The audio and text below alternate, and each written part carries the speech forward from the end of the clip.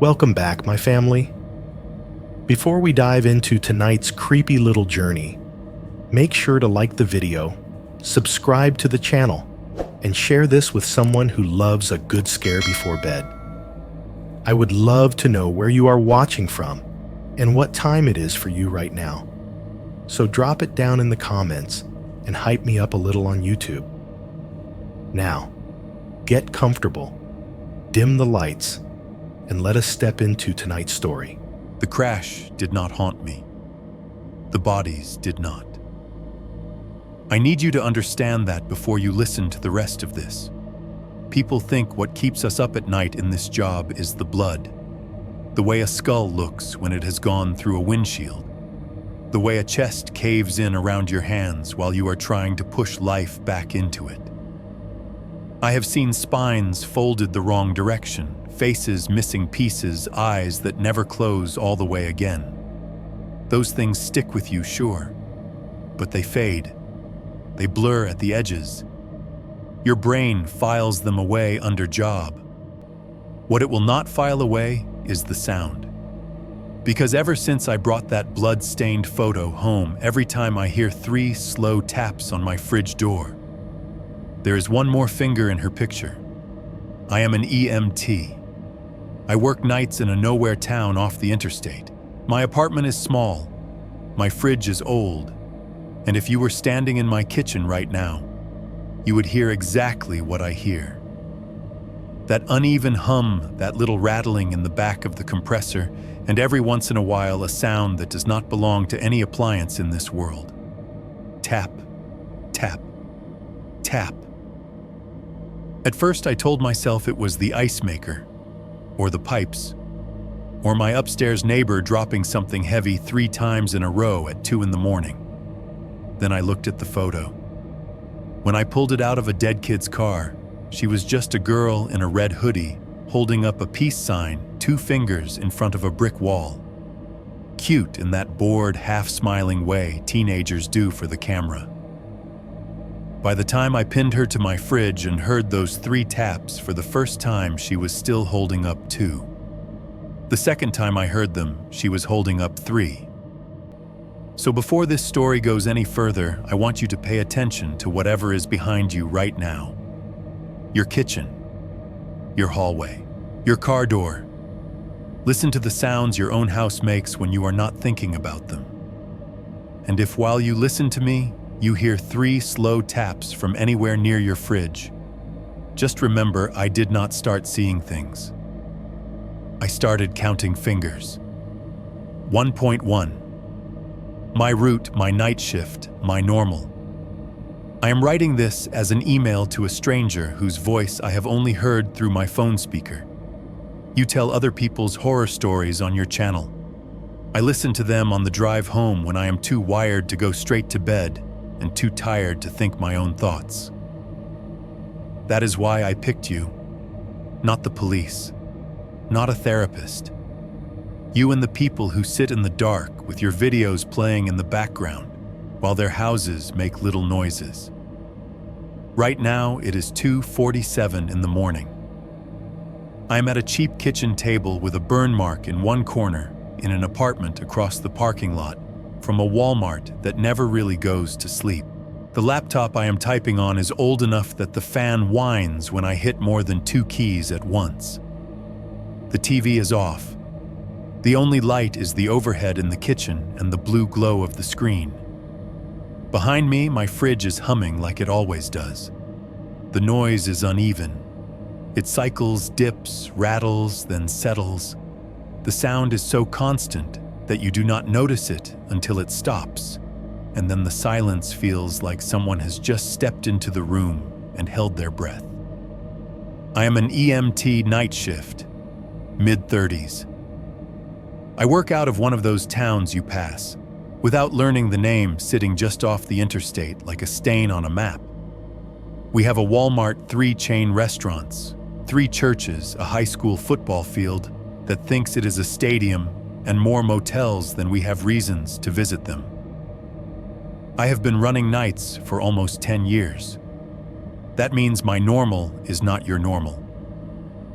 My normal is aluminum and plastic and LED lights. My normal smells like disinfectant wipes, rubber gloves, stale coffee, and the faint, permanent ghost of vomit that never completely leaves the floor of the rig, no matter how hard you mop. On a normal night, before all of this started, my world was a loop. We sit in the bay or in the parking lot and wait. The radio sits on its cradle up front, a little black box with a speaker that crackles whenever dispatch taps the button. There is always some kind of noise, a dispatcher reading off a plate number to a cop, a fire unit checking on a smoke alarm, an old guy calling 911 because his chest hurts when he climbs the stairs. He has been climbing for 30 years. When it is not talking, the radio is quiet for just long enough to make you think maybe this will be a slow night. Then you hear it, the beep. It is a single clean tone that cuts through everything. It does not sound like much if you have never waited for it. To me, that sound is like somebody tugging a wire straight through the middle of my chest. It means we are moving. It means somebody's night just got a lot worse than mine. Medic 1 respond. You know the lines if you have ever listened in on a scanner. Chest pain, difficulty breathing, unresponsive, motor vehicle collision, overdose, domestic. They say it in calm, flat voices as if they are reading a grocery list. A normal night is drunk drivers who thought 3 beers was still fine to drive. It is a woman sitting on a torn couch with a split lip telling you she walked into a door while her husband stands in the kitchen and watches.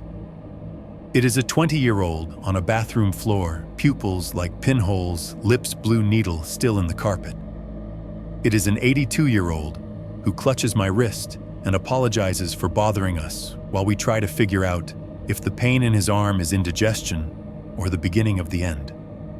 The scenery does not change much. Gas stations with flickering signs. The open 24 hours half lit, so it reads Pen 24 HOU. Truck stops with 18-wheelers sleeping nose to tail under sodium lights. The same panhandler in front of the liquor store. The same cop car idling behind the diner. Everywhere we go smells like some variation of the same 3 things: fryer, grease, cigarette smoke, and whatever cheap cleaner they used last time somebody bled on the floor. Inside the ambulance, it is its own little world. White walls, cabinets with clear plastic doors and labels in black tape. The bench seat where family members sit and watch with wide eyes while we work. The overhead lights that turn everything the color of supermarket meat. The metal rails that clink when the rig hits a bump. The cot with its thin mattress and straps that never lie flat like they are supposed to. I am used to the sounds. The Velcro ripping when we tear open a blood pressure cuff. The snap of gloves, the hiss of oxygen, the wet, ugly gurgle of someone trying to breathe through blood or fluid. The sharp little squeal of the heart monitor when it picks up a rhythm and the steady high whine when it does not. I am used to bones in the wrong places. A wrist bent backwards so far, the hand lies flat against the forearm.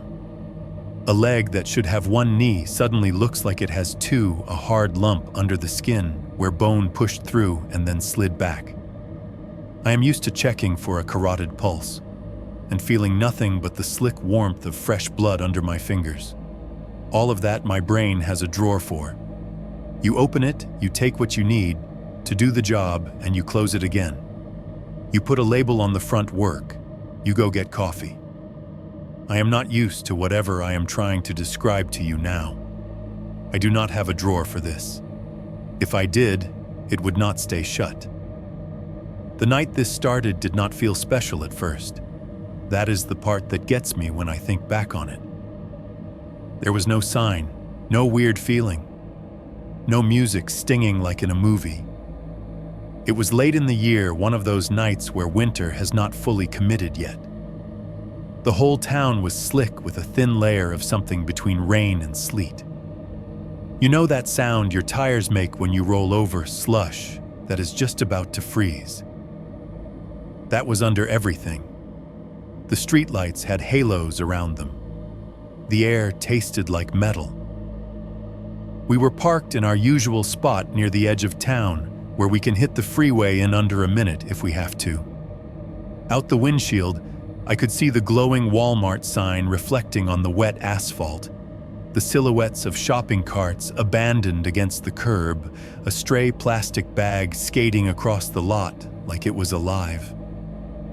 My partner was half asleep, head leaned back, mouth open, just enough to snore. I had my phone out, earbuds in one ear, listening to one of your videos with the volume low. Someone was talking about seeing a figure at the foot of their bed every night at the same time. I remember thinking how nice it was that their monster stayed in one place. The rig creaked when the wind hit it. The heater rattled at my feet. The radio sat there silent and black, like it was waiting to decide who deserved the next beep. Outside, the roads were turning into thin sheets of glass. I watched a sedan take the on-ramp too fast and fishtail, then correct and keep going. I remember thinking, somebody is going to eat it tonight. I remember thinking, I hope it is not a family. Then the radio crackled, cleared its throat with a little burst of static, and that single clean tone knifed through the cab. Beep. My partner jerked awake like he had been shocked. My stomach did its usual tightening, only this time it lingered like a hand that did not let go. Medic 1 dispatch said voice flat respond for a single vehicle rollover, Highway 17, just east of mile marker 42. Caller reports car down in the ditch. Unknown injuries, rain tapped against the windshield in thin diagonal lines. The wipers swiped them away, only for more to take their place. I watched our reflection in the glass. 2 tired faces and a whole lot of empty behind us. And for half a second, before I hit the siren switch, I thought I saw something red move across the back window. Just a blur. Just a trick of light. That is what I told myself. We pulled out into the slick black road lights, washing the wet asphalt in red and blue, and I had no idea that somewhere between that parking lot and mile marker 42, my normal was about to end. 1.2. Single vehicle rollover. The call came in like they usually do, one clean tone, then a voice that did not match the words. Beep. Medic 1 respond for a single vehicle rollover. Highway 17, just east of mile marker 42. Caller reports car down in the ditch. Unknown injuries. That little phrase, unknown injuries, covers a lot. It can mean a car gently nose down in the grass with a shaken driver sitting on the shoulder making a TikTok about it. It can mean someone folded in half under a dashboard. I met my partner's eyes in the glow from the dash. He grunted, sat up straighter, and flicked his seatbelt into place. Outside the windshield, sleet streaked sideways through the cones of our headlights, turning the world into static. Teenage dumbasses out trying to drift again, he said, rubbing his face with both hands before grabbing the radio. Medic 1 en route. He was half joking, half not. We both knew this stretch of road, 2 lanes barely lit, flanked by fields, and a line of ditch that filled with water every time the weather changed its mind. It was where kids went when they wanted to feel invincible for 30 seconds. I flipped on the lights, hit the siren. Red and blue washed over the wet pavement and the bare black trees on either side. The heater under the dash rattled like there was a loose screw rolling around in it.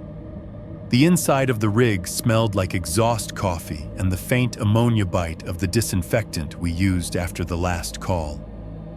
As we left the town's puddle of light and headed into the dark, the road took on that oily sheen that makes your shoulders tighten without you realizing it. The wipers scraped over the windshield, smearing lines of half-frozen rain.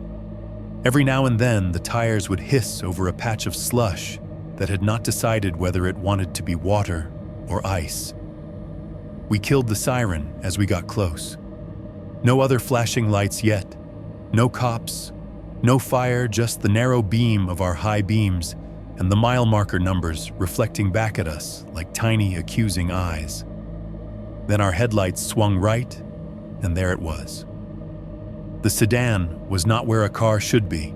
It was in the shallow ditch between the road and the field, upside down, nose angled slightly downwards, like it had tried to dive under the earth and failed. Its wheels were still spinning slowly in the cold air, slinging droplets of dirty water off the treads. Both taillights blinked an angry, insistent red, bathing the ditch in a pulsing glow. The hazard lights clicked on and off with a metronome regularity that felt obscene in the quiet tick, tick, tick. One of the back doors was bent backward at a wrong angle, half peeled away from the frame, metal curled like a tin can someone had twisted open with bare hands. The gravel on the shoulder was glittering with glass, wet shards. They crunched under my boots when I jumped down from the rig. In the beam from our headlights, I could see a smear of something darker on the slick asphalt, a long, uneven stripe that started on the road and slithered down into the ditch, disappearing under the car. The engine was off, but the metal still ticked as it cooled. Somewhere under the chassis, plastic dripped melted slush, hitting water with tiny regular plinks. The radio inside the car was still on, playing a pop song that I had heard 1,000 times in Walmart.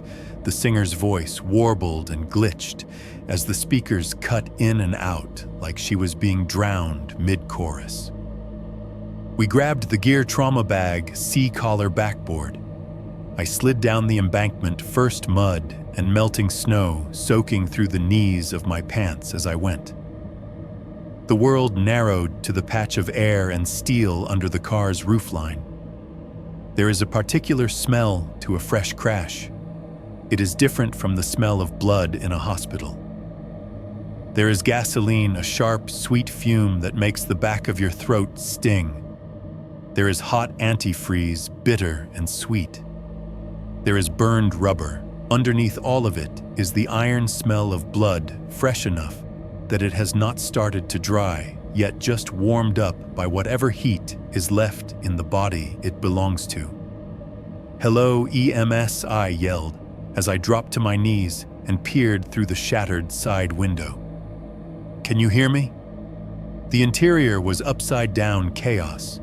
Airbags sagged like deflated lungs. The roof was caved in glass everywhere, hanging from the edges of the frame and dusting the seats in glittering frost. A string of air fresheners, little trees, hung upside down from the rearview mirror, swaying gently. The driver's seat was occupied. He was a kid, 17, maybe 18. Hoodie and jeans, thin sneakers.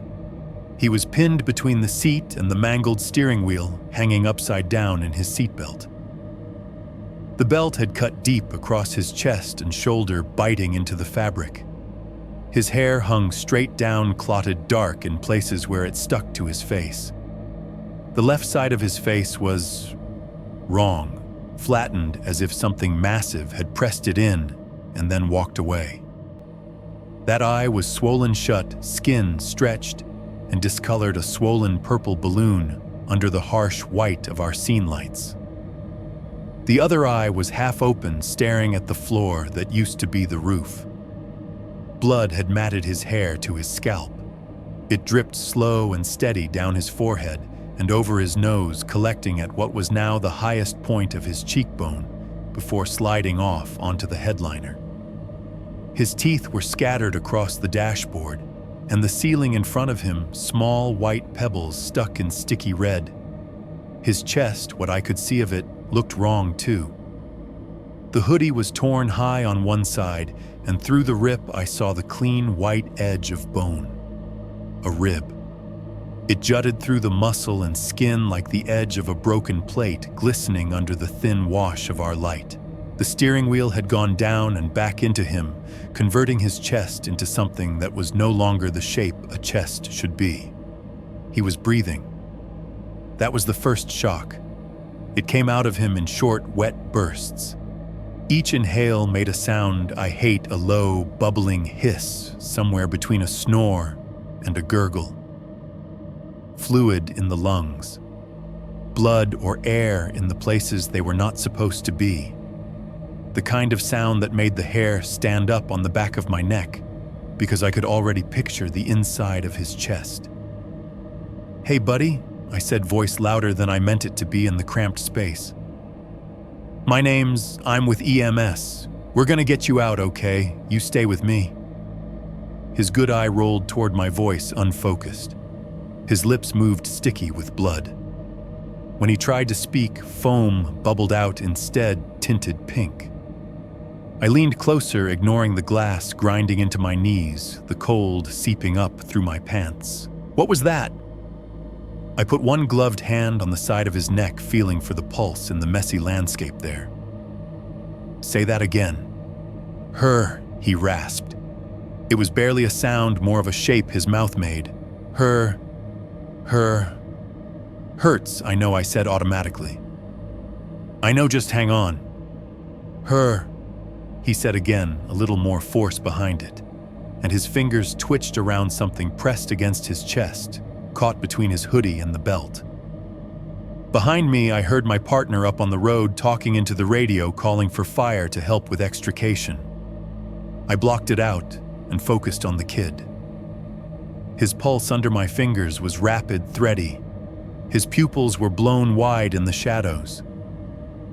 "Can you move your fingers?" I asked, more to keep him talking than anything. His hand spasmed.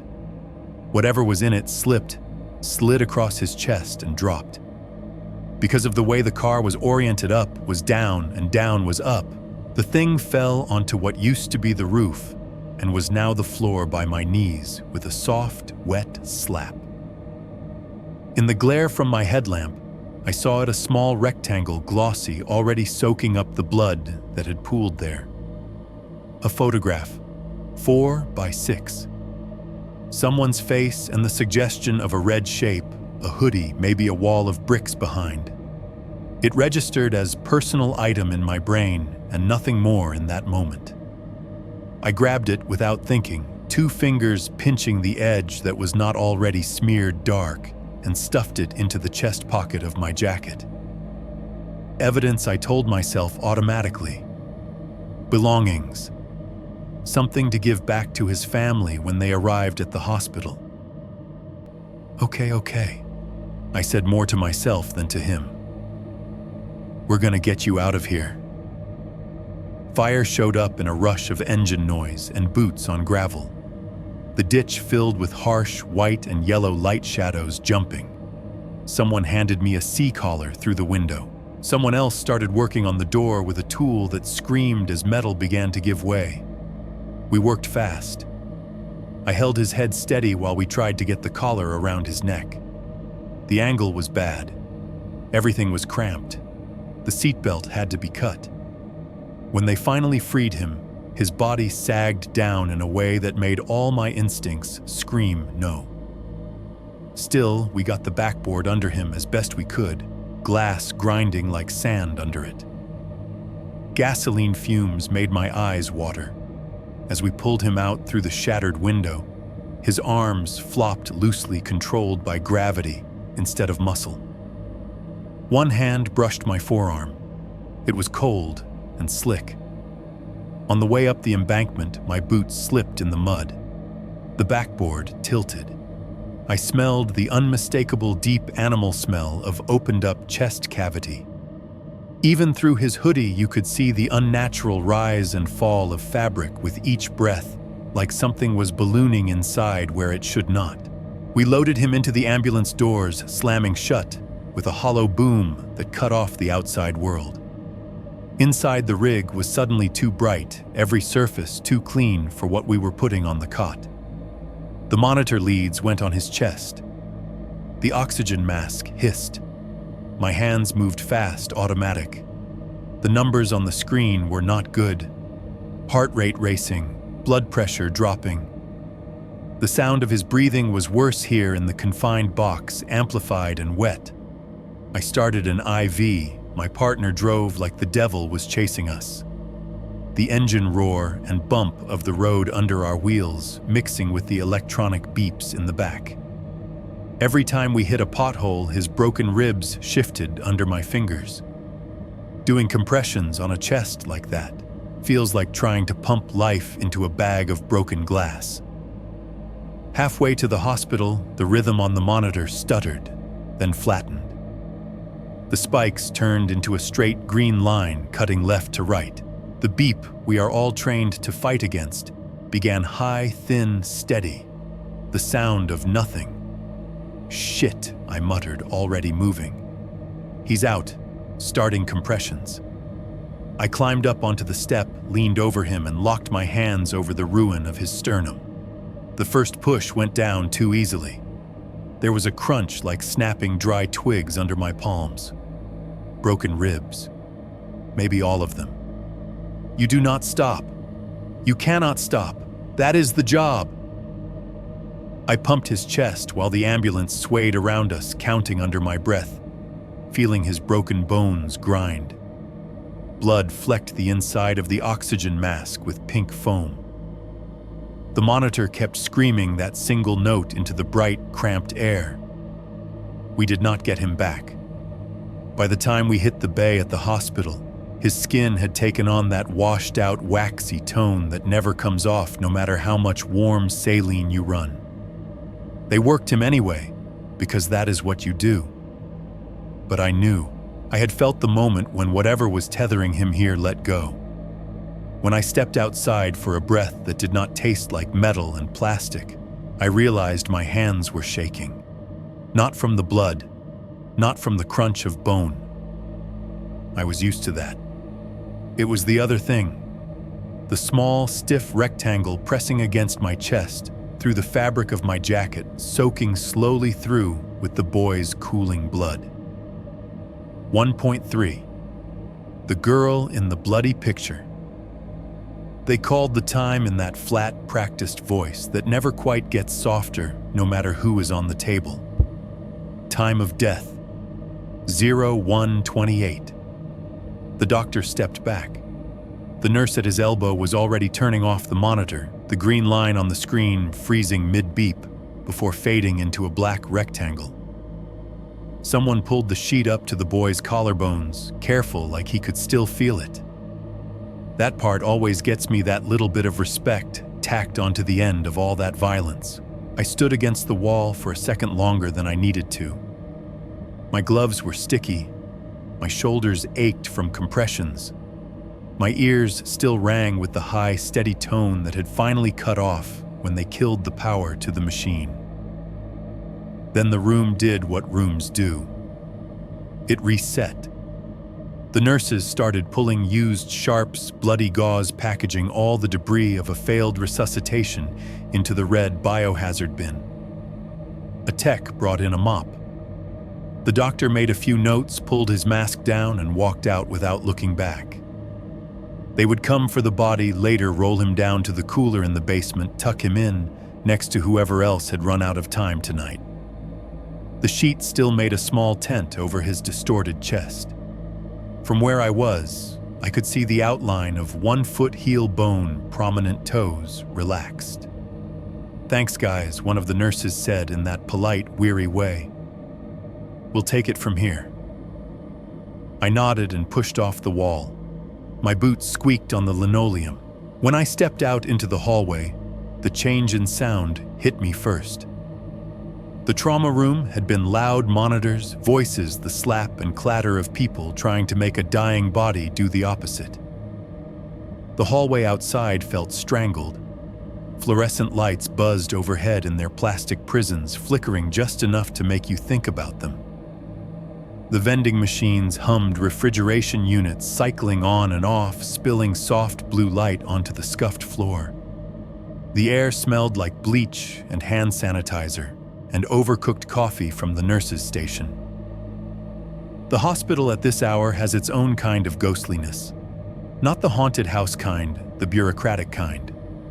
Empty chairs in the waiting area with crumpled magazines, bulletin boards with outdated flyers, machines left on but idle screens glowing for no one. I stopped at the nurse's station long enough to scribble my part of the report, where we found him the time we made contact, vitals, interventions, time he lost pulses, what we did on the way in. There is something obscene about how neatly you can fit a person's last 30 minutes into a series of boxes and blanks. Name unknown, male, estimated 17 to 18 years old. Mechanism of injury, single vehicle rollover. Suspected injuries, head trauma, chest trauma, possible flail, chest, internal bleeding. I signed my initials at the bottom and handed the clipboard back. The nurse took it without looking up from her computer. On the screen, the boy was already turning into numbers and codes, something the system could understand. "You good?" my partner asked, appearing at my shoulder. He had swapped his bloody gloves for a fresh pair. His hair was damp from sweat curls sticking to his forehead. Under the fluorescent light, he looked about 10 years older than he had in the cab. "Yeah," I lied. "I'm gonna grab some water." "You want anything, nah? Gonna restock the rig before we get hit with the next genius." He tried for a smirk and almost got there. Probably someone doing donuts in the Walmart lot. Probably. My voice did not sound like mine. He clapped me briefly on the arm and headed for the automatic doors, the cold air rushing in around him in a squeak of rubber seals. I turned and walked the other way down the hallway toward the break room. My boots clicked. The overhead lights hummed. Somewhere a printer whirred to life and spit out paper.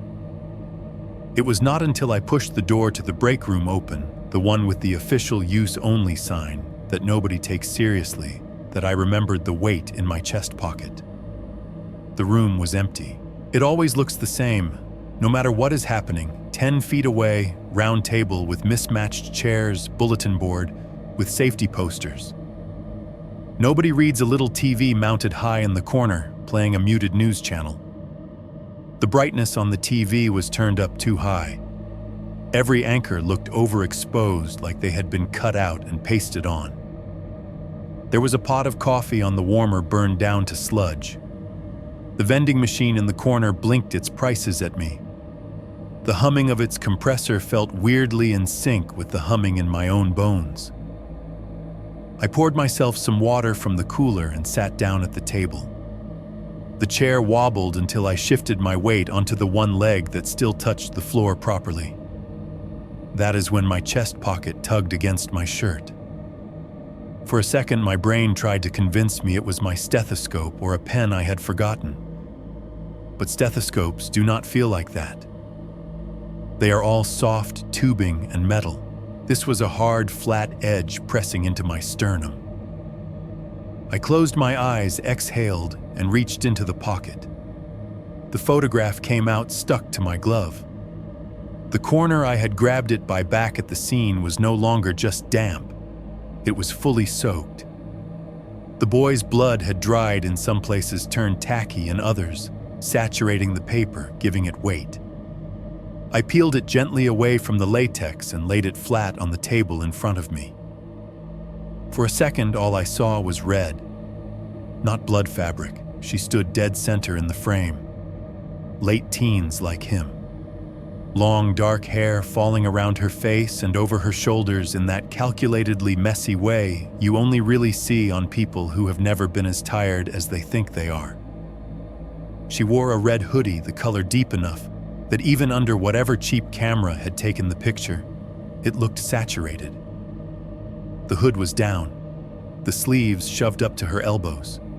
Black jeans, dirty white sneakers with the edges scuffed gray.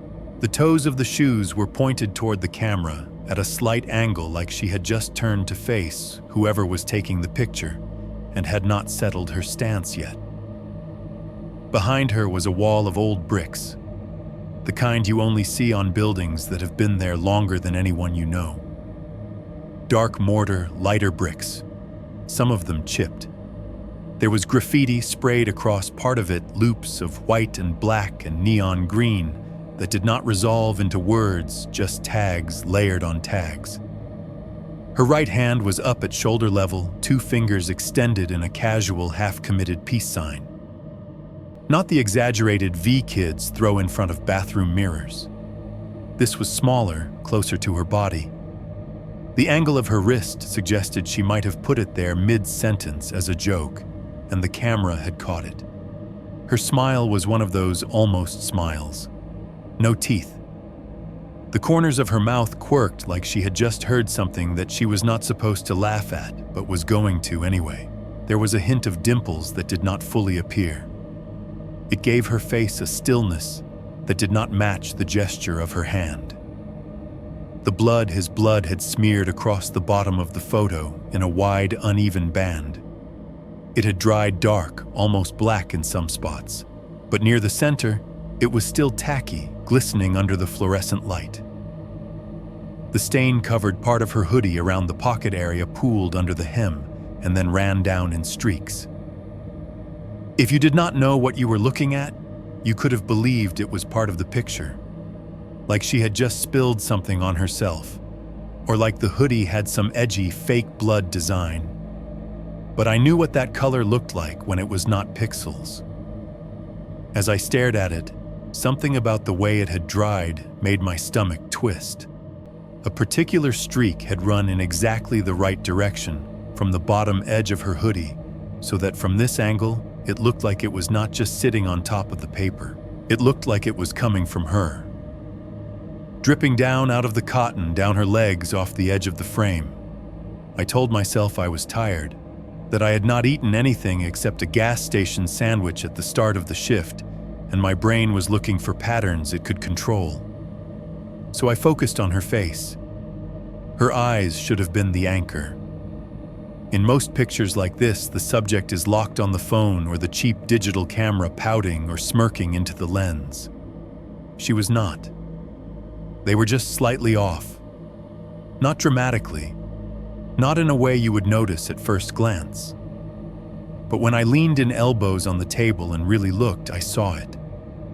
Her pupils were not pointed straight ahead. They were angled past the lens, up and over the invisible shoulder of whoever was holding the camera. It gave her expression a strange disconnect, like the smile and the eyes belonged to 2 different moments. Like she was humoring the photographer with the mouth, but her attention belonged to something else entirely, something behind them. I felt the muscles in my back tighten. A phantom itch started between my shoulder blades, right in the center, where you cannot scratch without contorting. The break room felt smaller. The fluorescent light buzzed louder. The hum of the soda machine in the corner rose and fell like it was trying to match my pulse. I became aware of the empty space at my back, the open doorway, the bland white wall behind me with the bulletin board pinned up full of outdated CPR class flyers and reminders about flu shots. The longer I stared into her not quite focused eyes, the stronger the feeling got that she was not looking at whoever had taken the picture. She was looking past them, past me, at a fixed point somewhere over my right shoulder. I turned my head slowly, then quickly, because slow was worse. I half expected to see someone standing there. I did not know who. The boy dripping ditch water. Her in the red hoodie. A doctor who had decided to come and tell me we had missed something. There was nothing. Just the white wall. The corkboard. The humming soda machine with its plastic front filled with rows of candy bars and chips nobody should be eating at 3 in the morning. The fluorescent light flickered once, a faint tremor, then held steady. I looked back down at the picture, telling myself I was ridiculous. Her gaze had not changed. Of course it had not changed. It was ink and cheap gloss and whatever low-resolution digital noise had been there since the moment someone printed it. But it felt like the connection had been broken. Like she had looked at whatever she meant to look at and had returned to her business of being a static image. I sat there for a long time, longer than I should have, with another unit already covering our area, the photograph between my hands like an accusation. I should have turned it in, That was the thought that drifted up through the fatigue and the adrenaline and the slight nausea. It was evidence, technically, part of his personal effects. There is a process. You bag things. You list them. You hand them over to police or to the hospital staff, and some poor family member comes to claim them later. I imagined his mother or father sitting at a kitchen table like this with a stack of his things, phone, wallet, keys, a hoodie that still smelled like him, and this picture. Would they recognize the girl? Would they hate her? Would they blame her for being the last thing he held on to? I told myself I would ask. I told myself I would hang on to it until we got an ID, until I knew who to give it back to or who to mention it to. There was another layer under that, thinner and less rational, that I did not want to look at directly.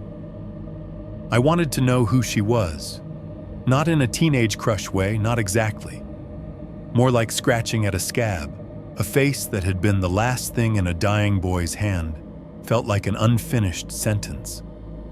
And after 10 years of cleaning up other people's endings, there was an ugly little thrill at the thought of following one thread backward instead of just cutting it and walking away. So I made a choice. I slid the photo off the table and between my fingers. The paper had gone stiff where the blood had dried. The lower corner, the one that had been pressed deepest into that puddle on the roof, that was now floor, was darker than the rest, saturated all the way through. As I tucked it back into my chest pocket, that soaked corner brushed the tips of my gloved fingers. It should have felt dry. Hours had passed since the crash. The hallway, the break room, the hospital, all of it was kept just this side of cold. There was no reason for it to be anything but room temperature, inert. It felt damp, not soaked, not dripping, just a subtle, lingering tackiness, like the inside of a mouth after swallowing something thick. Cold and sticky at the same time, a sensation that clung to the rubber of the glove and somehow made it through to my skin underneath. I pulled my hand back out of my pocket and flexed my fingers. They tingled. Not like pins and needles from a limb falling asleep, but like I had touched something that was still alive when it was supposed to be dead. Imagination, I muttered to myself. The sound of my own voice in the empty room made me wince. I stripped the gloves off and tossed them into the trash. Washed my hands at the sink until the smell of cheap soap overpowered the metallic ghost on my skin. When I dried them, they still felt wrong, as if the pads of my fingers remembered a texture that would not quite go away. By the time I stepped back out into the ER hallway, the place had shifted again. A new patient was being wheeled past, moaning. A nurse was laughing at something someone had said on the other side of the desk. I signed us back in service. We walked toward the sliding glass doors. They parted with a soft whoosh and a breath of air that smelled like winter and exhaust and something else nameless. As we stepped out into the night, the cold hit my face like a slap. Snow or sleet or whatever halfway thing the sky had decided on needled against my cheeks. The parking lot glowed wet and slick under the lights.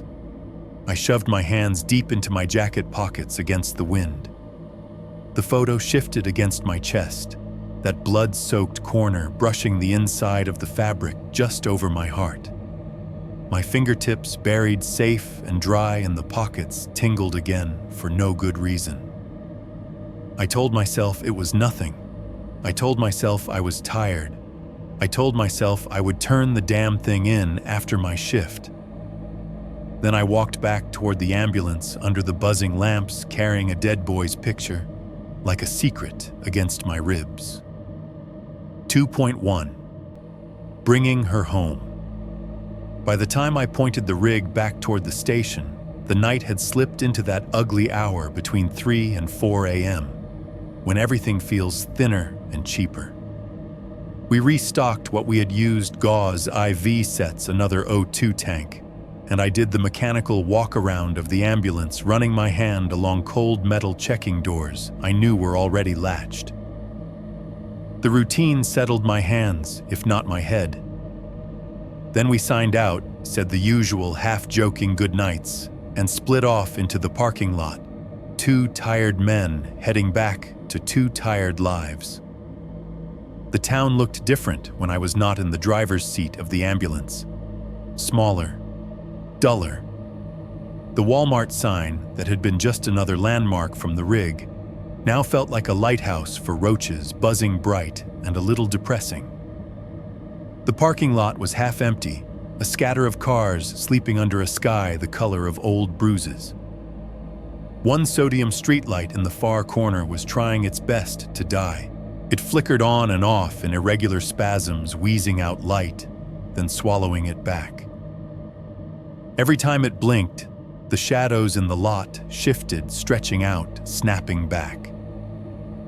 I parked in my usual spot under a healthier lamp. The engine ticked as it cooled. When I stepped out, the cold bit through the layers of uniform and jacket like I had made the mistake of going out naked. The air had that damp edge that said if the temperature dropped 2 degrees, everything would be glass by dawn. My building is the kind of place that looks like it was built to a template. 2 stories, cheap siding, thin walls, steel stairwells bolted on the sides. Someone had left a bike chained to the railing on the first floor months ago and never moved it. The chain had started to orange with rust. The front door did not so much close as surrender.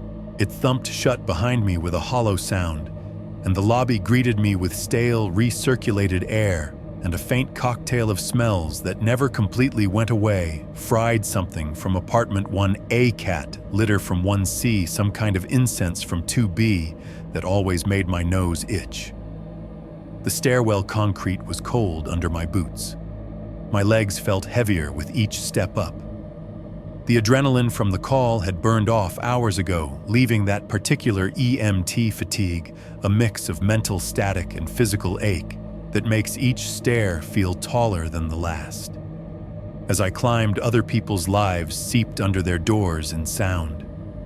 A TV game show, laugh track from somewhere below, too loud, the kind that comes canned in loops of fake applause. A baby fussing then quieting. The muffled thump of bass from somebody's music, just enough that you feel it in your chest more than you hear it. A toilet flush, someone coughing. By the time I reached my floor, my key felt like it weighed a pound. I let myself into my apartment, without turning on the overhead light muscle memory, taking me through the dark just fine. The door shut with a soft latch behind me, sealing out the hallway and its noise. I flipped on the light by the door, and the place blinked into being. Small living room, first thrift store couch, sagging in the middle coffee table with rings from too many cups on it, TV facing both like an accusation. A couple of boots kicked off by the wall, jacket on the back of a chair instead of a hook where it belonged. Beyond that, a narrow hallway cut the apartment in half, leading to a cramped bedroom with an unmade bed and a dresser that doubled as a nightstand. To the right, open to the living room, was the galley kitchen, 2 counters facing each other, a chipped sink, a cheap electric stove, and at the far end, a white refrigerator that looked older than I was. The fridge was doing its thing, buzzing in an uneven rhythm, the compressor clicking on too loud, running too hard for a minute, then sighing off. There was a dent in the door at knee level from when the last tenant had dropped something heavy. Beside it, a narrow strip of wall hosted my shift calendar, and a couple of magnets from places I had never been, gifts from people who thought everyone liked that kind of thing. I dropped my keys on the counter, the sound sharp in the quiet kitchen. My pockets felt full and wrong the way they always do at the end of a bad night, like they were holding weight that had nothing to do with the objects inside. One by one, I emptied them. Left front pocket keys, a few folded bandage wrappers I had stuffed away, and forgotten a crumpled fast food receipt. Right front, a pair of spare gloves balled together, a pen, a quarter sticky with something I preferred not to identify, and from the left chest pocket of my jacket, the thing I had been studiously not thinking about for the last hour, the photo. It came out folded in on itself slightly, where my body heat had encouraged the paper to curl. The corner that had been drenched at the scene was now a deep, almost black maroon, stiff and shiny, like someone had lacquered it. The rest of the blood had dried in patchy smears, making the gloss of the photo uneven. I laid it flat on the counter next to the sink under the bright, unforgiving kitchen light. Her face looked up at me like she had been waiting. The blood was more obvious here than it had been under the greenish hospital fluorescence. The band across the bottom of the picture had soaked through, bleeding into the paper fibers. Tiny spiderweb cracks radiated out where the coating had blistered. The smear up her hoodie had darkened, and in this light it clung to the fabric in the image, hugging every wrinkle and fold. I should have bagged it at the hospital, tagged it, left it in somebody else's custody. Instead, I grabbed a paper towel. It was impulse more than decision.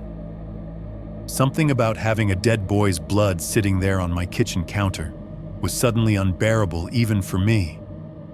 I tore off a square, folded it once, and dragged it gently across the bottom edge of the photo. Some of the dried blood flaked away in rust-colored crumbs, dusting the white of the towel. Other parts had fused with the gloss and only smeared, darkening but spreading thinner. When I wiped across the center, the streak running down from her hoodie blurred at the edges, then settled into a new shape. I held the photo up at eye level. The stain on the image now followed the contours of her body more convincingly than before. It clung to the hem of the hoodie, then streaked downward along her jeans, tapering off near the toes of those dirty sneakers. If you did not know, you would swear the red had been part of the original print, like someone had edited in a little edgy fake blood effect for a Halloween filter. Knowing what it really was only made it worse. For a second, the urge to throw the whole thing in the trash flared bright and hot. I pictured it sliding into a plastic bag full of coffee grounds and takeout containers, disappearing into the black mouth of the dumpster out back. End of story. Right on the heels of that came another thought, colder and more rational evidence. The boy's parents, maybe the cops, a face to ask questions about, a thread to follow. Under both of those was that same thin, irrational curiosity from the break room, the splinter I could not get out. Who are you? Why were you in his hand when he was upside down in that ditch? My hand moved before I decided. I stepped over to the fridge, clicked a small magnet off the calendar, and pressed the photo flat against the cold metal just to the right of my schedule. The magnet was a tourist thing, some beach in Florida. I had never been to sand and palm trees fading from years of use. I used it to pin the top edge of the photo right above the girl's head so that her face stared out into my kitchen at about chest level. It looked wrong there and weirdly right at the same time. My fridge had always been naked except for the calendar and a takeout menu. Now there was this rectangular window of brick and red hoodie and teenage almost smile in the middle of all that white. "I'll call the detective tomorrow," I muttered. "Ask who to give it to." Saying it out loud did nothing to settle the unease crawling along my skin. The truth was, what I did not want was to shove it in a drawer and pretend it did not exist. In the open on the fridge, it was something I could keep an eye on. That is what I told myself anyway. I turned off the kitchen light and stepped back into the living room. The apartment changed with the light. The corners deepened. The couch became a dark slope against the wall. The TV screen reflected a faint ghost of the room. From the kitchen doorway, I could still see the pale rectangle of the photo on the fridge catching a little of the orange bleed from the parking lot lights through the blinds. I sank down onto the couch and grabbed the remote, thumbed the TV on for company more than anything. Some late-night infomercial flickered to life, people smiling too wide, holding gadgets I would never buy. The sound was low, a gentle murmur that I could ignore. My body sunk into the familiar groove in the cushions. The exhaustion I had been carrying since the start of shift settled over me like someone had draped a wet blanket over my shoulders. My eyes burned. My legs ached in places muscles were not supposed to ache. Behind the TV, the fridge hummed. The compressor kicked on with a low growl, ran for a while, then clunked off with a little shudder that rattled whatever was inside.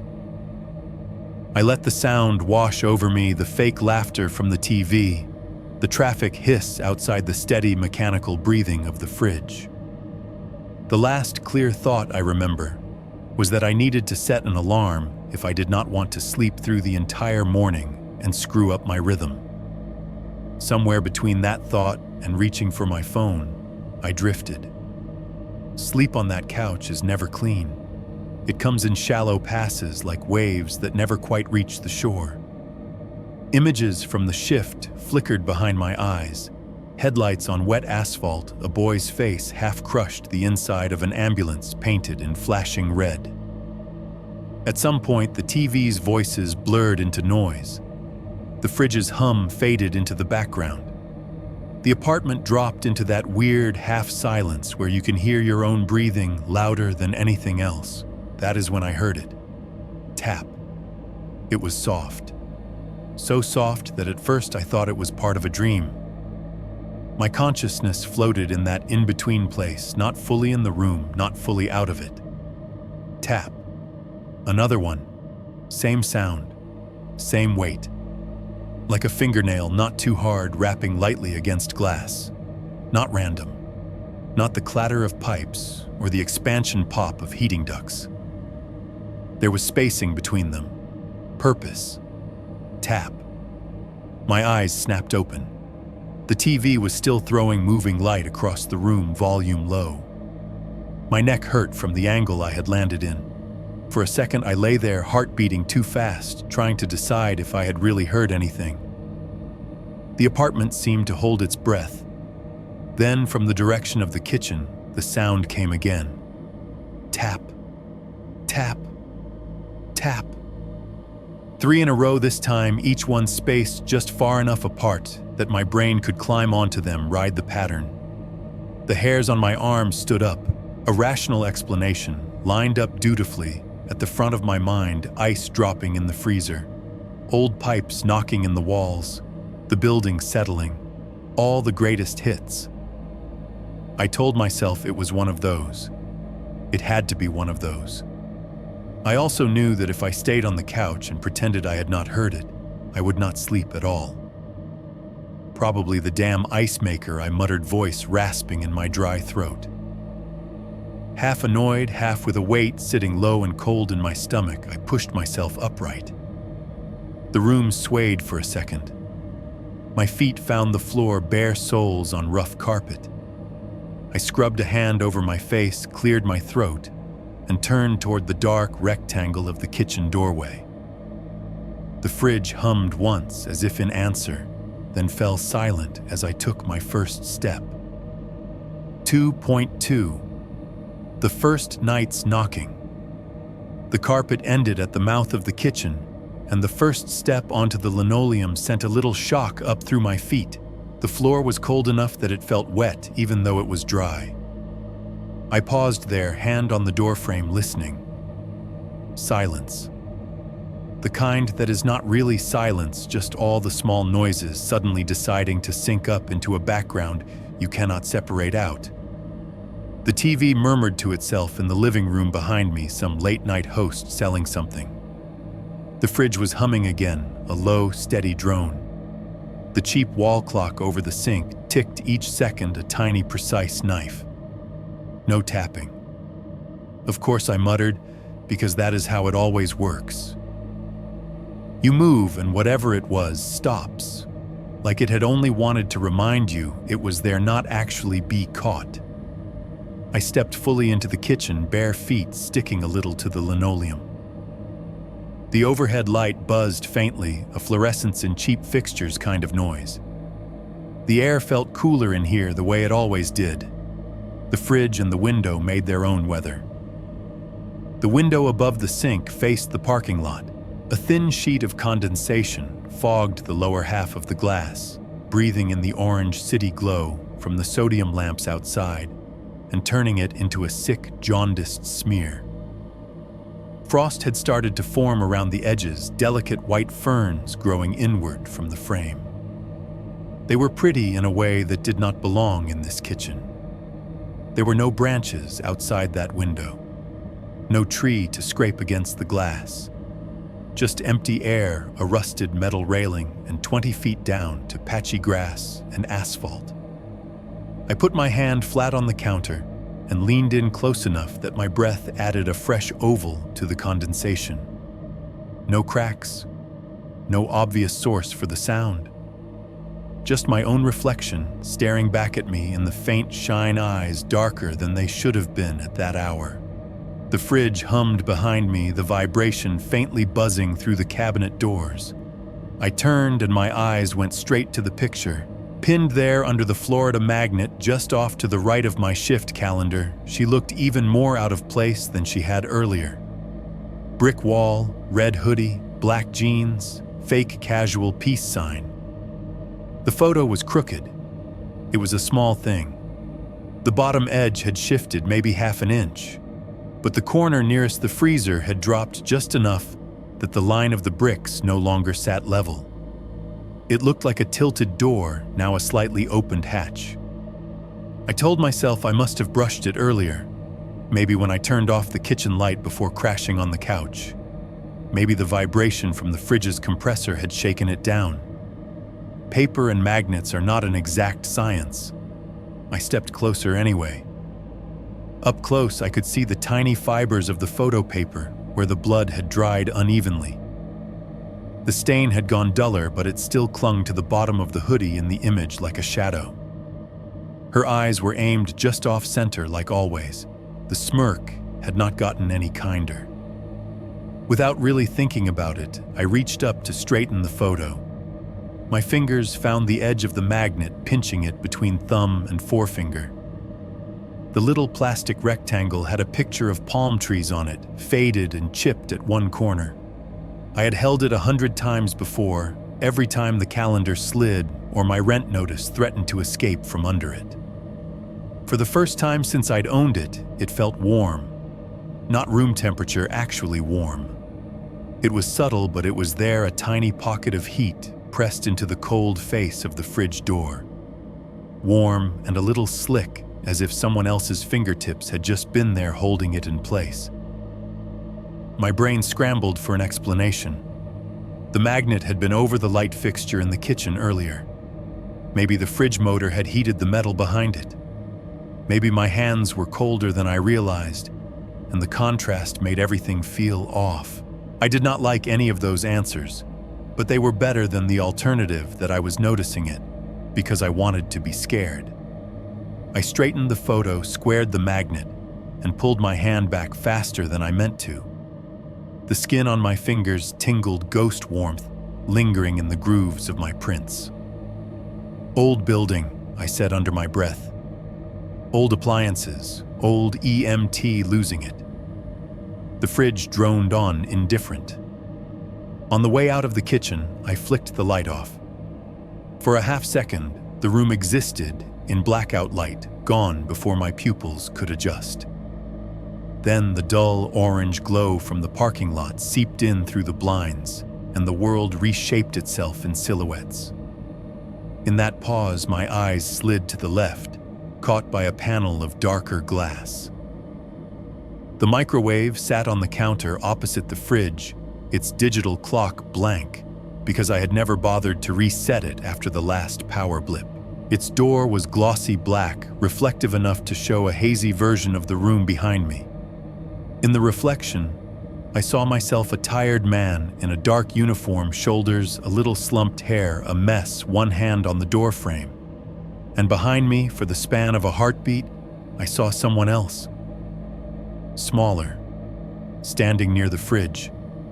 A soft, hooded shape red against the washed-out grayscale of the rest of the reflected kitchen. Head tilted slightly, like she was looking at the back of my neck. My own breath caught. My heart did something ugly in my chest. I spun around so fast my bare feet squeaked on the floor. The kitchen was empty. Fridge, calendar, photo, microwave, sink full of dishes I had been ignoring for 3 days. No red hoodie, no extra person. Just the thud of my own pulse in my ears and the low whir of the fridge trying to keep cheap food cold. I looked back at the microwave. The reflection had sorted itself out again. Just me, just the doorway behind me, the square of the fridge and the small white square of the photo tacked there. If there was a second figure, it was folded neatly into my imagination. Too many horror stories I told the empty room and tried for a laugh that did not come. I turned away before my eyes could convince me they saw anything else. Back on the couch, the dent in the cushions welcomed me like a mouth. I dropped down harder than I intended, the springs complaining. The TV had moved on to some other program, the bright colors and rapid cuts only making my head hurt. I left it on. My heart was still beating faster than I wanted to admit, a tight flutter under my ribs.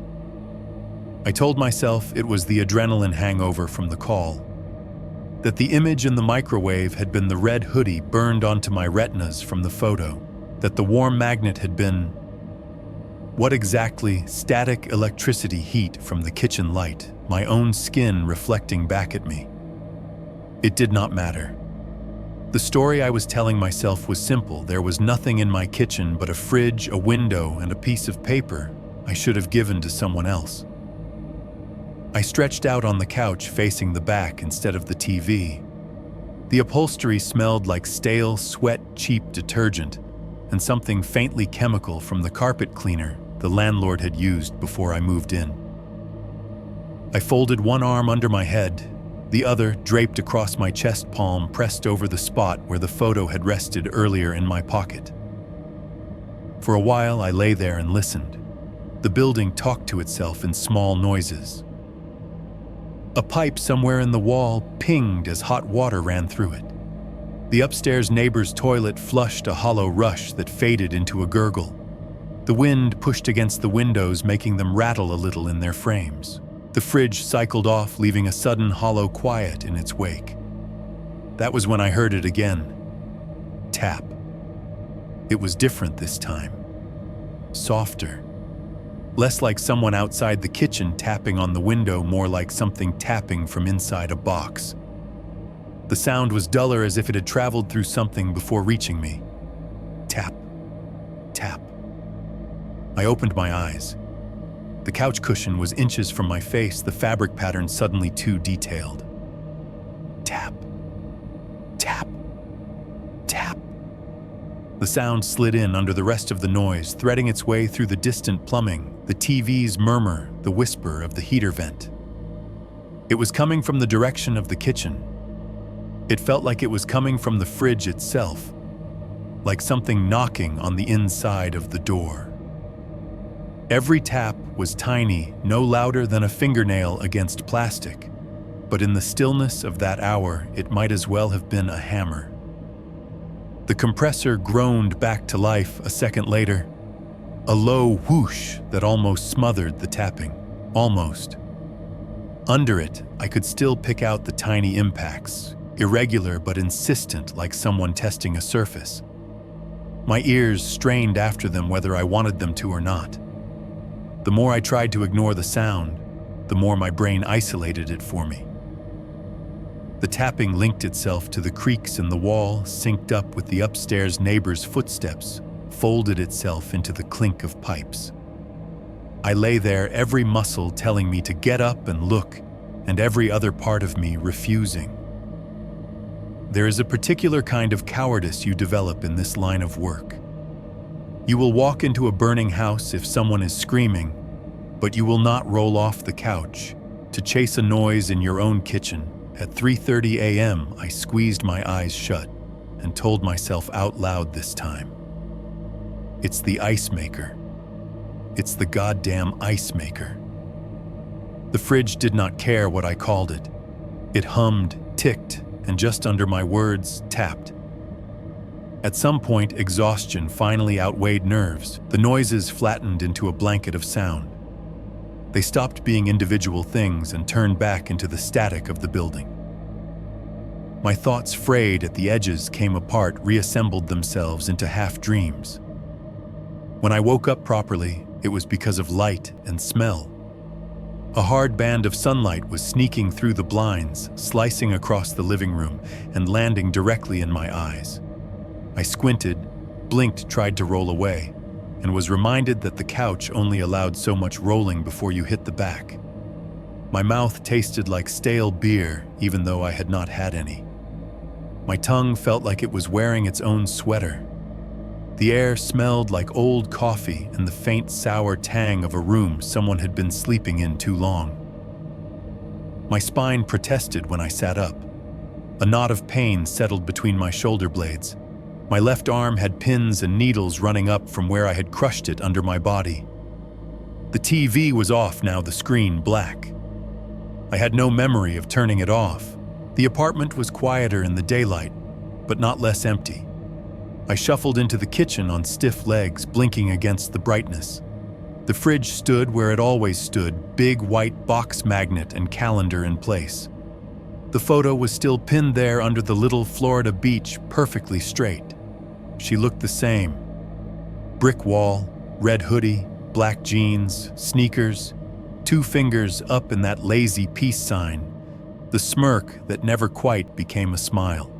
The dried blood at the bottom of the frame clinging to the edge of her hoodie like a shadow that had sunk its claws in. No extra fingers, no new stains, no change I could point to and say, there, that's wrong. The tap, tap, tap in my head felt like a leftover dream, one of those stupid ones where you spend 10 minutes getting mad about something that never actually happened. I stood there and waited to hear it again, but all I got was the familiar chorus fridge humming clock, ticking someone's car starting in the lot outside. I was halfway through convincing myself I had blown the whole thing out of proportion when the radio on the counter crackled to life. The scanner was always on half for habit, half because we all learned to love the sound of our own doom coming. Static flared, then cleared its throat, and a voice came through, calm and professional. Medic 1 dispatch, be advised we have another motor vehicle accident reported. The rest of the sentence washed over me in a wave of words I had heard too many times. I reached for my keys on the counter, eyes drifting back to the fridge for one last second. The girl in the picture watched me leave the kitchen, 2 fingers still up, as if she were already counting. 2.3. Second crash, second photo. By the time I dragged myself back into uniform that evening, the whole thing with the tapping and the magnet and the reflection felt like something I had dreamed on a couch that smelled like old sweat and takeout. A weird, unsettling dream, sure, but a dream. Daylight and coffee have a way of sanding the teeth off nightmares. The photo on the fridge still had 2 fingers up when I left. I checked. I pretended I was not checking, but I did. 2 fingers. Same smirk. Same brick wall. Same dried blood clinging to the bottom edge like a shadow. Call the detective tomorrow, I told myself as I shut the door. When you're not half delirious. Night came back anyway. At the station, the usual ritual played out. Check the rig. Swap out the linens. Make sure the oxygen tanks are full. The bay lights were too bright, bouncing off white paint and chrome. The air out there smelled like diesel and cold concrete. The radio sat in its cradle quiet for the first hour. My partner scrolled through his phone. I drank bad coffee and tried not to think about refrigerators. Then the tone hit. Beep. Medic 1 respond, dispatch said. Single vehicle accident pickup into a guardrail.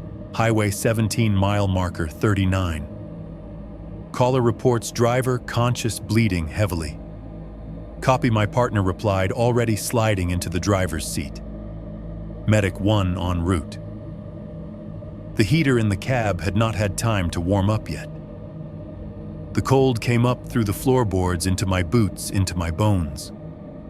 I strapped in and watched the station fall away in the side mirror, replaced by dark road and the streaks of reflected light from oncoming cars. As we headed out, my partner shook his head.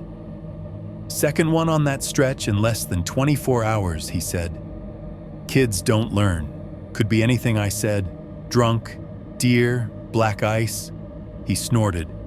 Or trying to drift like it's a fast and furious audition. He said it like a joke, but the reminder put a sour taste in my mouth. I stared out the windshield, watching the pools of our headlights bounce over the cracked asphalt and patches of dirty snow on the shoulder. The road signs ticked by.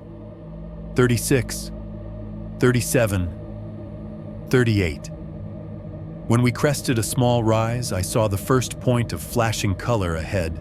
A patrol car already parked at an angle, blue and red lights cutting through the dark. The pickup had kissed the guardrail hard. It sat half on the shoulder, half in the right lane front end, crumpled in on itself like someone had taken a giant fist to the hood. The passenger side had ridden up over the lower rail and bent it outwards, metal twisted and scraped raw. Glass glittered in the beam of our headlights, spread like salt across the lane. Steam rose from under the hood in ghostly plumes, lit from beneath by the dying headlamps. The truck's hazard lights blinked in a slow, sullen rhythm. The front bumper dangled, one end resting on the wet pavement. The cop on scene waved us in flashlight beam cutting across our windshield. We parked at an angle behind the truck lights, spinning, and I jumped out with the trauma bag. Up close, the smell hit hot antifreeze exhaust, burned oil, and that undercurrent of blood. Not as heavy as the boy in the ditch, but it was there, metallic and sharp. The driver was still in the seat, slumped sideways against the door. Older than the last one. Mid-20s, maybe? Beefier build, the kind of muscles you get from work, not the gym. His arms were thick with tattoos, skulls, snakes, script that I did not have time to read. His head had bounced off the driver's side window hard enough to starburst the glass, leaving a smear of red and some hair. He was conscious, barely. His good eye tracked me as I approached. The other was already puffing up a swelling purple balloon closing over the socket. His cheek was split open from cheekbone to lip, the wound gaping wide enough that I could see white teeth and the glistening pink muscle between. "Hey man," I said, coming up beside the crumpled door. "I'm with EMS. Can you hear me?" He exhaled a breath that smelled like a bar floor, alcohol, old cigarettes, and unmistakable skunk of weed. "My arm," he slurred. "F my arm, dude." He was not wrong. His left forearm had gone through the steering wheel somehow when the truck hit. The radius bone had punched out through the skin, turning his sleeve into a red, shredded mess, the white of the bone gleaming obscenely in the strobing light. Blood ran down his fingers in rivulets, dripping onto the floor mat. "Yeah, we'll take care of that," I said, voice steady. "Don't move it, okay? Don't look at it. Look at me." As I talked, I reached with my free hand for the seatbelt latch. It was jammed tight. The buckle had twisted in the collision and was now wedged into the slot like welded metal. I swore under my breath and backed off. "Need cutters," I called to my partner, who was already coming up behind me with the tool. While he worked on the belt, I did the quick once-over airway patent, breathing loud but present, chest moving, in generally the right way, belly soft. The worst was the arm and the cheek. "For now. Got an ID on you?" I asked, more out of habit than anything, partly to keep him talking. He lifted his right hand weakly toward the visor above him. "In there," he mumbled. I reached up to flip it down. When I did, something that had been jammed into the visor above the mirror slid loose and rained down into his lap. A spray of loose receipts, a folded napkin, and a small, glossy rectangle that caught the rig lights and flashed. My guts clenched before my brain caught up. There she was. I saw the red first. My hand moved almost on its own, reaching down to pick up the photo. Same brick wall, same dirty white sneakers, same hoodie, same messy hair, same late-teen girl standing a little off-center head, tilted right hand up in that lazy peace sign. For a second, my vision narrowed until the rest of the truck blurred out. The tattoos, the bone, the blood, the cop's flashlight beam, they all went dim at the edges. All that existed was that rectangle of gloss and color in my gloved fingers. The truck's interior strobed with light from our rig, and the cruiser behind us white, red, blue, white again. Shadows jumped, reflections moved. The picture seemed to jump with them. Her hand looked wrong. I could have sworn in one of those bright white flashes that there were 3 fingers up instead of 2. A fan of pale digits against the brick, just one more than there should be, the gesture not quite anything anymore. Not peace, not anything recognizable. My stomach flipped. I blinked and shifted the photo in my hand. Another flash. 2 fingers.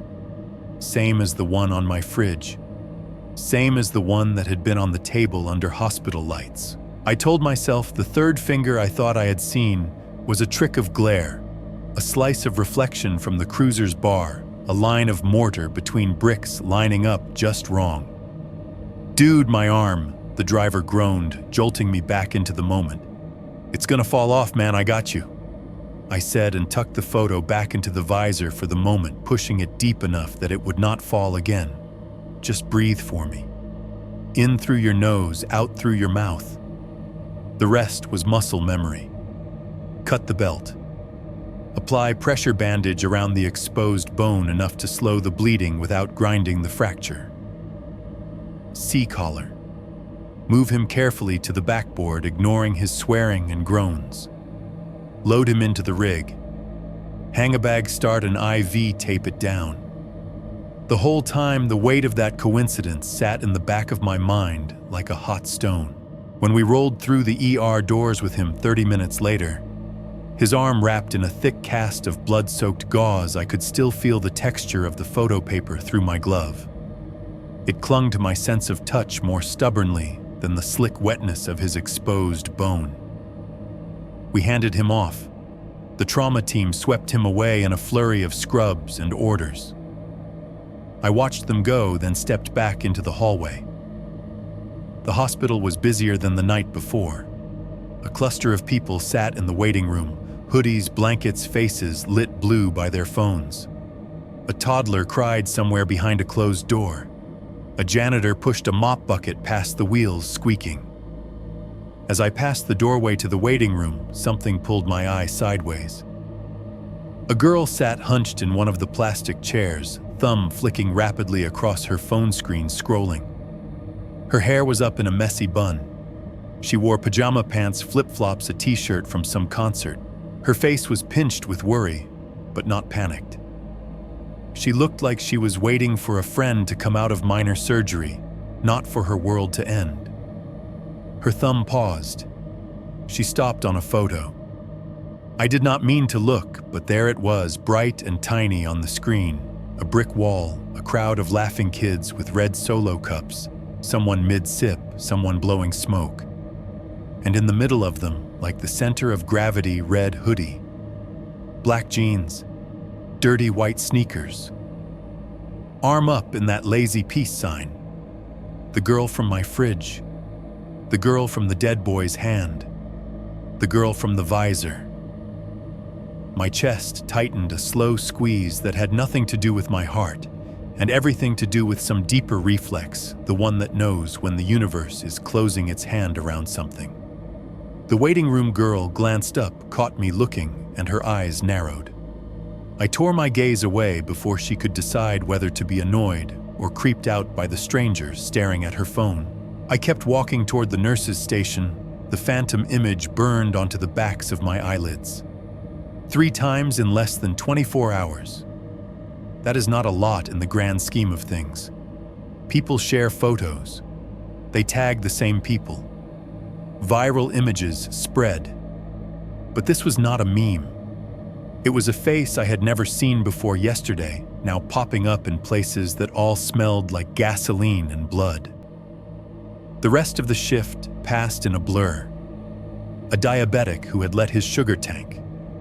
An old woman with pneumonia breathing too fast. A drunk guy with a head laceration he refused to let us stitch. Normal chaos. Underneath all of it, the girl in the red hoodie stared from whatever corner of my mind I had pinned her to. When we finally signed out and I drove home, Dawn was trying to decide whether it wanted to show up. The eastern sky had turned a lighter shade of charcoal. The parking lot looked washed out. The flickering streetlight had finally given up entirely, leaving that corner in a triangular lake of shadow. I did not bother turning on the TV when I got inside. I did not kick off my boots right away. I walked straight through the living room and into the kitchen, the way a sleepwalker might head toward water. The fridge hummed business as usual. The calendar hung where I left it. The magnet perched above the photo. I stopped 3 steps in and just looked. Red hoodie, brick wall, black jeans, sneakers. The stain at the bottom, darker now, edged with almost gloss where the kitchen light caught it. Her face the same, not quite smile. Her hand was not the same. There was no trick of the light this time. No strobe, no glare, no moving shadows. The kitchen was still. The only motion was the slow rotation of the ceiling fan in the living room and the faint shiver of the fridge when its compressor kicked. She was holding up 3 fingers. Not 2. 3, index, middle, and ring, all extended in a lazy, crooked salute. The pinky curled slightly inward, the thumb tucked against her palm. It looked wrong, off balance. The gesture meant nothing now, no peace sign, no rock and roll, no sign language for anything. Just a count. 1 more than before. I do not remember crossing the rest of the distance to the fridge. One moment I was by the doorway, the next, my face was inches from the gloss. My breath fogging a small circle on the plastic coating. My heart thudded against my ribs, slow and heavy like it was pushing through syrup. My first instinct was to deny what I was seeing, to ask if I had missed this before, if I had looked too fast, if I had misremembered. Maybe it had always been 3.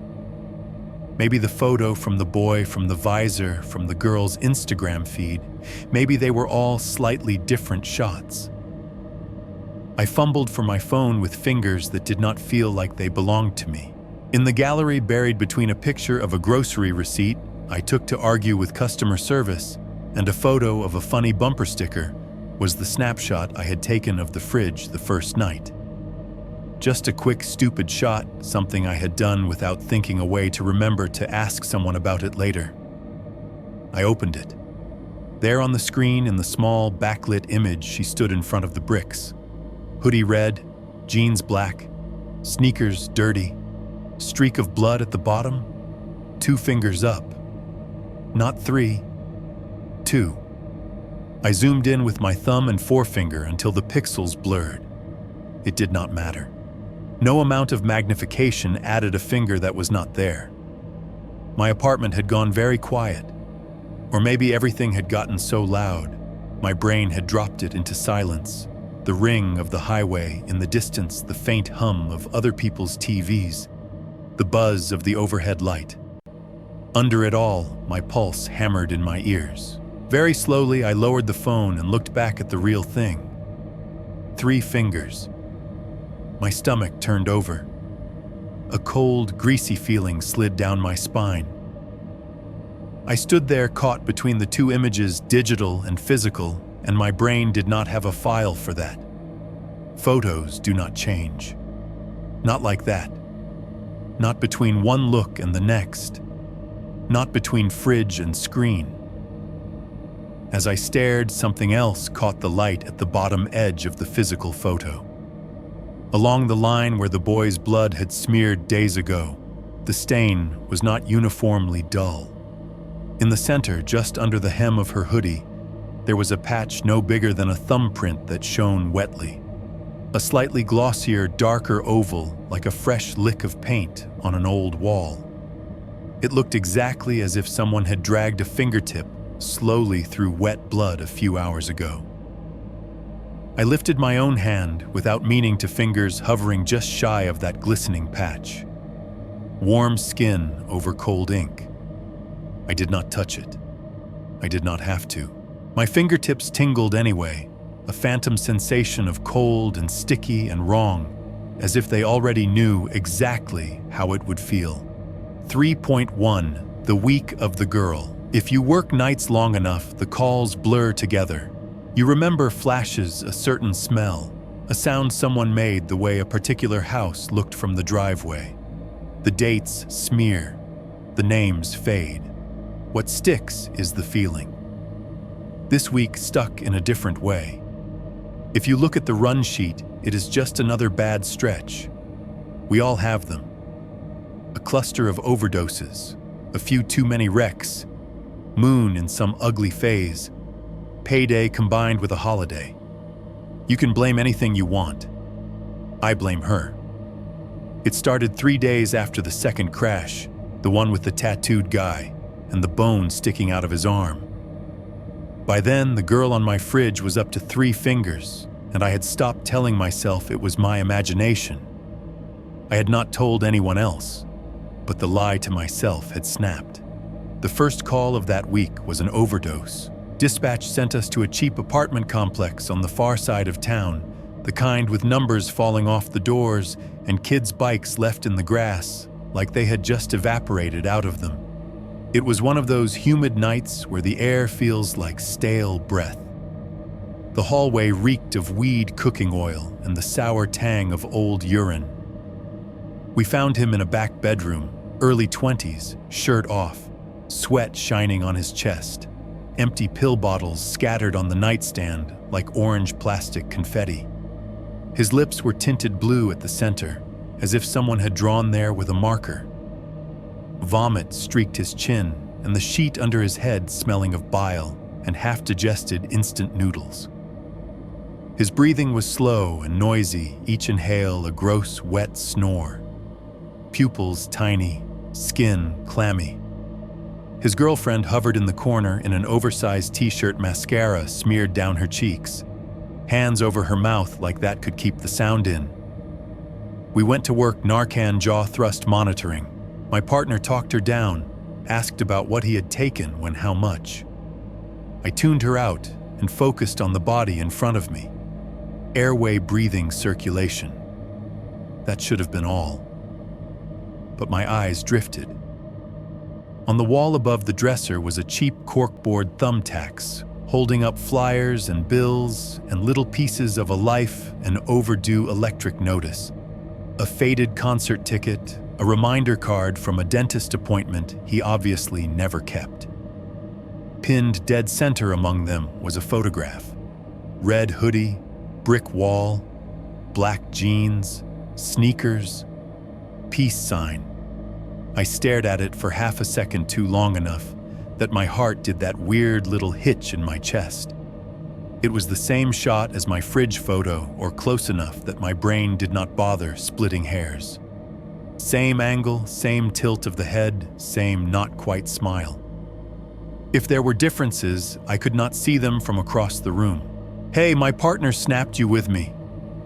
The kid on the bed jerked as the medication hit, sucking in a ragged breath, then coughing hard enough to spray more vomit. I forced my eyes back where they belonged. We rolled him, cleared his airway, reassured the crying girl that yes, he was lucky. No, he should not go to sleep when we left. On the elevator down with the empty stretcher, I saw the corkboard again in my head. The girl in the red hoodie staring out over the mess with that little smirk like she approved. I told myself it was coincidence. Maybe there was a run of those photos at the local Walmart print station, and everyone in town had one. Maybe she was some minor local celebrity I had just never heard of. Instagram famous, TikTok famous, whatever. Coincidence snapped again on the next shift. We were toned out for a DUI behind a bar on the edge of town near the industrial park. The kind of place with a gravel lot, a neon beer sign in the window, and a banner advertising cheap wings all week. The car was half up on the curb nose, buried in a hedge. The engine was still running, the headlamps pointed into a wooden fence. The airbag had deployed powder dusted on everything. Glass spattered the dashboard and front seats. The driver was still behind the wheel, dazed.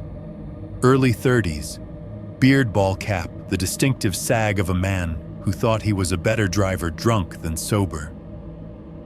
Blood ran from a cut at his hairline down the side of his face, pooling in his beard, dripping onto his shirt. His eyes tried to focus on me and failed. "Hey, sir," I said, reaching in to stabilize his neck. "I'm with EMS. You been drinking tonight?" He laughed, a wet, stupid sound that turned into a cough. The car reeked of stale beer and sweat. One of his hands still gripped the steering wheel like he could will it to rewind the last 10 minutes. We did the dance check for other injuries, go through the questions, haul him out with as much dignity as you can offer someone who has just tried to kiss a hedge at 40 miles an hour. While my partner talked to the cop, I reached back into the car to grab the guy's wallet from where it had slipped between the seat and the console. His phone lay on the passenger seat screen, cracked, but still lit. A text thread filled the visible space. At the top, a contact name that made my throat tighten. Just her first name, nothing special. Common even. A girl's name. Could have been anyone. Under it, unread messages stacked. "Where are you? You said you'd be here, dude. Answer, hello, send me a pic." Above the keyboard icon was a small circle, her profile picture. Pixelated, but I knew it before I touched it. Red hoodie, brick wall, chin tipped down, eyes looking just past the camera. 2 fingers up. I locked the screen without meaning to, as if that would make it go away faster. By midweek, I was seeing her everywhere.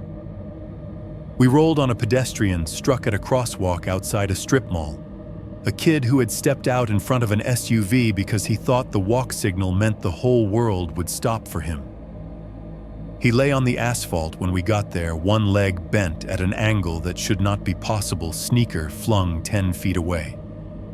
The front of his skull had a visible dent like a soft spot in a baby's head, only this one was ringed with bruising and matted hair. When I ran my gloved fingers gently over his scalp, checking for more wounds, I felt the crunch. Bone fragments shifting under the skin like gravel in a bag. It is a sensation you do not forget. My hand almost snapped back on reflex. His eyes were open and glassy, looking at nothing. Blood bubbled from one nostril. As we cut his hoodie to access his chest, something small and stiff slipped out of the kangaroo pocket and landed on the ground beside the backboard. A folded photograph. I picked it up. Brick wall, red hoodie, same girl, same lazy peace sign. Whoever she was, whoever had printed this particular copy, had folded it down the middle so many times the crease had gone white, splitting her face. One half of her smile on one side, the other half on the other, like 2 different people. I slid it into the kid's belongings bag, hands moving on autopilot. Log it, I told myself. It is his. It goes with him. You are not stealing every copy you see. The trauma room that night looked like a crime scene after 3 back-to-back runs. Gauze overflowed from the biohazard bins. Blood slicked the floor and footprints, drying in the waffle pattern of boot soles. The air was thick with the metallic taste of iron and the sour tang of stomach acid. The sound of suction machines slurping monitors, beeping people barking out numbers. One of the trauma beds had its curtain half drawn. A torn shirt lay crumpled on a chair nearby, stained almost black. On the bedside tray, a nurse had piled the kid's things in a plastic bag: phone, wallet, keys, a folded photo with a crease down the middle. I stood there a second too long looking at that bag before someone shoved a chart into my hands. "You guys still here?" the charge nurse said, not unkindly. "They're stacking you up out there. Another MVC coming in 10. "Yeah," I said, stuffing the chart under my arm. "Yeah, we're going." In the rig on the way back out, my partner finally said what had probably been brewing in his head all week. "You okay, man?"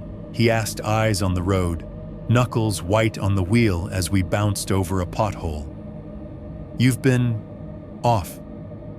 "I'm fine," I said, automatically watching the road ahead, though my eyes kept wanting to slip to the side where the heart monitor sat idle, its green line flat and calm for the moment. "Fine like I need a coffee, or fine like I'm hearing voices," he pressed. There was a joke in his tone, but under it was something harder. "Because you keep zoning out. Back there with the OD kid. You were staring at his wall like it owed you money."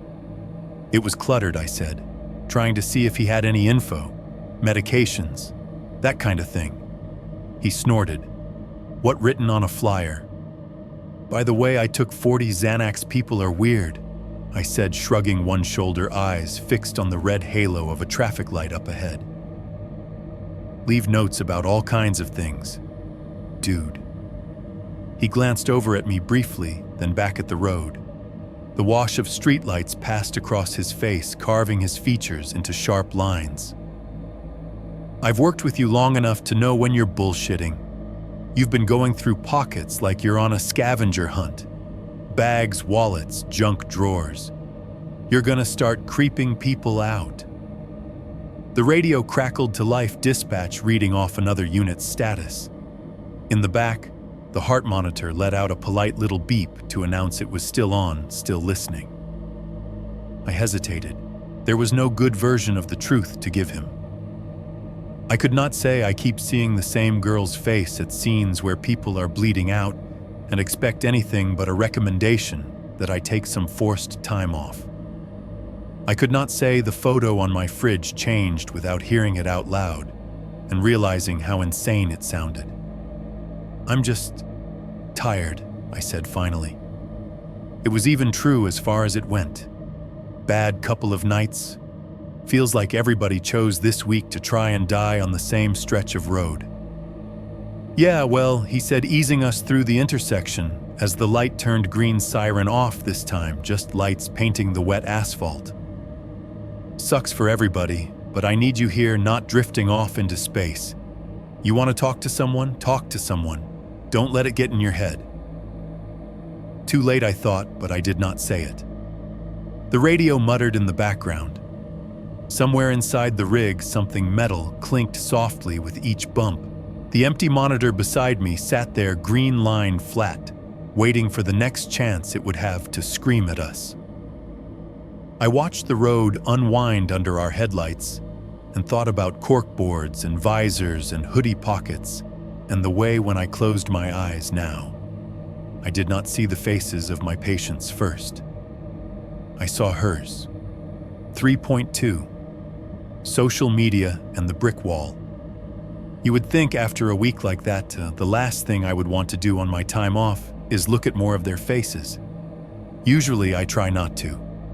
It is a survival rule you pick up quick in this line of work. Do not go looking for their Facebooks, their Instagrams, their TikToks. Do not scroll through their lives like a highlight reel leading up to the worst frame. It does not help. It just gives you more details for your nightmares. But the thing about rules is once you know you are breaking one, it gets easier to keep going. It was my first night off after the week of the girl. The sun had gone down, the apartment was dim, the fridge humming its familiar, uneven song. I should have been asleep. Instead, I was sitting at my kitchen table with a cheap beer and my old laptop, the one that runs hot and lags just enough to annoy you. The boy from the first crash, the rollover in the ditch, by now I had a name for him. It had passed through enough hands that even someone as far down the chain as me heard it in passing. I am not going to write it here. It does not matter for what I am telling you. What matters is that his name was unique enough that when I typed it into the search bar, his profile came up on the first try. He was exactly who I thought he would be. Selfies in hoodies and baseball caps. Pictures of trucks and girls and dogs. Screenshots of songs. Memes. Videos of stupid stunts with friends. A handful of posts from family members now tagged with praying hands, emojis, and broken-hearted comments saying things like, "I can't believe you're gone and fly high, baby." I scrolled back, thumb on the trackpad, beer warming by my elbow. At first I was just looking at him, trying to line up the kid grinning with a fish in his hands or throwing a football with the one whose teeth I had picked off the ceiling of his car. It is always a weird disconnect. The living have a glow in pictures that the dead never do again. Then I saw her. It was almost by accident. A group shot in a parking lot at night, him and 3 other guys, a couple of girls, all huddled together in front of a brick wall. Someone had thrown on the flash, blown their faces out into pale circles. Red cups in their hands. One guy mid-laugh, mouth open, eyes half shut. Off to the left, not quite in the center, but not quite out of frame, stood the girl in the red hoodie. Same one. Same crooked, almost smile. Same dark hair tangled around her shoulders. The brick wall behind her could have been cut and pasted from the photo on my fridge. The same pattern of chipped bricks and spray paint arcs. She was not the focus of the picture. The boy was. The comments were all about him, inside jokes, tags, squad goals, that kind of noise. Her username was tagged once under someone's "You look good here." The tag was ghosted out, grayed. When I hovered over it, nothing popped up. I kept scrolling. Another photo a week or 2 later, different angle, same wall. The boy in front pretending to chug from a bottle while someone slapped it away. In the background, half obscured by other kids, the red hoodie again. Her leaning against the bricks with her arms folded, watching someone off camera. Her account did not come up in any of the tags. Sometimes her first name popped up in comments, just the text, not clickable. When I clicked on the tag from the older posts, it led to a page that had either been made private or deleted. Profile picture gone. No posts available. Followers and following counts hidden behind a lock icon. I went further back. There she was at what looked like a house party, kitchen cabinets behind her beer cans on the counter. Not front and center, off to the side. In another, a shot of someone's truck parked under a busted streetlight in front of a building I recognized, even before my brain said the words, the burned-out apartments. I had driven past them 1,000 times. A long, blackened shell of a complex near the edge of town, windows, dark and hollow, no trespassing signs that everyone ignored. It had been empty since a fire years ago. Now, in half the comments under these pictures, it was just called The Spot. Behind the boy's smiling face, his arm slung around somebody's shoulders, I could see a strip of brick wall and a corner of spray paint I knew too well. And in the shadows past the truck bed, the outline of someone standing near the edge of the lot, slim frame red hoodie. I started opening photos in new tabs one after another until my browser was choked with them. The boy at various ages with various haircuts in various seasons. Halloween costumes, 4th of July fireworks, summer nights, winter hoodies. She threaded through them all like a recurring typo, never the point, always there anyway. Always near that wall, behind the old mill, one set of comments called it. At the burned-out apartments, another said. Someone had posted a blurry picture of a bonfire in a trash can, flames licking up 5 or 6 feet, kids in hoodies standing in a loose half circle. The caption read, "Another legendary night behind the old mill, no cops this time." I clicked the location tag. Dozens of posts, different kids, same background. The brick wall, the empty shell of the building. Cars lined up along a broken chain-link fence, graffiti multiplying over the years. Someone had spray-painted a crude cartoon skull at some point. In later pictures, people posed in front of it like a mascot. Beer bottles at their feet, joints glowing in their fingers, girls with their jeans ripped in the same places. That parking lot had nursed an entire generation's bad decisions. I started recognizing faces. The OD kid from the apartment. The pedestrian with his skull dented in. The bar guy with the busted arm. Not in every shot, but here and there in the background, making stupid expressions, throwing gang signs they did not understand, holding drinks. It was like pulling a thread and watching half the town unravel. The pattern was not subtle anymore. It was screaming. I leaned back in my chair, the old wood creaking, and rubbed my eyes. What I should have done right then was close the laptop, call someone and say, "Hey, look, there is a common location here. Maybe it is worth checking out." What I did instead was keep scrolling. It was an older post that finally made my skin go cold. Same location tag, same brick wall. But this one was different from the others. There was no laughing crowd, no beer, no headlights. The photo was crooked, like someone had snapped it without thinking. The building loomed large, taking up most of the frame, a burned-out rectangle against a night sky. The windows were black holes. Along the bottom of the image, strung across the lot, were yellow lines of police tape sagging between metal posts. The caption said, "Craziest night of my life." In the comments, people had written things like, "Bro, I still hear that sound in my head. Rip, her first name. Can't believe she's gone, FR. Y'all really had her up on that roof.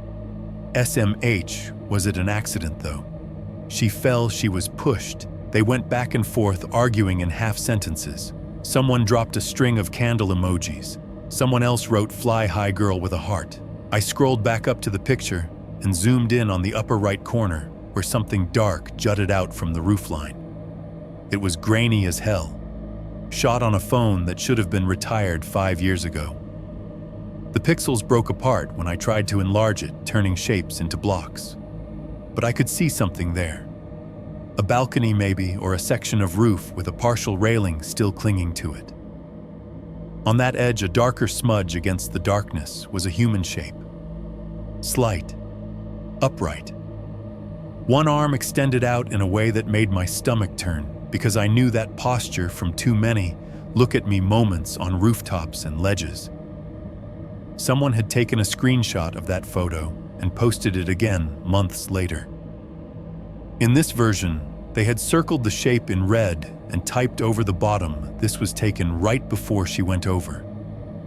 The comments under that one were worse. "Why would you post this, bro? Delete this. Y'all are sick. That's her arm. FR, look." I sat there staring at the ring of red around the smear of pixels, and my fridge hummed steadily behind me. I clicked on the profile of the person who had made the original RIP post. Their page was public. I scrolled back until the timestamp matched the night of the picture. There it was, a short, shaky video. No caption, just a date. I turned the volume up before I hit play. The screen showed the same burned building, but this time the perspective was closer to the ground. The camera swung wildly, catching glimpses of faces, the glow of phone screens, the flash of headlights. People's voices overlapped, shrill with drunk excitement.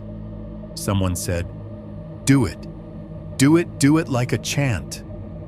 Someone else said, "You won't." Nervous laughter. That weird bravado that only exists in groups of teenagers who think they are immortal. The camera tilted up toward the roof. There was the balcony, or whatever was left of it. A small figure stood at the edge, silhouetted against the dim orange sky, arms outstretched for balance. Someone near the camera shouted her first name, the same one I had seen ghosted out in tags. "Don't be a," another voice started. And then under the wind, whistling across the mic under the ragged noise of the crowd, I heard it. A giggle, high-pitched and quick. Not the full-bodied laugh of someone genuinely amused. A small, sharp sound, like someone holding back, letting only the tip of their amusement slip out. It lasted maybe half a second. In the video, the figure on the roof rocked forward, then back. The crowd screamed, not in fear, yet just that wild party cheer. The camera jerked. There was a sudden blur of brick and sky and people as the person holding the phone turned or stumbled. Then a thud. Heavy meat on concrete picked up by the phone's mic as a dull, resonant impact. The kind of sound my ears recognized before my brain named it. A sound I had heard in alleys at the base of stairs in the aftermath of jumps gone wrong. The screams changed. They sharpened. Someone yelled, "Oh my God," in a voice that cracked halfway through. The camera swung wildly, catching a glimpse of legs on the ground, someone's sneakers the edge of yellow tape. The video cut off. I sat there, finger hovering over the touchpad, my heart beating in my throat. Then I did what any idiot would do. I hit replay. The giggle was still there. Same place, same pitch, right before the thud. Right before everything changed. I listened again, leaning closer to the tinny laptop speakers, as if that would make it clearer. Wind, voices, do it, do it, do it. Her name, the giggle, the fall, the impact, the screaming. I scrolled down. Nobody in the comments mentioned it. They talked about the fall, the way her body had looked, on the ground, the blood, the way the cops showed up and shoved them all back. They argued about whether she had jumped or been pushed. They traded rumors about what the autopsy had said. They said they could still hear that sound, but they meant the impact, the crack. No one wrote, "Did you hear her laugh?" or "Who was laughing?" or "Why was she giggling?" I replayed it a third time, just to be sure I was not inventing it. The giggle was always there, threading through the noise, bright and out of place. A little shard of amusement in the split second before gravity made its final argument. On the last replay, as the tiny figure on the roof leaned forward, I found myself glancing up from the screen over my shoulder toward the kitchen. The fridge hummed behind me, a low, steady drone. On its door, out of my direct line of sight, but burned into my mind anyway, I knew there was a photograph of a girl in a red hoodie in front of a brick wall, hand up in a lazy peace sign. And on the night she died, just before she went over the edge, I was pretty sure she had laughed. 3.3. The bones we leave behind. At some point that month, the job stopped being a series of unrelated emergencies and turned into one long, connected body. It is not supposed to feel like that. On paper, calls are separate. Each one has its own run number, its own timestamp, its own little box on the report. At 3 in the morning, though, after too much coffee and too little sleep, the edges start to blur. Skulls, chests, limbs, faces. You see enough of them torn open and laid out, and they stop belonging to specific people. They become parts. We were dispatched to a farm accident just after midnight on a Wednesday. That phrase covers almost as much ground as unknown injuries. It could mean anything from a minor cut with a pitchfork to a man folded under a tractor. I rode out in the rig with my jacket half-zipped collar up against the draft, the radio muttering, my partner complaining about his ex-wife's lawyer. Outside the windshield, the town lights fell away and turned into black fields and the occasional lonely street lamp. By the time we turned down the long gravel drive, the scanner had already filled in the worst parts. Caller advises patient's hand caught in machinery, dispatch said. Significant bleeding, conscious alert. The farmhouse was dark except for the porch light and the open barn. A pickup truck sat askew in the yard, driver's door flung open. We followed the beam of our headlights to the open barn doors, where a man waved us in his face, chalk white under a baseball cap. "He's in here," he called, voice shaking. "It's still on. I don't know how to." We grabbed the trauma bag and followed him past stacked hay bales and tool racks. The air inside was cold and smelled like oil hay and something metallic underneath. The machine was some kind of auger, a big ugly piece of equipment, with a rotating screw used to move feed. The motor whined as it spun down, someone having finally had the sense to cut the power from a breaker. The screw itself was caked with a thick, wet mixture of grain dust and blood. The patient sat on the packed dirt floor beside it, legs splayed his back against a wooden post. He was maybe in his 40s, denim jacket, work boots, face weathered deep by sun and wind.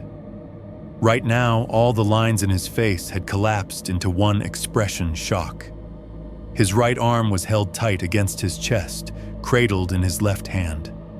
For a heartbeat, my brain refused to file what I was seeing correctly. There was his wrist, the cuff of his jacket turned dark. There was his hand, or what was left of it. The machine had taken everything from the middle of his palm forward and turned it into pulp. The skin was gone in places, peeled back like a glove. Where fingers should have been, there was a mess of shredded tissue and exposed bone. Splinters of white stuck out at weird angles, some still faintly jointed, some broken off completely. Fragments like chunks of broken chalk were scattered on the dirt by his boot, dusted in red and gray. His thumb survived somehow. It clung to the side of the mutilation like it was embarrassed to still be there. "Jesus," my partner breathed. I dropped to my knees at the man's side, my pants soaking up cold damp from the ground. Up close, the damage was worse. You could see the texture of the crushed bone, the way the jagged edges glistened under the barn's fluorescent light. Blood pumped slowly from somewhere deep in the mess, having lost the urgency of the initial injury. The man's eyes locked onto mine. "I messed up," he said, voice flat, almost calm. "I wasn't thinking. I just reached in. I thought it was stopped." "You're still here," I said, more for him than for me. "That's what matters. We're gonna wrap this up and get you out of here, okay?" As I spoke, I took a thick stack of sterile gauze from the bag and pressed it gently but firmly over what was left of his hand. The gauze soaked through in seconds, turning from white to a heavy maroon that almost matched the dried stains on the auger. Under my gloved palms, I could feel the shape of the damage. Bone shards shifted under the pressure, clicking faintly. Flesh moved in ways flesh is not supposed to move. Every time I adjusted my grip to avoid a particularly sharp edge, another sliver of bone grated against another, like someone rubbing two handfuls of glass together. My stomach clenched. It was not the first mangled extremity I had seen. Industrial accidents do this kind of thing all the time. Hands, arms, feet. Machines do not care about you. They do not slow down for bone. Still, something about this one hit wrong. As I wrapped layer after layer of gauze around his hand, building up a cocoon that might at least hold things together until a surgeon could decide what to salvage, my mind wandered to an image I did not want right then. 4 clean fingers. In my head, the photograph on my fridge floated up with disgusting clarity, her hand raised in that casual half salute. The first night it had been 2, then 3. Now when I left for work, it had been 4. Index, middle ring, pinky, all extended palm facing the camera. No deformities, no blood, no bone slivers. Each finger whole and neat, the nails short and clean, the skin smooth. I tightened the bandage around a jagged stump and thought wildly that she was collecting them, that somewhere at the edge of that brick wall, she had a handful of stolen bones she was building a perfect hand out of. "Pressure okay?" my partner asked. "Yeah," I said. My voice sounded distant to my own ears. Yeah, I've got it. We loaded the man. He moaned once when we lifted the arm wrong, then bit it back, jaw clenched so hard a vein stood out in his temple. In the back of the rig, the smell of barn dirt machine oil and fresh blood mixed into something thick and metallic that coated the back of my throat. The monitor beeped its steady rhythm. Blood pressure, a little low, heart rate, a little high, understandable. I kept my hands pressed over the bandage, feeling the heat of his life pulsing under the gauze, the grit of bone pieces trying to wedge their way out. "Sir, you got any allergies?" I asked, because that is what you ask. He shook his head once. "Kids," my partner asked, trying for distraction. "Two," he said, and a tear leaked from the corner of his eye, disappearing into his beard. They're gonna see this." Christ. I did not say what I was thinking, that there are worse things you can lose than fingers, that at least he was here to be seen at all. Instead, I stared at the monitor, at the straight, clean line of the waveform, at the little blinking heartbeat symbol, and counted in my head. 2, 3, 4. By the end of that shift, I was no longer pretending this was just stress. I drank more when I got home. It started as a beer, then two. Then I stopped bothering with glasses at all and worked my way through whatever was cheapest in the back of the fridge. The irony did not occur to me until later. The apartment followed suit.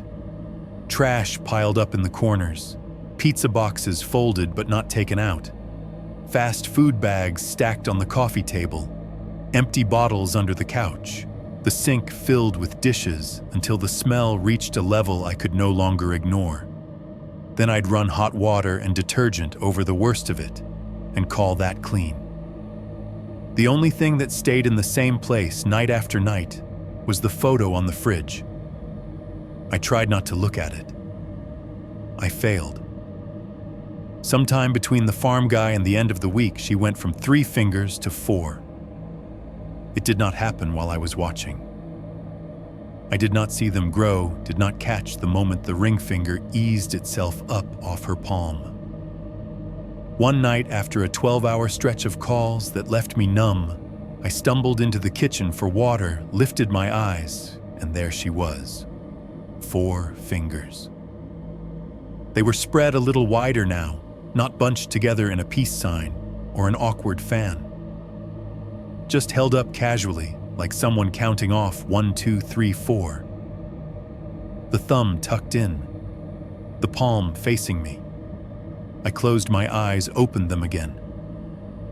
Counted out loud, finger by finger, pointing like an idiot. 1, 2, 3, 4.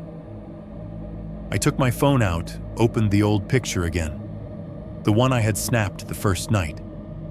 On the screen, she still held up too. That digital snapshot refused to update, stuck forever in the moment my brain had thought this was just a weird coincidence.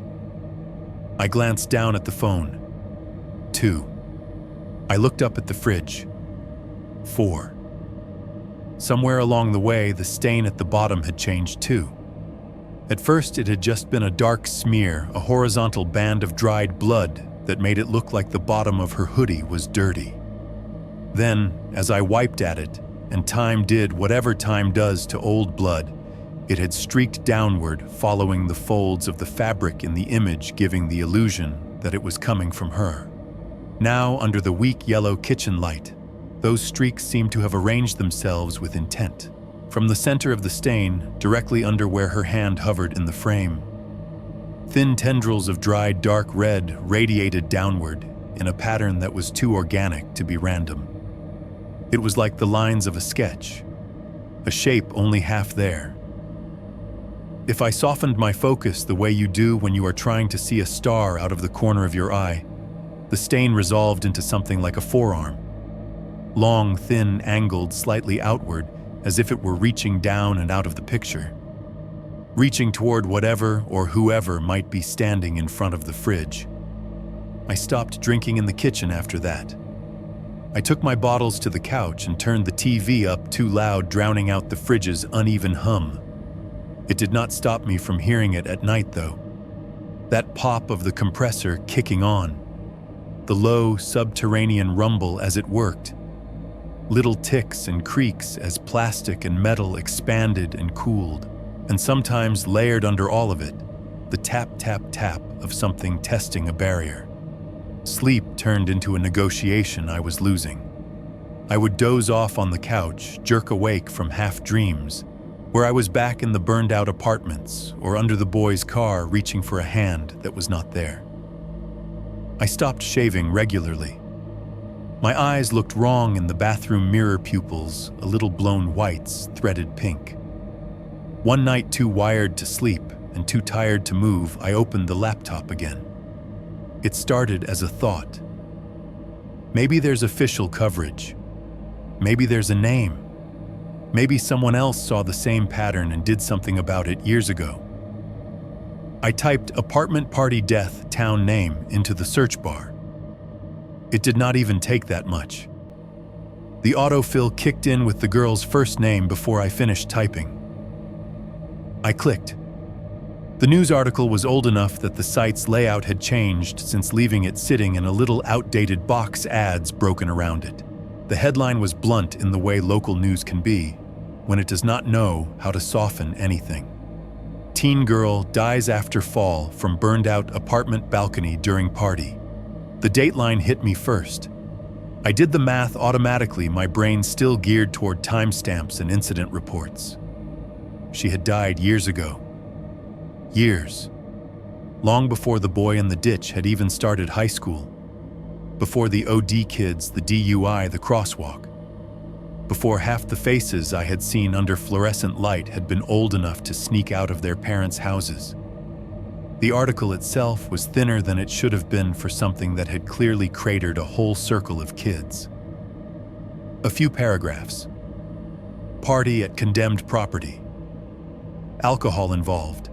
No adults present. A group of teenagers gathered at the old apartment complex. One girl up on the balcony. Witnesses said she fell. Investigators considering whether foul play was involved. No follow-up article linked. No resolution. There was one blurry photo embedded under the headline. The burned-out apartments loomed in the grainy image police tape strung across the lot in wavy lines. A patrol car sat with its lights off, doors open. Shadows of clustered kids at the edges of the tape. Up on the balcony rail, captured in a smudge of pixels, was a figure in a red hoodie. Her face was just a blur, but the posture was familiar, one hand out for balance, one foot too close to the edge. The stance of someone trying to prove something to a cheering crowd. I clicked on the image, enlarged it until the pixels broke apart completely. It did not help. The resolution fought me, smearing features into blocks. It did not matter. I knew it was her. Underneath the photo, the article mentioned her by full name. Same first name I had seen floating ghosted under old Instagram posts. Same first name people had written RIP next to. I read it, and the air in the room seemed to thin. I scrolled to the date again, then to the comments section. It had long since been closed, but a few remained condolences, kids arguing with each other, someone insisting she would not have jumped. They were time-stamped years ago, locked in place like flies in amber. I sat there with my fingers hovering above the keys, feeling time collapse in on itself. The girl in the red hoodie on my fridge, on the boy's wall, in the visor and the phone screens at the hospital. She had no business showing up alive and laughing in pictures taken last month. Not unless those pictures were lying, or unless the thing in them was not exactly her.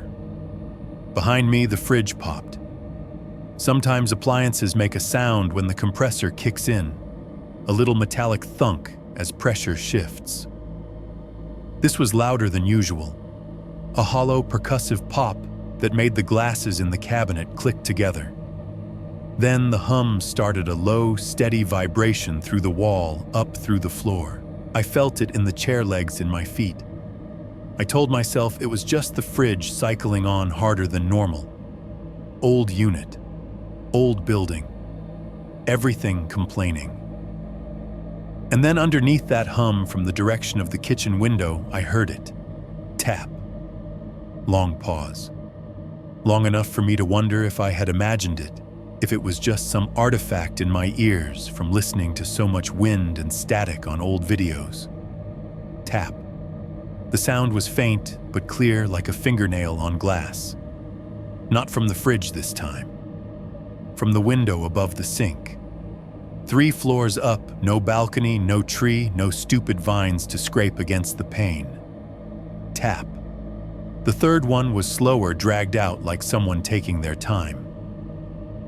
3 little knocks in a rhythm I recognized now, not from any building I had ever lived in, but from the inside of my own skull. The hairs on the back of my neck stood up one by one. My hands went cold on the keyboard. On the laptop screen, the article headline glowed, the blurry red hoodie frozen mid-balance on the balcony rail from years ago. In my kitchen, the girl in the newer photo was 4 fingers deep into something I did not have words for.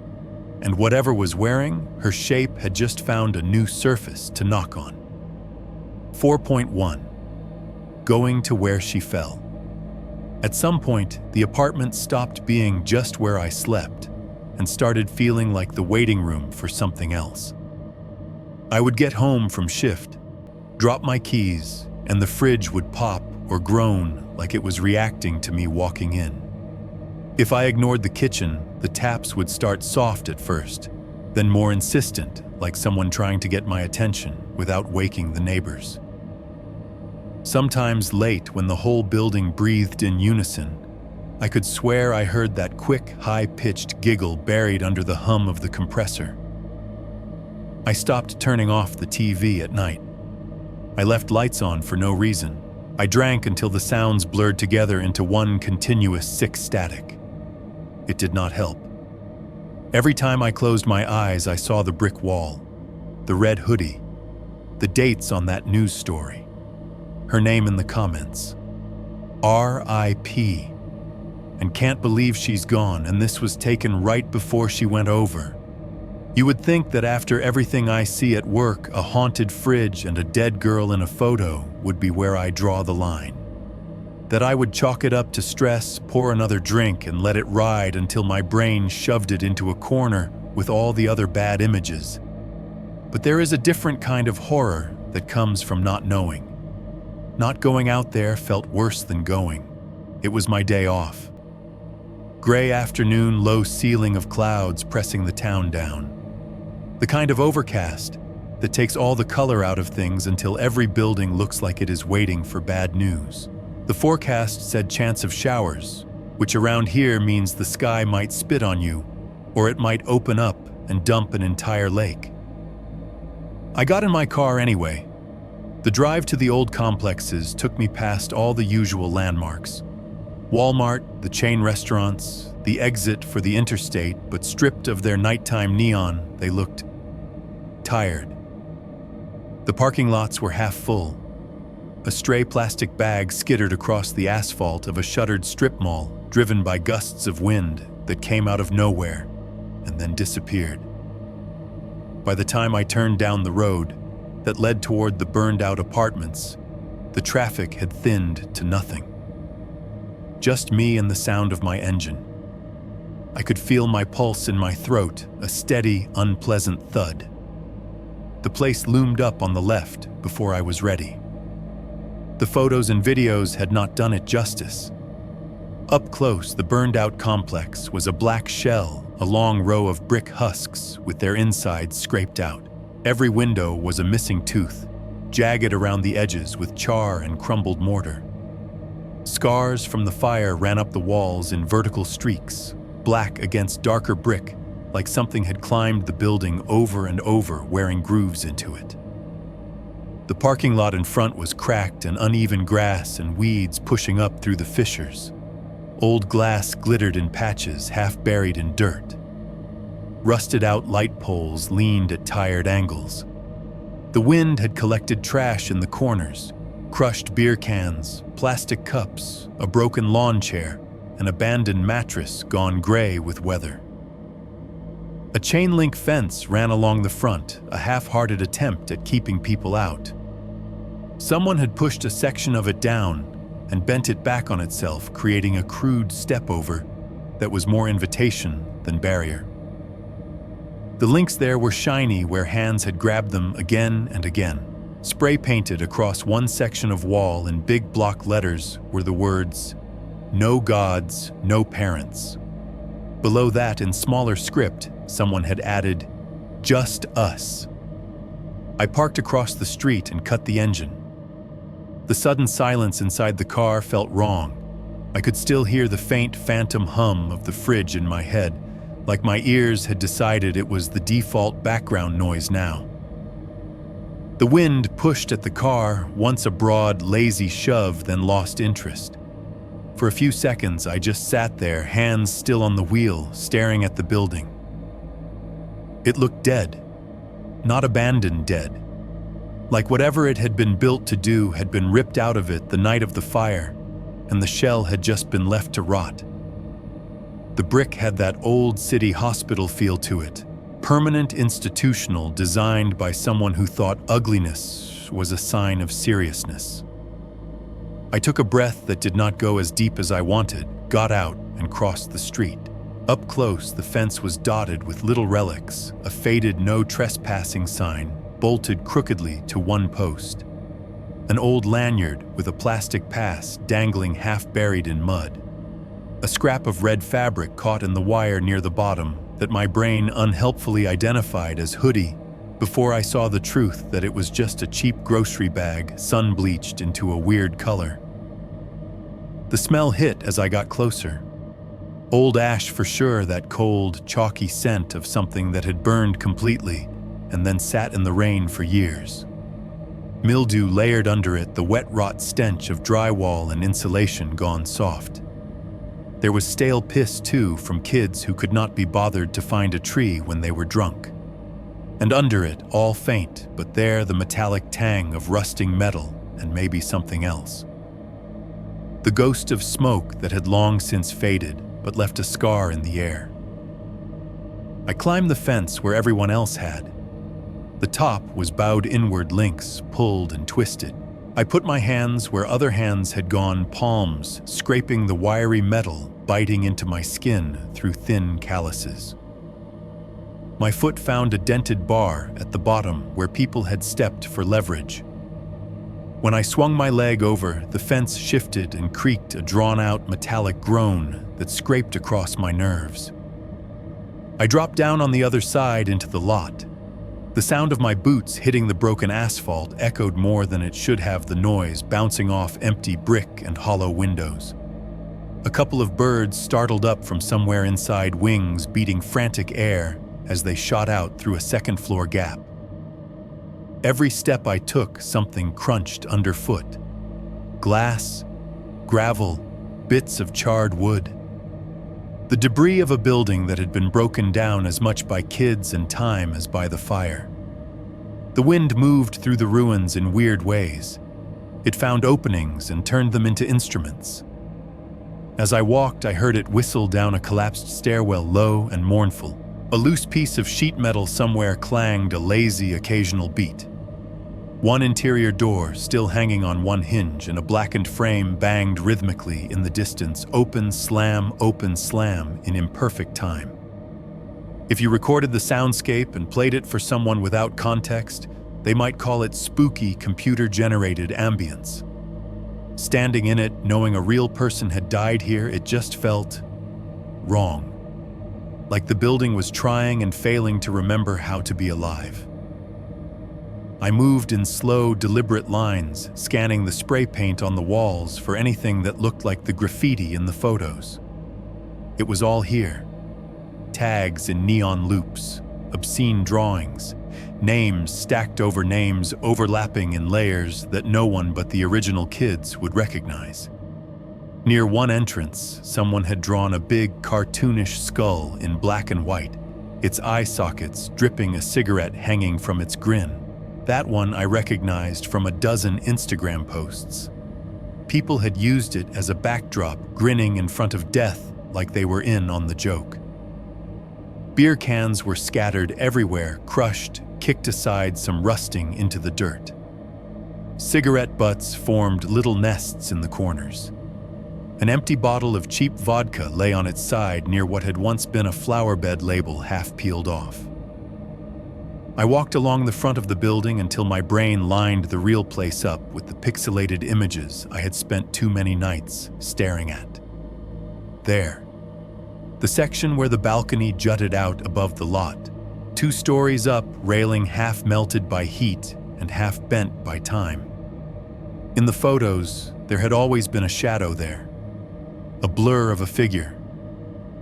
In the video, that shape had been just clear enough to be human before it tipped forward and vanished. Up close, the balcony was worse than the pictures had shown. The concrete slab was cracked all the way through in spiderweb fissures. The metal railing was twisted in a way that made you imagine hands clinging to it, dragging down. The support brackets underneath were rusted streaks of brown running down the brick like dried tears. Directly beneath it on the ground, the asphalt was uneven, darker in a patch that was just large enough to be wrong. I did not go to it yet. Instead, I found the door nearest the balcony, its frame blackened. Whatever door there had been long ago kicked in and stepped inside.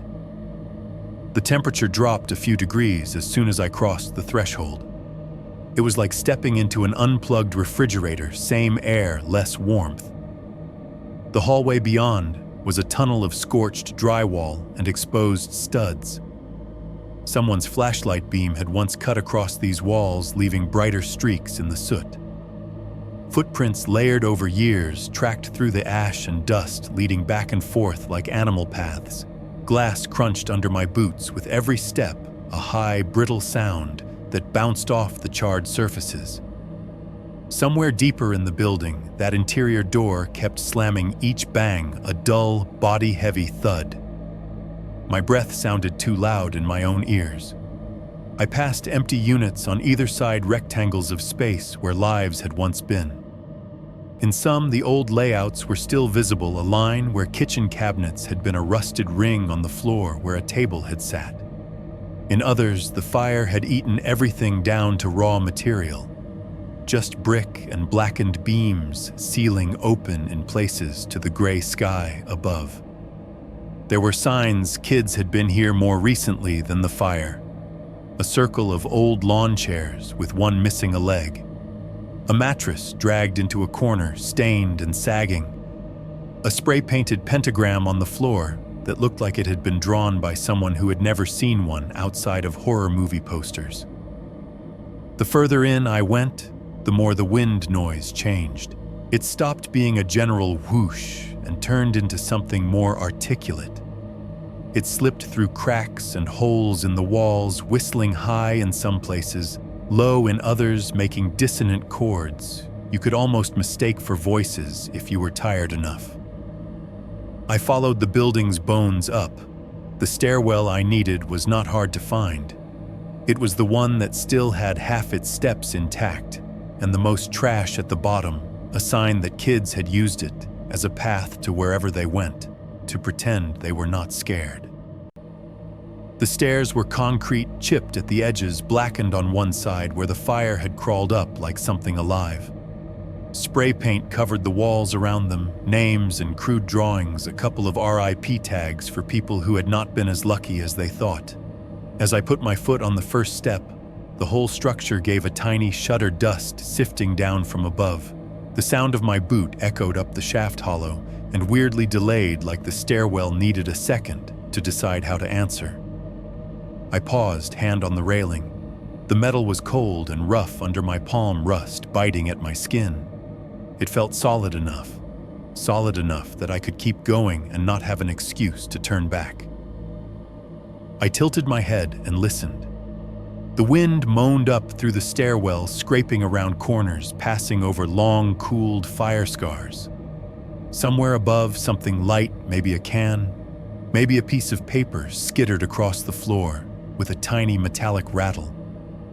Behind that, almost too faint to name, I thought I heard something else. A quick, high, breathy sound, almost like someone trying not to laugh.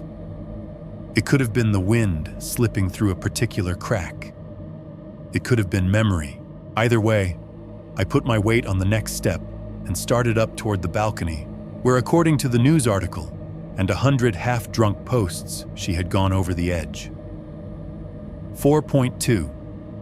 The shadow on the wall, the stairwell spat me out into what used to be an upper walkway. Once this had probably been where people came home with groceries and mail, fumbling for keys while yelling at kids to stop running. Now it was just a strip of cracked concrete and exposed rebar running along the front of blackened doors, like a balcony in a cheap theater that had burned down mid-show.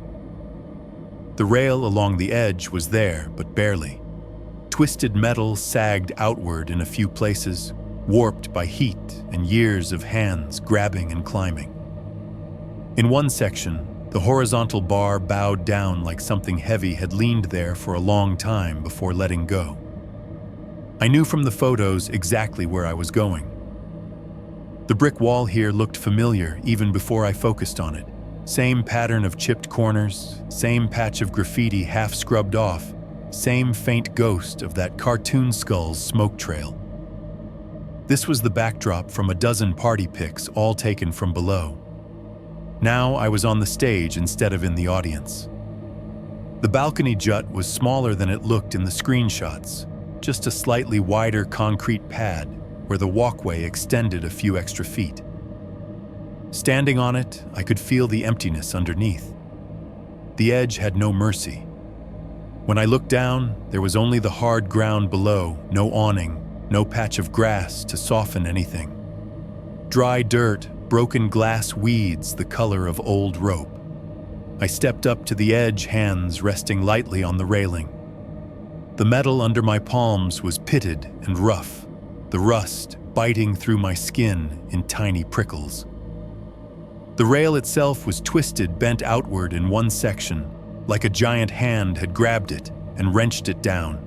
It was not hard to imagine teenagers sitting there with their legs dangling beer bottles between their knees, phones in hand, showing off for each other and whatever invisible audience they thought was watching. From up here, the patch of ground where she would have hit looked unremarkable. No scorch mark, no chalk outline frozen in time. Just a slightly bare area where the weeds did not grow, as thick dirt packed harder than the surrounding lot. Shards of old glass caught the gray light glittering like salt on a wound. If I squinted, I could almost see it, a body twisted wrong on that spot, hoodie bunched up limbs at angles that did not match any dance move, people yelling and screaming and running in circles because they suddenly realized gravity was not something you laughed at. I should have stepped back then. I should have registered that being up there looking down was already too much. Instead, I turned to the wall. Up close, the bricks were a patchwork of reds and browns, black streaks climbing between them where the fire had licked and cooled. Graffiti layered over soot, white tags, neon outlines, swear words, little cartoon dicks drawn by kids who thought they had invented them. And there to the left of where I stood was something that did not fit. It was a silhouette. Not sharp, not like a painted shadow. More like a stain, a darker patch of brick in the rough shape of a head and shoulders. If you glanced at it, your brain filed it as just another fire mark, a random pattern where smoke had curled around an obstacle. But if you kept looking, the lines came into focus. Roundness at the top where a head would be, narrowing at the bottom where shoulders turned into a torso. One side blurred out, consumed by other marks. The other side extended slightly away from the main mass, an angle that looked suspiciously like an arm lifted halfway. The pose was horribly familiar. I touched my chest pocket out of habit, forgetting for half a second that the photo was on my fridge, now not on me. It did not matter. I could see it anyway, her at that angle, weight on one hip, hand up. I dug into my jacket and pulled out a pair of nitrile gloves. Old habits die slow. I carry a couple of pairs everywhere, You never know when you will need to stick your hands in something you would rather not have on your skin. The snap of the gloves going on sounded too loud in that empty space, a tiny crack of plastic that bounced off brick and char. I stepped closer to the silhouette and reached out, pressing my fingertips against the darker area. The brick felt wrong. Everywhere else on the wall, the surface was rough, gritty with old soot and chipped mortar, the kind of texture that scrapes your skin if you drag it. Here inside the faint outline, it was smoother. Not polished, not like a countertop, but as if something had glazed it a little. Heat, maybe. Direct focused heat that had licked this one section hard enough to change the way the brick cooled. My gloved fingers drifted along the curve where a shoulder would have been, down the line of what might have been an arm. The darkness there did not come off on the glove. It was not soot sitting on top of the surface. It felt like it had soaked into the pores. Like whatever had happened here had seeped into the building's skin and never left. Less like stain, more like residue. A gust of wind came up then hard enough that I had to shift my weight to keep my balance. It rolled between the empty doorways behind me and out through the window holes, making a low, hollow sound as it went. In that moment, with my hand on the shadow, the wind noise shifted.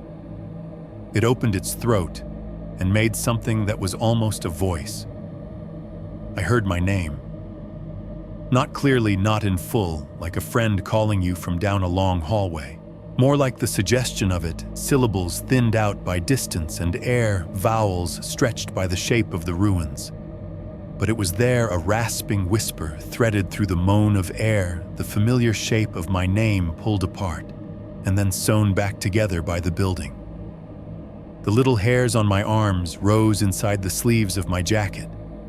I pulled my hand back from the wall so fast the glove squeaked against the brick. Wind, I told myself, breath a little faster. Just wind. Old place. Weird acoustics. The wall did not argue. It just stood there holding its darker patch like an old injury. I backed away from the edge, suddenly very aware of how little concrete there was between me and a bad end. The balcony creaked faintly under my boots, a reminder that I was standing on something that had already failed someone once. The ground below pulled at my eyes again. From up here, the spot where she had landed still looked like nothing. I had the urge to put my feet exactly where hers had been in some horrible echo, but my survival instinct still had enough grip to tell me that would be a bad idea. So I did the next thing. I went back down. The stairwell felt narrower on the way down, like the building was trying to close its throat. My footsteps threw back echoes that arrived a half-beat too late, just enough to make me feel like someone else was walking right behind me out of sync. When I stepped back out into the open lot, the wind hit my face like a wet hand. The clouds had dropped lower, the light gone flatter. The temperature seemed to have dropped a few degrees while I was upstairs. I walked to the spot under the balcony. Up close, it was just dirt and debris. Weeds clung to the base of the wall, their stems brown and brittle, crushed in places where people had stepped. Cigarette butts clustered in little nests where kids had stood and flicked ashes. A waxy puddle sat in a shallow depression, a candle that had been left to burn itself out. Its sides collapsed inward, wick long gone. Someone had left a cluster of plastic flowers there at some point. The colors had leached out of them, red petals turned dusty pink, white ones gone gray. They lay on their sides, now stems snapped, half buried in dirt. No card, no name. For all the attention the place got online, the physical memorial was pathetic. A burnt candle, some fake flowers, forgotten trash. I crouched down the ground, cold through the fabric of my pants. Something white stuck out from the dirt near the edge of the flowers.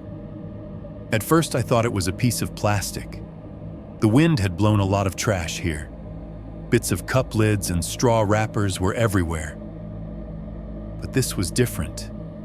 The The color was flatter, not glossy. The shape was too specific. I brushed at it with my gloved fingers. The dirt crumbled away dry and powdery. Underneath was a small bone. It was slender, no longer than the first segment of my index finger, with a rounded end on one side and a flatter, more irregular end on the other. Not a long bone, not big enough to be from an arm or a leg. It looked like a piece of something smaller, a phalanx maybe, or part of a metacarpal. The kind of thing they show you in EMT school when they want you to understand how delicate the hand really is. Even through the glove, I handled it like it might break. It had the color old bones get when they have been out of a body for a long time, off-white, with faint yellowing, a little porous. It was heavier than it looked, a dense little shard of someone. Near the flatter end, along one side, the surface was not smooth. Tiny parallel marks scored the bone just deep enough to catch the light differently. I brought it closer, squinting. They ran in short lines, clustered together, angled in slightly different directions, the way scratches look when something has dragged over a surface again and again from slightly different angles. They were too close together to be from an animal's teeth. They were not the neat grooves of a saw. They looked like the marks you might leave if you scraped bone against concrete, or brick, or if something with small, hard edges raked and clawed at solid surfaces, trying to get purchase and failed. My stomach flipped. In my head, I saw fingers, the boys, the farmer's mine, reaching, scratching, grabbing at anything when the floor lets go.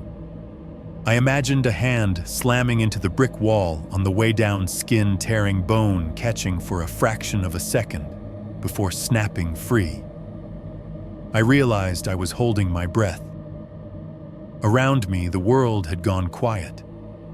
The wind that had been blowing a constant low note a minute ago died out completely, like someone had hit mute on the sky. The banging door in the interior of the building stopped. No clink of metal, no rattle of cans, no distant traffic. Even the ever-present highway hum felt cut off. It was the kind of silence you get in an elevator right before it jolts, or in a hospital room right before a machine alarms. Bone in my hand, ruin at my back, I lifted my head. The stillness lasted 1 heartbeat, 2, 3. Then from above and behind me, something hit metal. Tack. Sharp, high, unmistakable, the sound of something hard striking the twisted railing. Tack. Second one. Same pitch, same force, like a coin flicked against a pipe, like the tip of a small bone knocking against rusted steel. Tack. The third landed with a slightly different timbre, a tiny echo in it, as if whatever had done it had been closer, leaning in. My heart slammed so hard against my ribs, I felt it in my throat. The muscles in my back spasmed, every instinct yelling at me to flatten myself against the wall and make myself small. Instead, I spun around. The balcony above loomed, railing bent outward like a crooked grin. It swayed, just a little metal creaking, reacting to a wind that had not quite come back yet. There was no one there. No figures leaning over. No kids with phones. No red hoodie perched on the edge. No arm lifted in a peace sign or anything else. Just the black mouths of empty windows behind it, and the shadow stain on the bricks where someone had once stood. The bone in my gloved hand suddenly felt heavier, like it belonged more to this place than it did to the air I had taken it into. 4.3. Bringing the dead home. I should have left the bone in the dirt. I knew that even as I was doing the exact opposite, kneeling under that wrecked balcony, with my gloved fingers closing around it, like I was picking up a dropped pen instead of a piece of somebody. Every training I have ever sat through says the same thing: do not disturb a scene if you can help it. Do not take things that do not belong to you. Do not cross the line between work and whatever the hell your real life is supposed to be. I held it anyway. It sat in my palm like a tiny accusation light and heavy at the same time. The scratches along its surface caught the gray light whispering about concrete and brick and desperate fingers. It felt unfinished, like it had not done everything it was meant to do. "I'll turn it in," I told myself out loud, just to have another voice in the air. Evidence. Historical curiosity. Whatever. Tomorrow. It is impressive in a way how fast you can lie to yourself when you really want to. I slipped the bone into my jacket pocket. It was small enough that I could pretend I had forgotten it was there. I followed the trodden path back to the sagging fence, climbed over the way I had come, the chain link rattling under my hands. The burned building hunched behind me like an animal I had poked with a stick and turned my back on. Driving home, I kept one hand on the steering wheel and one hooked over the top fingers tight enough that the knuckles ached. The radio was off. All I had was the sound of my engine and my own breathing hitting the windshield and fogging it in a small, stubborn patch. The bone might as well have been a live insect under my clothes. I could feel it when I turned the wheel, when I shifted in my seat. A little weight in my pocket that my brain kept tracking no matter how I tried to think about anything else. Every bump in the road made it thump once against my hip. I caught myself checking the rearview mirror more than usual, as if I expected to see someone sitting in the back seat. All I saw was the empty bench, the way the streetlights smeared across the rear window in lines of pale orange, and my own eyes looking too wide. By the time I pulled into my usual spot under the working street lamp at my apartment complex, my shoulders felt like they were made of rebar. The flickering light down at the far end of the lot was still doing its slow death dance, buzzing, dimming, flaring. Inside the building smelled like it always did: fried food, cheap perfume, damp carpet. But tonight there was something else in it. A cold edge under the familiar stink, like the hallway had been left open to weather that did not belong here. My key stuck in the lock, once then turned. The fridge was already humming when I walked in. It sounded different. Not just the usual uneven buzz and occasional clunk, but something under that, a subtle wobble in the tone, the way someone's voice sounds when they are trying not to cry. The pitch went up and down in a way that made the hair on my arms lift before I even consciously noticed the change. I kicked my boots off by the door, shrugged out of my jacket, and only hesitated for a second before sticking my hand in the pocket. The bone came out warm. Not hot, not fevered, but not the ambient chill of my apartment either. It had that faint body warmth you feel from someone's hand when they just let go. My bare fingers twitched around it instinctively, wanting to drop it, but I curled them tighter instead. Later, I said to it, because apparently that is where I was now. "I'll deal with you later." I set it on the kitchen table right in the middle on the scratched fake wood surface. It lay there small and pale, looking completely wrong, next to the salt shaker and a stack of mail I had not opened. The normal thing to do after that would have been to call someone, police, the medical examiner, anybody with a badge and a clipboard who could log found bone fragment and take it away. Instead, I turned on the TV and microwaved leftover Chinese food that tasted like cardboard and salt. Denial is a kind of gravity. Once you lean into it, it pulls everywhere. I sat on the couch with the food on my lap, the TV casting fake light into the room. Some reality show was on, people yelling about kitchen renovations or cheating spouses, their voices turned low until they were just mouth movements. The tapping started before I was halfway through the first bite. Tap, from the direction of the kitchen. Light like a fingernail on plastic. Tap, tap. Two more closer together. Then a pause just long enough to make my heart beat 3 hard times against my ribs. Tap, tap, tap. 3 in a row, evenly spaced. I stared at the TV without seeing it. My jaw kept moving out of habit, chewing food that had turned to paste. The sound came again, slightly shifted. This time it was not from the fridge. It was from the window above the sink, a hollow tick, tick, tick, like something hard against glass. Then a second later, from the wall near the pipes, deeper and more muffled, a 3-beat knock. Tap, tap, tap, tap, tap, tap. If it had been fully random, it would have been easier. I could have written it off as the building settling the pipes, complaining the ancient appliances doing their version of arthritis. But there was a pattern. 3 pause. 2 longer pause. 3 again. Like someone who did not know Morse code was trying to invent their own. The fridge hum wobbled in and out under it, all rising in pitch until it almost whined, then dropping back down into a low, throaty rumble. The compressor kicked on harder, then seemed to stutter each pulse a little too rapid, like a heartbeat that was not happy with its current host. I told myself to stay on the couch, to finish the food, to scroll my phone, to let the noises wear themselves out. Eventually, I stood up. From the doorway of the living room, the kitchen looked like a stage set. The overhead light threw a hard circle down onto the table, leaving the edges in shadow. The bone sat in the center of that circle, like a prop someone had forgotten to clear between takes. The fridge occupied its usual corner, white and ugly and humming.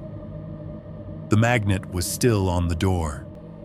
The photo underneath it had shifted angle just slightly different from where I had left it that morning. It was the background that punched the air out of my lungs. It was not just brick anymore. It was still mostly brick, that same familiar wall, but the frame had widened. I do not know how else to say it. Where there had been nothing but rough masonry and a hint of graffiti behind her, there was now more of the scene. The upper edge of the printed image showed the lip of the burned building windows dark and empty. Off to one side, you could see the hint of a balcony rail, twisted metal reaching in like a skeletal hand. It was like the photograph had stepped back a few feet and taken in more of the world.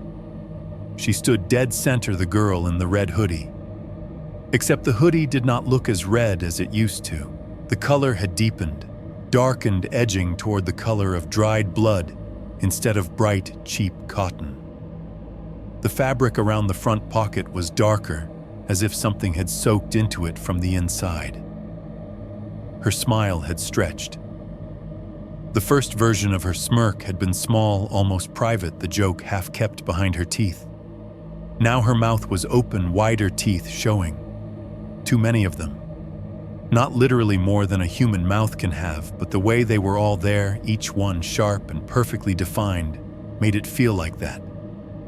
Like the picture had turned the contrast up on that part of her.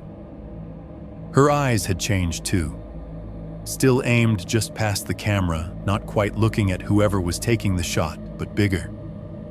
The irises seemed too wide, the whites too bright. They reflected more of the surrounding light than they should have, tiny glints, like there was something behind them shining forward. And her hand. 5 fingers. No question, no tricks of light. No, maybe I misremembered. All 5 were up now, palm facing the viewer fingers, perfectly extended and evenly spaced. Index, middle ring, pinky thumb, all raised in a gesture that was not a peace sign, not a wave, not anything except a count. I found myself counting them out loud anyway, my voice small and hoarse in the kitchen. 1, 2, 3, 4, 5. The stain at the bottom of the photo had swollen. What had once been a band of dried blood across the lower edge now looked like a pooling puddle. The lines that had radiated downward had grown thickened, spreading wider like fingers reaching across the paper. The red-brown had gotten glossier in places, catching the kitchen light in a way that made it look wet. The edges of that pooling shape reflected something. It was faint, just a warping of color, but if I stared long enough, letting my eyes unfocus, I could see a hint of shapes in the sheen. Long vertical lines, pale boxes, a rectangle of light that did not match my kitchen. It looked like the inside of an ambulance. Not in detail, no logos, no recognizable faces, but the sense of it. The way the light seemed to come from too many places at once, the suggestion of cabinets, the glint off metal rails. A corridor of white and stainless steel floating upside down in the surface of the red stain like a trapped memory. My own face hovered faintly above it, reflected in the fridge door, eyes wide, mouth slightly open. For a second, I could not tell which one of us looked more alive. I forced myself to look away, down to the table, down to the bone. It sat where I had left it, centered in the light. At some point, while I had been staring at the fridge, a ring had formed around it on the table, an irregular circle of moisture, as if someone had set down a cold glass and left it there too long. Tiny beads of condensation clung to the fake wood grain, catching the light in micro highlights. The air in the apartment was not cold enough for that. I had not brought in any drinks from outside. There was no leak above. The only thing on that table capable of making its own climate was the fragment of someone's hand. My mouth went dry.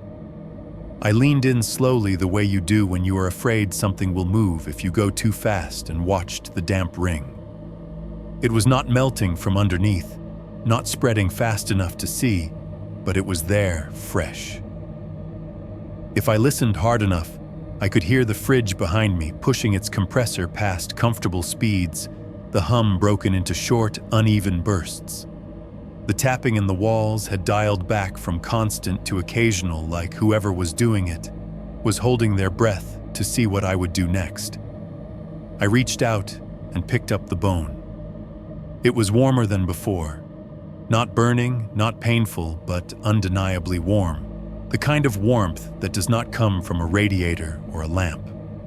The kind of warmth you feel when you hold someone's finger between yours to check their pulse and know instantly that they are still here. My own fingers remembered that sensation too well. The thumb joint under my index finger, the soft give of skin over tendon, the faint flex of muscle. This felt like that minus everything except the heat.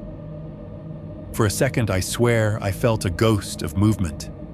A tiny, almost imaginary twitch against my palm, like a muscle struggling to fire without anything left to command it. "Stop," I whispered to it, or to myself, I could not tell. The word barely left my mouth before something laughed. It was not the wind. It was not a TV clip. I know those sounds. This was inside the room with me. A giggle. High and quick, the same one I had rewound in that grainy video over and over until it was embedded in my skull. It darted out of the air above the table like a thrown knife, one little slice of sound, sharp and bright ending, too fast to be human breathing. The light over the table flickered. Once, twice, 3 times. Each time the bulb went dark for just a fraction too long, plunging the bone in my hand, the wet ring on the wood, the photograph on the fridge into stuttering shadow before snapping back on. The last flicker held a heartbeat longer than the others, and in that half-second of dimness, I thought I saw her. Not in front of me, not in the doorway, in the glass of the photo itself. Her hand still held up, fingers splayed, seemed closer. Her eyes looked straight at me, not past me. The smile stretched one notch wider, teeth bright even in the failing light. Then the bulb steadied. The kitchen hummed and clicked and tapped like always. I stood there with a dead girl's bone warm in my hand and realized fully that whatever line I had been pretending existed between my job and my home, between their bodies and my life, between the call and the report and the fridge and the wall. I had just broken it. 5.1. The night the sky came down. Storms in this part of the country do not sneak in. They announce themselves. By late afternoon, the sky over town had turned the color of an old bruised yellow-gray at the edges, sickly green closer to the horizon. The air had that charged feel, heavy and restless, like everything was holding its breath. Weather alerts started chiming on every phone in the station, severe thunderstorm warning, high winds, possible ice. Dispatch's voice carried a different edge over the radio. "Be advised," she said. "Road conditions deteriorating. Multiple MVCs already reported in county. Expect heavy volume tonight." I was standing by the rig bay doors, watching the first hard drops of rain slap the concrete. They hit fast, and fat exploding into tiny splashes that smelled like asphalt oil and something metallic underneath, like someone had punched the sky and it was bleeding. My mind was not on the weather. It was on the bone sitting on my kitchen table at home in the circle of light from the overhead lamp, on the condensation ring around it that should not have been there, on the warmth of it in my hand, the not quite dead feeling of it. On the photo on my fridge, her hand held up with 5 clean fingers, smile stretched, 2 wide eyes, too bright. On the tapping that had followed in patterns 3, 2, 3, like someone working out a language on my walls. "Earth to hero," my partner said behind me. He slapped my shoulder, a quick, meaty smack that dragged me back into the bay. "You gonna stare at the weather all night, or you coming to work?" "I'm here," I said. "Feels like it's gonna be a fun one," he added, squinting at the boiling clouds. "Whole town forgets how to drive in the rain every single time." "Yeah," I said. My voice sounded flat to my own ears. The first crack of thunder rolled across the sky like a truck driving over the roof. Half a second later, rain went from hard to biblical.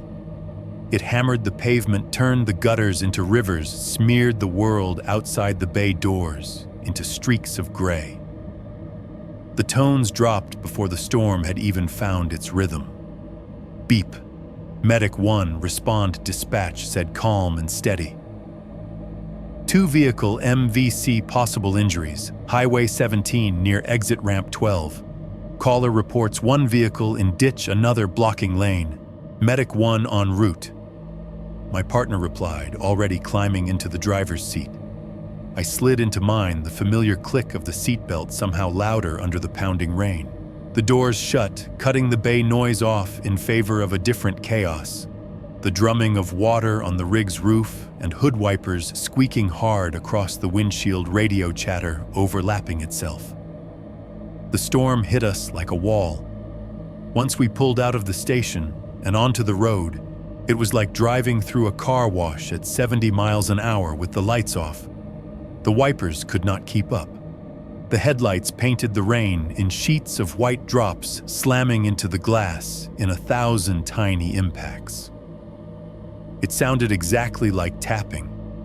Not the soft, deliberate tap, tap, tap I had heard on my fridge and windows, but close enough that my body did not care about the difference.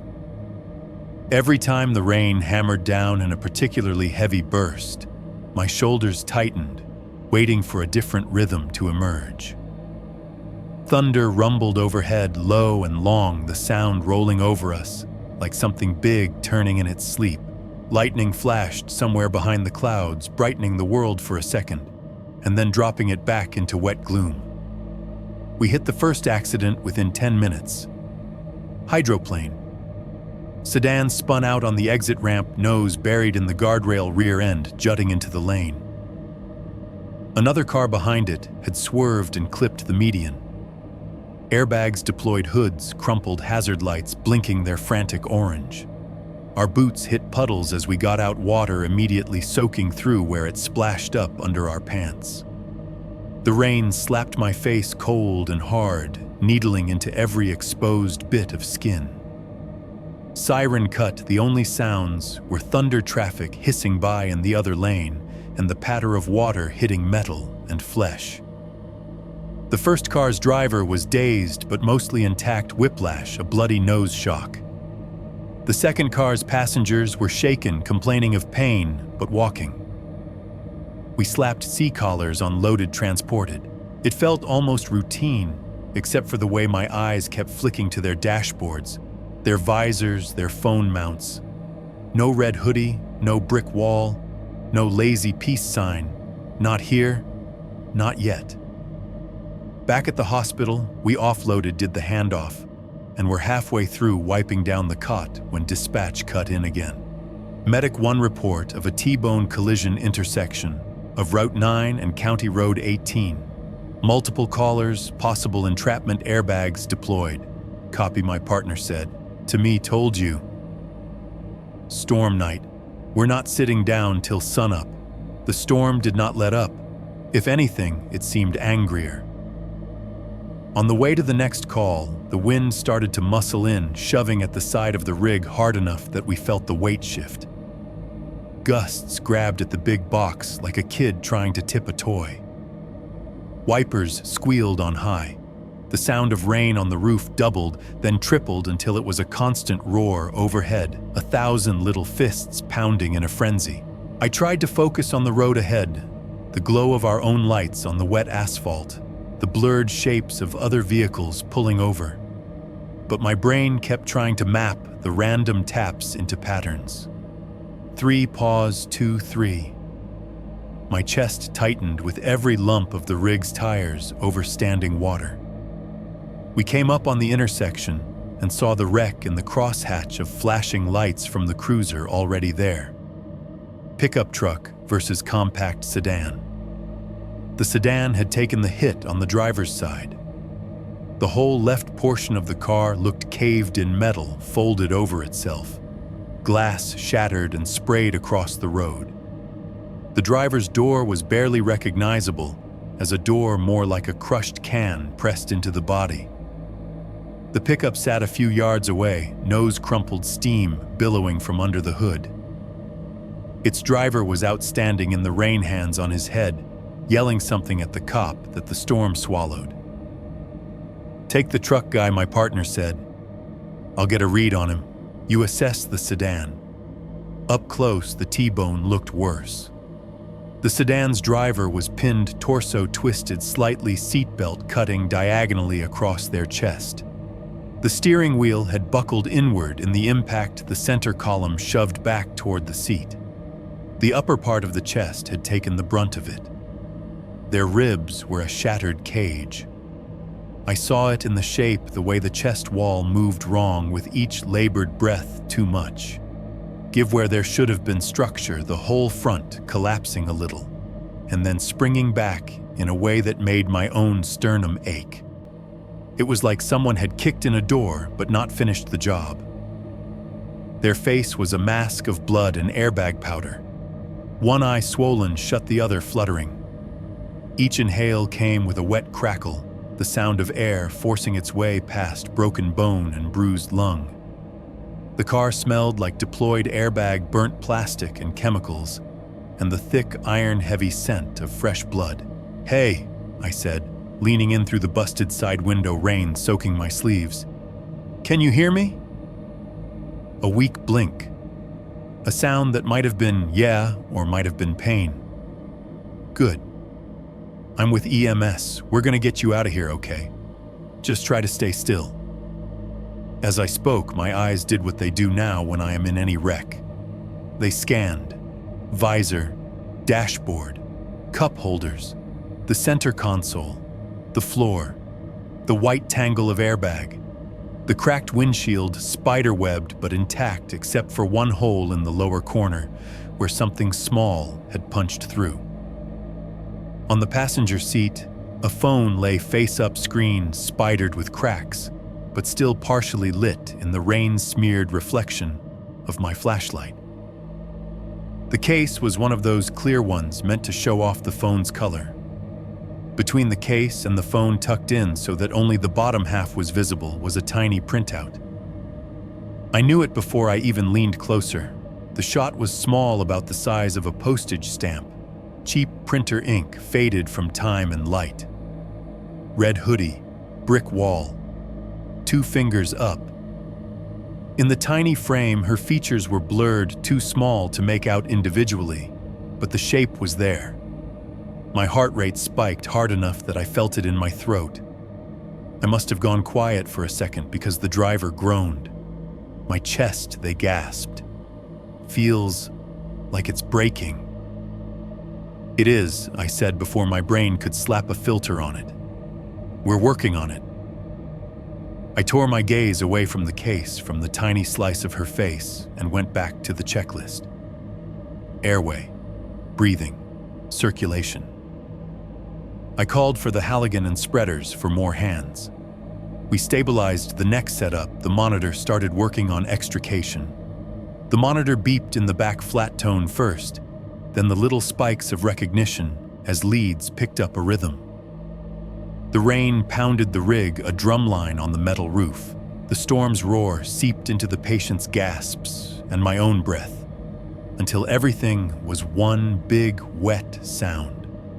Later, back in the rig with the driver on our cot, strapped and oxygenated ribs taped as best we could, the phone in its cracked case sat in the corner of my mind like another patient I couldn't unload. I looked at the little printout one more time before the nurse took the belongings bag. 3 seconds. That's all. Enough to see that in this miniature version, her hand looked off. The fingers were smudged. The ink bled a little, like someone had taken a wet thumb over them. I counted anyway. 2, I think. The next calls came fast. Hydroplane car and ditch driver, okay, passenger with broken arm, fender bender with an old man who looked more insulted than injured. A minivan that had spun across 2 lanes and gently kissed a barrier, the kids in the back, more scared by the siren than the impact. Every time we rolled up, I scanned. Wallets, dashboards, keychains, lock screens. Every red hoodie in a crowd made my pulse jump. Every brick wall in the background of a photo tacked to a visor made my stomach flip. Dude, my partner said finally, somewhere between the 3rd and 4th accident. Rain hammered the roof. Thunder grumbled, the monitor beeped idly between calls. What the hell are you doing?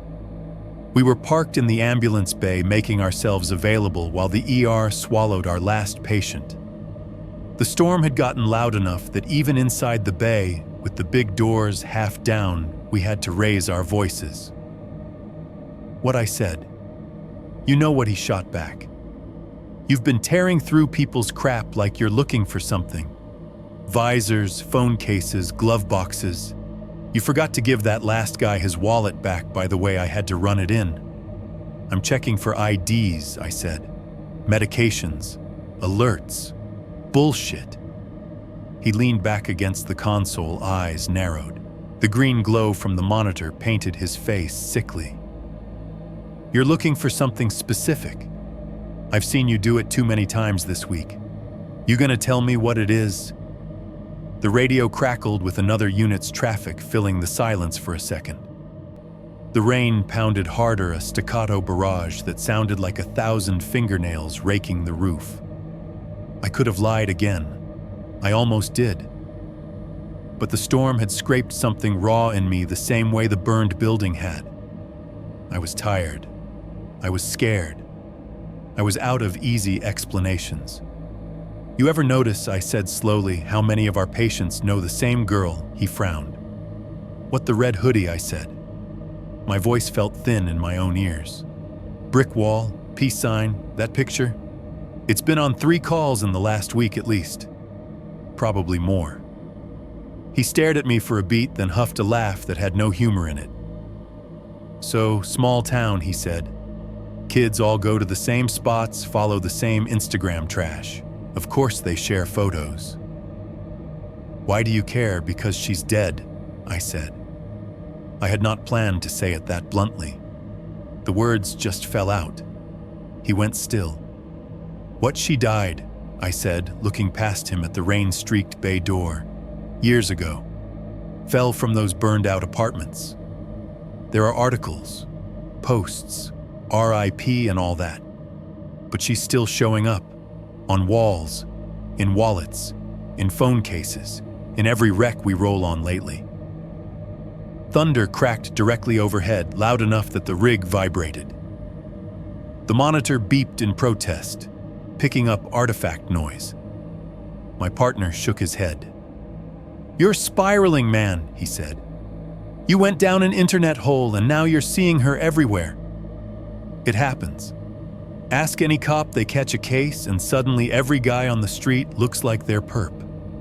You need sleep, or a shrink, or both. It's not just that I pressed.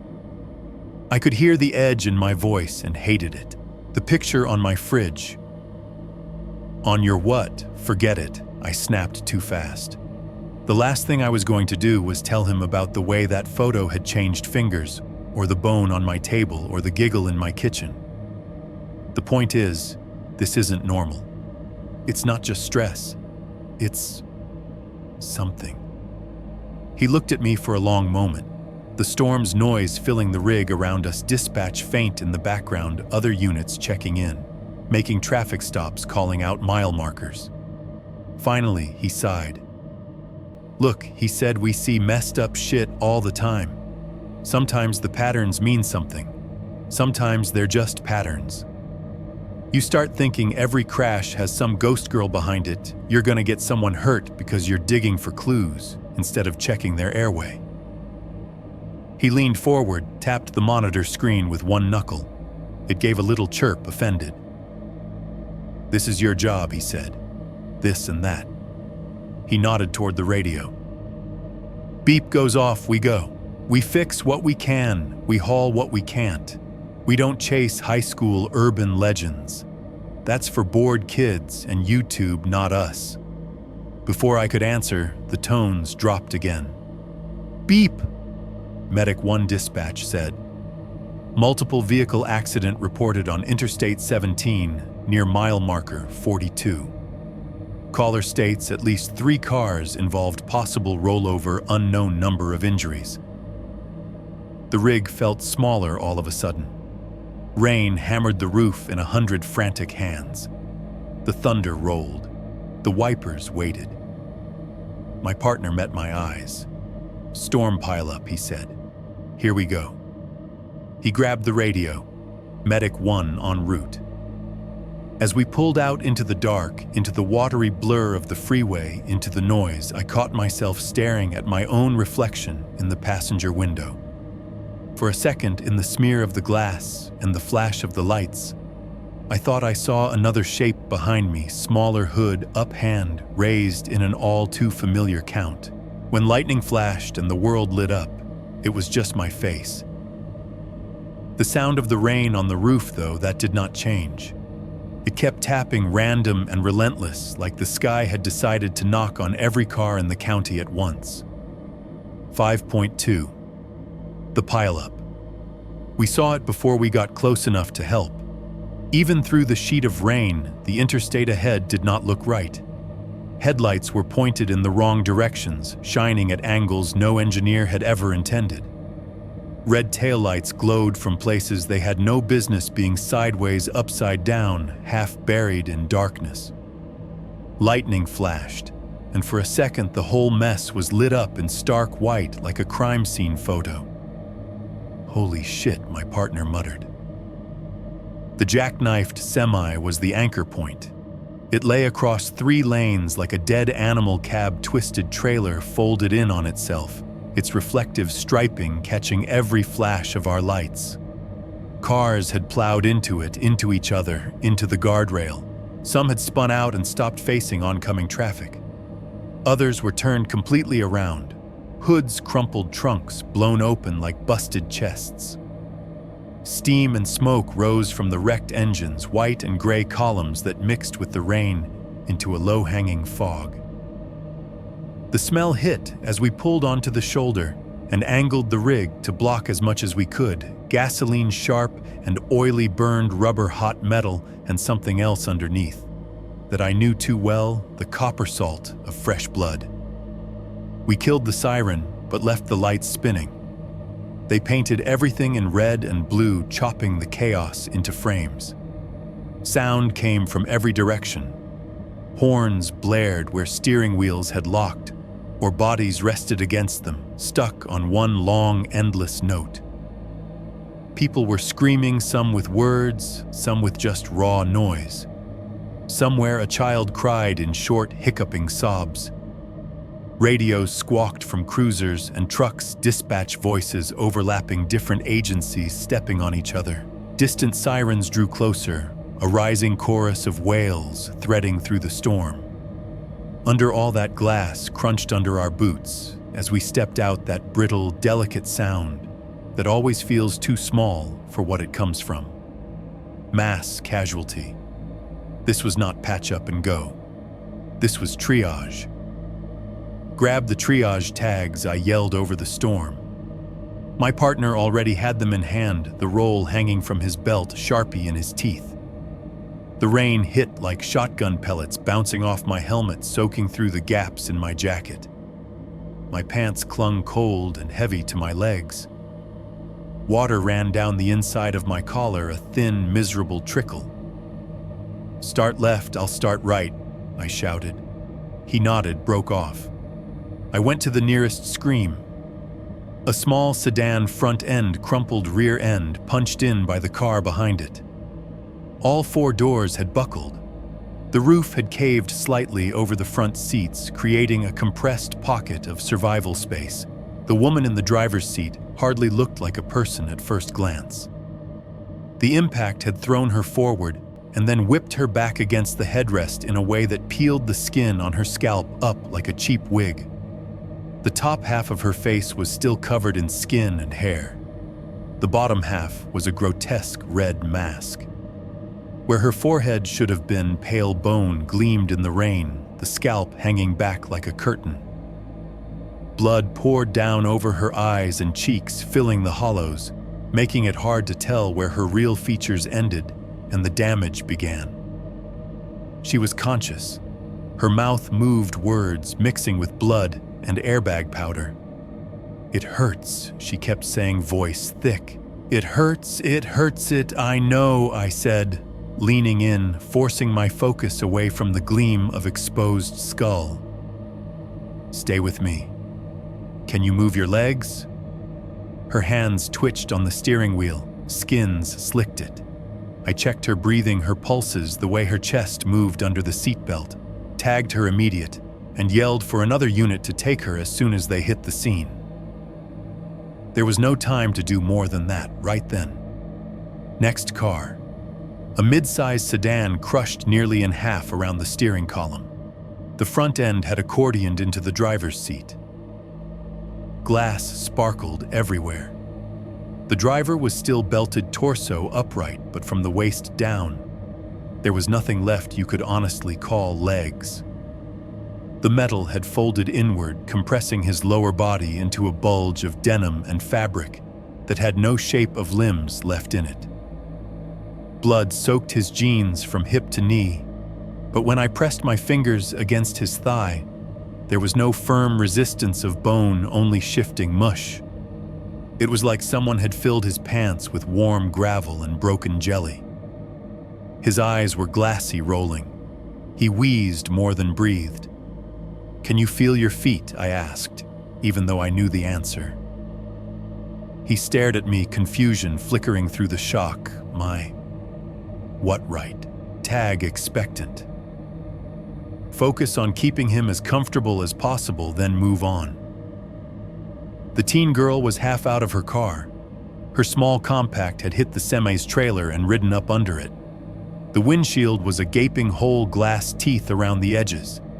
She was threaded through it, torso out on the hood, legs still inside, spine bent at a sick question mark.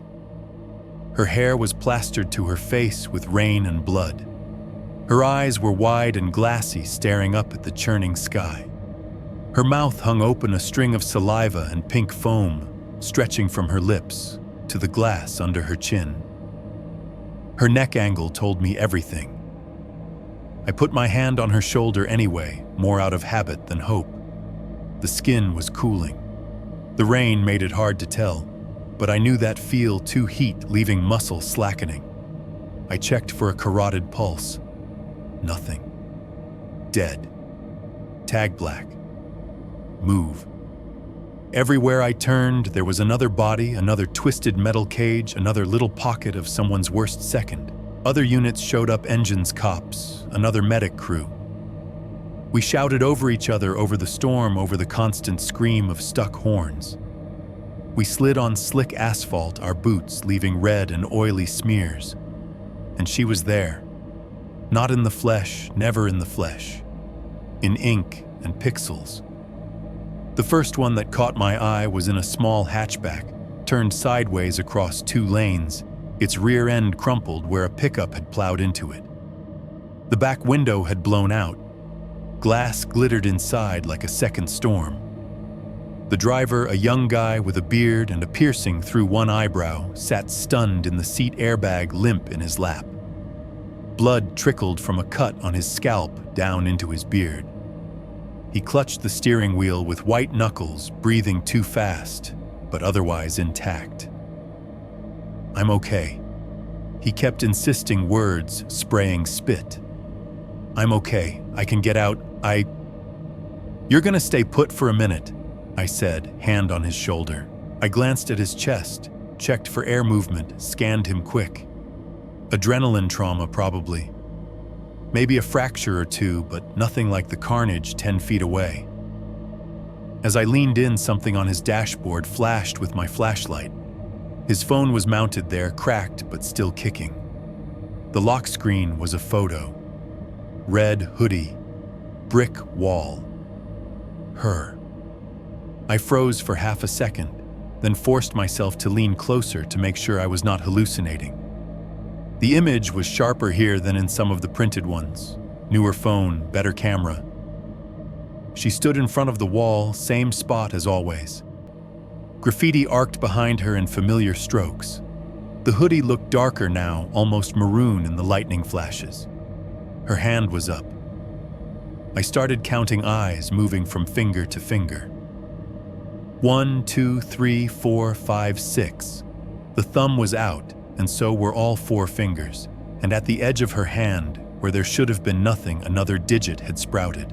It was too long, jointed, wrong, bending in a subtle extra angle that made my skin crawl. It looked like someone had taken 2 fingers and merged them, then stretched the result. I blinked, rainwater running into my eyes. The storm wind gusted through the broken window, carrying with it the smell of wet asphalt and gasoline and a shredded high sound almost too quiet to hear. For a moment, I thought it was a kid crying somewhere down the line of wrecks. Then I recognized it. A giggle. Clipped and sharp, carried on the wind in tiny broken pieces. It danced around the edges of the horn blasts and shouted orders impossible to pin down, but unmistakable in tone. "Dude, hey!" The driver's voice snapped me back. He had grabbed my sleeve fingers, digging in. "Am I bleeding a lot?" he asked, wide-eyed. "Is it bad?" "You're fine," I lied, tearing my gaze away from the screen. "We're gonna check you out, but you're walking away from this. Stay still." I tagged him yellow, called out for someone to get him on a board, when they could then moved on. Second car. Middle of the pile, sides crushed where it had been sandwiched between 2 heavier vehicles. The front passenger was slumped against the window, blood smeared across the glass in a fingerprint pattern that made my chest hurt. In the back seat, a girl in her early 20s lay sprawled across the bench, knocked out cold.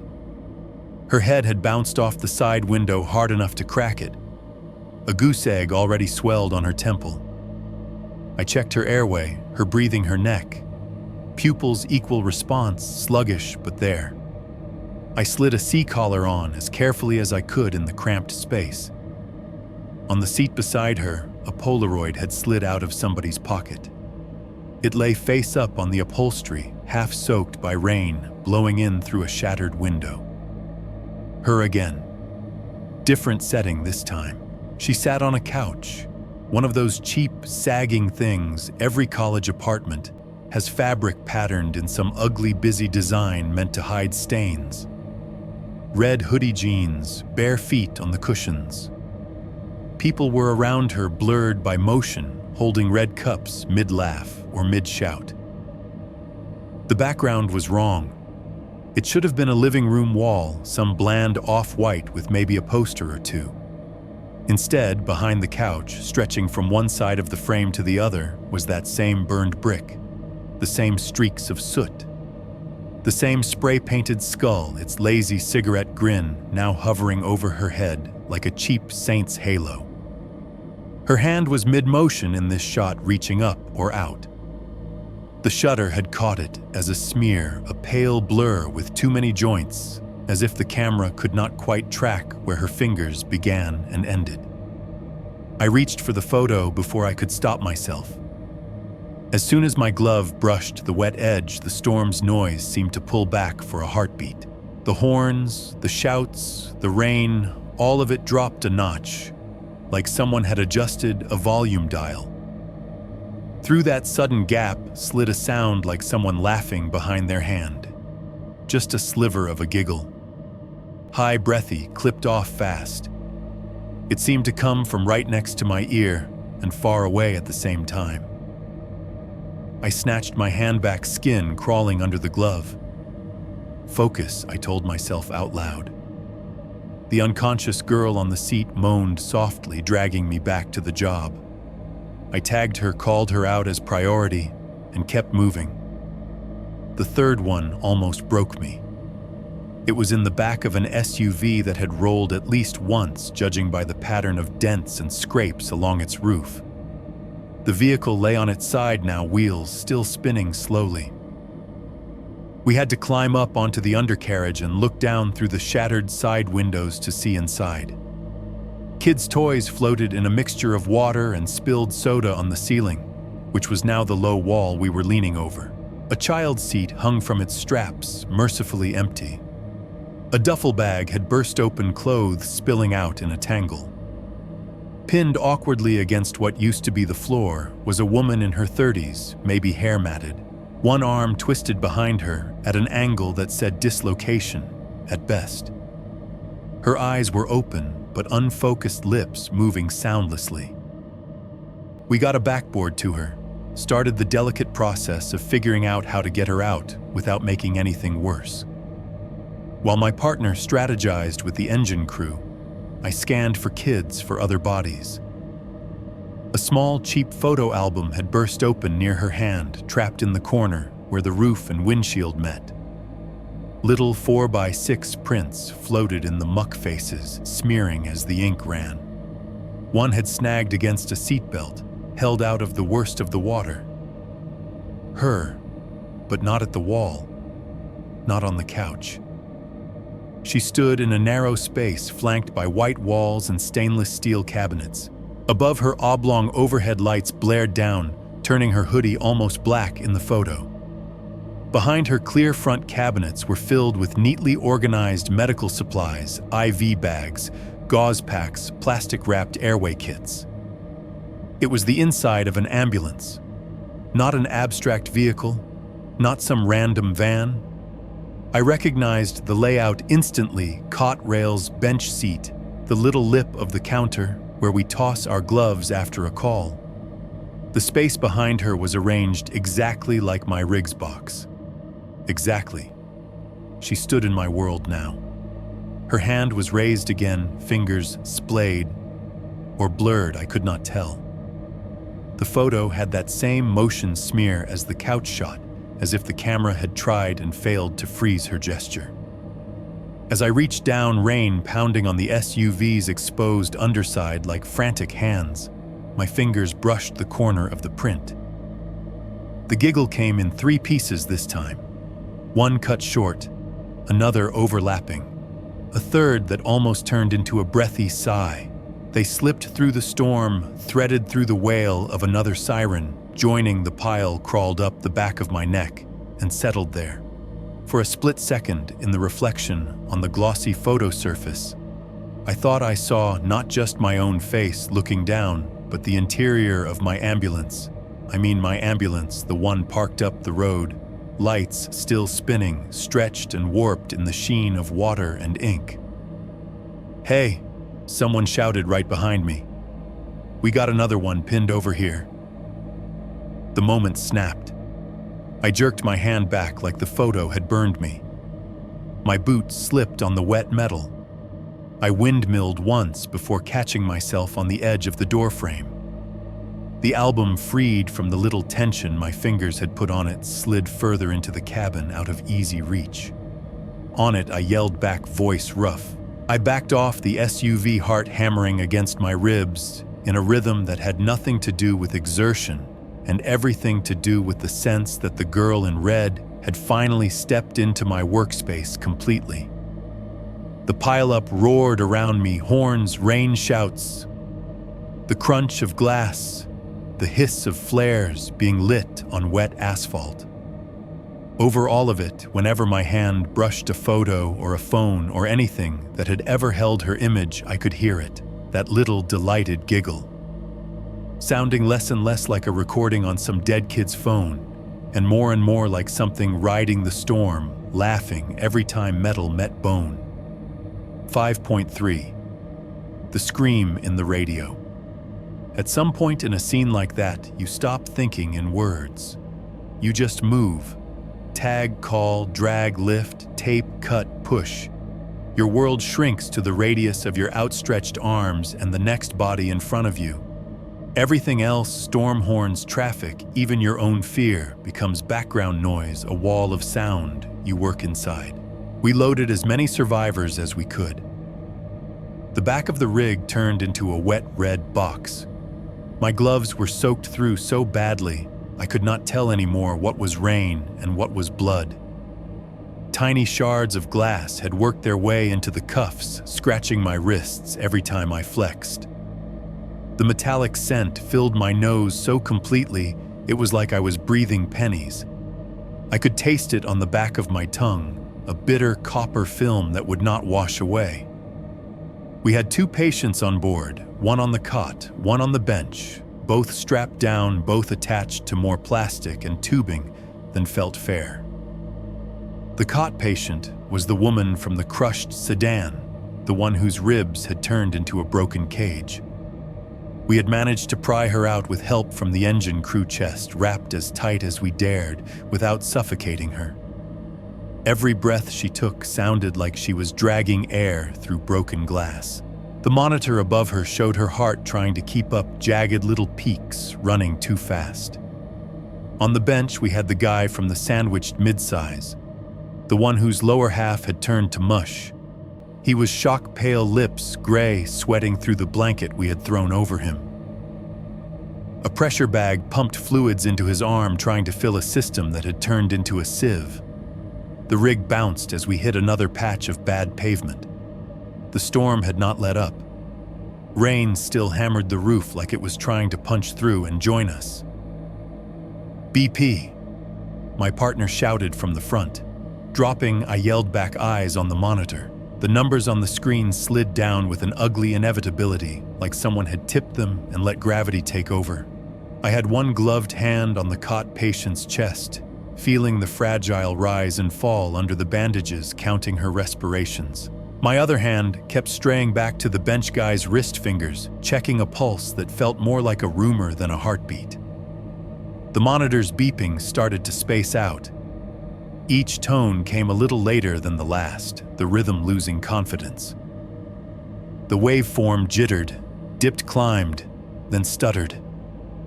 "Stay with me," I told him, "because that is what you say." His eyes fluttered open for half a second, pupils blown wide. His mouth moved, but whatever he tried to say drowned in the rattle of the road and the storm. The next beep took too long. There was a flat, awful pause where my brain tried to fill the gap with hope. Maybe the lead slipped. Maybe artifact. Maybe the line on the monitor skidded sideways and then leveled out. One long, straight line. One high, continuous tone. If you have never heard that sound in person, count yourself lucky. In the movies, it's a cliché. In real life, it is a knife. It cuts right through everything else, no matter how loud the world is. A systole. I said automatic. We're losing the bench. My hands were already moving, checking leads, palpating for any hint of a pulse, confirming what I already knew. There was nothing left to save except the paperwork. In that exact second, the radio exploded, not the monitor. The rig radio mounted above the cab, linked to dispatch, usually the calm, sane voice in any nightmare. It screeched. A burst of sound ripped out of it, shrill, glitchy, like someone had slammed all the buttons at once and driven it off a cliff. White noise, digital distortion fragments of a voice shredded by interference. The tone cut across the flat line like a saw. My partner swore from the driver's seat. "What the hell was that?" he yelled, reaching up to smack the radio with his palm, as if that would knock the static out of it. For a half second, the windshield lit up white. Lightning hit somewhere close enough that the flash turned the world outside into a washed-out photograph. The inside of the cab went negative, everything stark and colorless, every raindrop visible, every crack in the glass lit. In that frozen instant, I saw someone on the highway median, a figure, slim hood upstanding between the guardrails, like the storm had carved out a stage for her. Red hoodie, darker in the flash, but unmistakable now, sleeves hanging head-tipped slightly to one side. Her hand was up, not in a wave, not in a plea, just raised fingers spread in a gesture that did not mean anything human, something beyond counting now. The flash died. The world went back to smeared gray and frantic red-blue wipers squealing across the windshield tires, hissing on wet asphalt. The median was empty. The radio cut off mid-static. Dispatch's voice came back in calm as ever, as if the scream had not happened. "Repeat, units on scene advise if you need additional ambulances. Medic 1 status. Medic 1 transporting 2 criticals," my partner answered, voice a little too loud. "1 code 1 unstable. ETA 6. You're breaking up," Medic 1 dispatch said. "Say again." Her words were clean, no distortion, no shriek behind them. We lost the bench patient 3 minutes later. We worked him like we were supposed to, compressions on the bench, fluids, medications. But you know when you're just beating on a body because the rules say you have to try. His life had already gotten off at the wreck. We were just escorting what was left to the hospital. By the time we rolled into the bay, my shoulders burned from CPR, my gloves were slick with a mix of sweat and someone else's blood, and every sound, the monitor tone, the rain, the creak of the rig's suspension, had mashed into one continuous roar in my head. Later, they would pull the radio traffic from that run for review. They always do after a big incident, to see what went wrong, what could have gone better. Somewhere in a small, stale room, people would sit around a table and listen to dispatch recordings like they were black boxes from a plane crash. Someone played that clip for us in the debrief. We all sat in the training room, fluorescent lights too bright, coffee cooling in styrofoam cups, uniforms stained with things that had not entirely washed out yet. The whiteboard at the front had Interstate 17 MCI after action, written in squeaky marker. A supervisor hit play on the laptop. Dispatch chatter filled the room. Medic 1 status, Medic 1 transporting 2 criticals, 1 code 1 unstable, ETA 6. Then right where the glitch had hit us, there was a burst of sound. Stripped of the storm, the rig noise, the adrenaline, it was somehow worse. The speakers spat out a high, warped shriek of audio like someone had recorded a laugh and then dragged it back and forth over a rusted nail. The distortion twisted it, but underneath the static, you could hear it. A girl laughing, not a full, joyous laugh. A quick, high giggle, the same one from the rooftop video from the burned-out apartments, from the edge of my kitchen. It clipped on and off in less than a second, then cut back to clean dispatch audio. The room went very quiet. That interference, one of the supervisors said finally, too quickly. "We're checking with IT, see if it was weather-related. Might be cross-channel bleed from another system." Nobody volunteered what system in town had a feed of a teenage girl giggling. I stared at my boots. The treads were still stained a rusty brown around the edges, where the scrub brush had not quite reached. Glass dust glittered faintly in one groove when the overhead lights caught it. Under the table, I could hear a soft, irregular sound, knock, knock, tap, as if someone was bouncing their foot or maybe drumming their fingers against the metal bar that ran along the underside. Except when I glanced to the side, nobody was moving.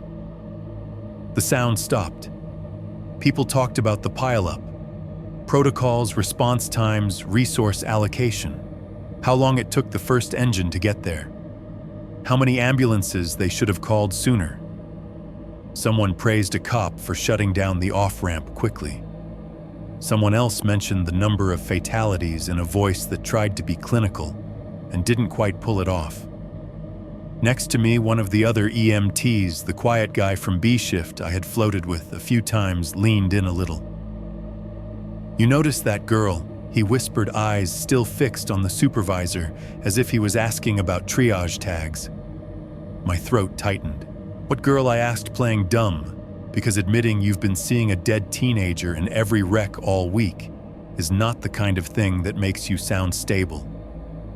"The one in the pictures," he said. His jaw flexed. Red hoodie. Brick wall. "I saw her on some kid's phone in the pileup. Lock screen. Gave me the creeps." I swallowed. "Yeah," I said. My voice came out rough. "Yeah." He glanced at me, then brief eye contact that held more than the words. Looked wrong. Like she was standing in front of something behind the party. I don't know. Probably nothing. Just stuck in my head. I almost told him everything right then, the bone, the fridge, the finger count changing the shadow on the wall at the burned-out complex, the laugh in the radio. Instead, I watched his eyes slide away, his shoulders hunch a little. He had that cagey look of someone who has decided they do not want to think about something any more than they have to. If I pushed, I would just drag him into the same hole. "So many kids," he said under his breath, more to himself than to me. "Feels like they all know each other."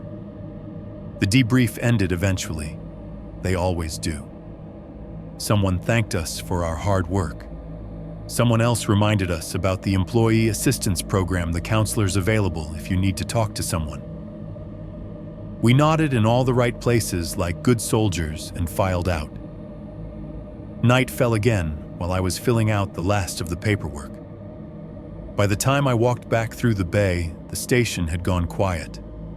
Most rigs were out or parked dark. The only light came from a few overheads left on for safety, casting long, pale rectangles onto the concrete floor.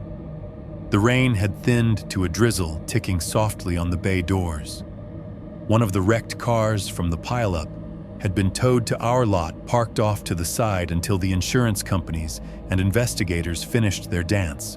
It sat under a lone security light, metal bent windows, patched in plastic that fluttered in the wind. I told myself I was going to my locker. My feet took me to the car. Up close, it looked smaller than it had on the interstate. They always do when the adrenaline drains away. The SUV that had held the photo album still had a faint smear of my glove on the side panel where I had braced myself. The passenger side window was still shattered. I climbed up on the frame the way I had before, leaned in, and let my flashlight cut through the shadows. The photo album lay where it had fallen, its plastic pages warped by water. With the storm gone, everything inside had dried into a stiff, curled mess. I reached down and carefully pried one of the pages up. There she was. The shot of the ambulance interior had held up better than I expected. The colors were muted edges, a little fuzzy from moisture, but the image was clear enough. Red hoodie center of frame, overhead lights blazing down, bleaching the top of her hair almost orange. The hoodie's color had darkened closer to black, the way red looks when you suck all the life out of it. Behind her, the cabinets were exactly where they should be, same layout, same rows of plastic-wrapped supplies. I knew that arrangement too well. On the left, the sharps container mounted a few inches above the counter. Next to it, the small laminated sticker with the faded warning label someone had stuck there years ago. The scuff marks on the floor where gurney wheels had worn tracks into the rubber. The chip in the edge of the bench where someone had dropped an oxygen tank once. It matched my rig. Not an ambulance like mine. Not similar layout. My ambulance. Every imperfection lined up. Even the little smiley face sticker some bored medic had put on the cabinet door years back as a joke. There it was, half-peeled, smiling from behind her shoulder. My skin went cold under my uniform. At the far edge of the frame, half cut off by whoever had not bothered to center the shot, was the gurney. Most of it was out of the picture, but you could see the rails, the white sheet, and the shape lying on it. A body in a dark uniform.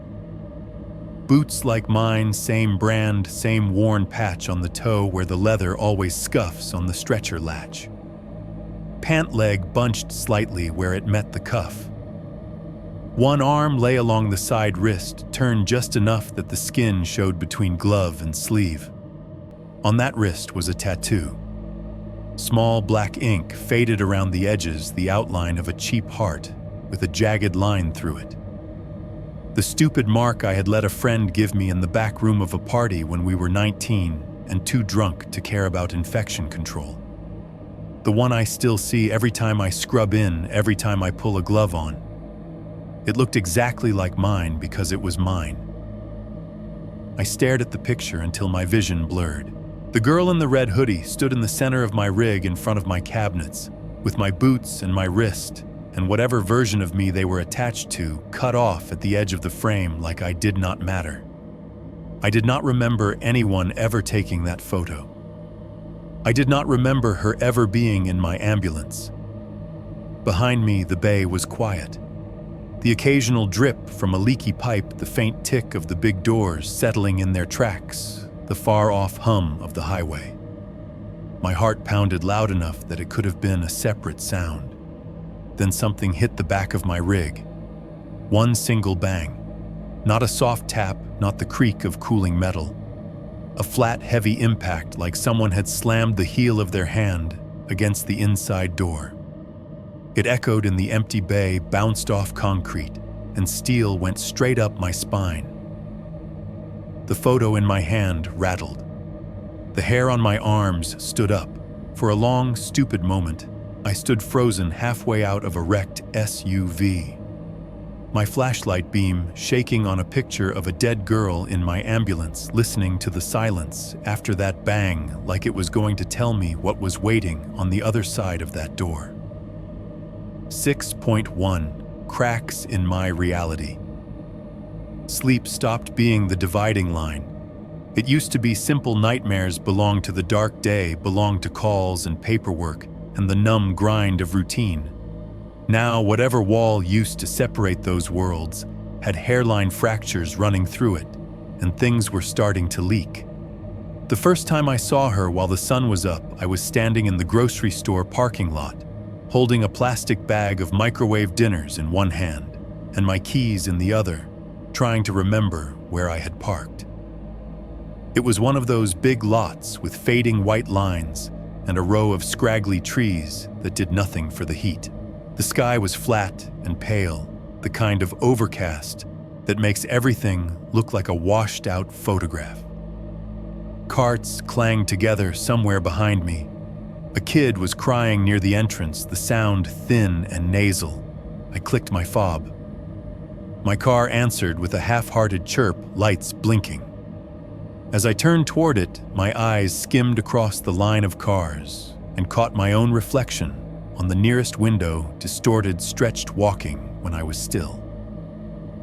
For half a second, there were two of us, me in the foreground, bag and hands, shoulders hunched, and behind that shape, layered into the glass, another figure, smaller, hood up, head tipped slightly. a smear of red where her torso should have been like a glitch in the reflection. Her hand was up, fingers splayed. My heart hiccuped. The bag handles bit into my palm as my hand clenched. I spun around expecting to see someone actually there behind me in the lot. Nothing, just cars and carts, and a lady loading bottled water into her trunk, with a toddler strapped screaming into a car seat. When I looked back at the window, it was only me stretched and warped by the angle one tired guy in a discount jacket. Sleep, I told myself. You need sleep.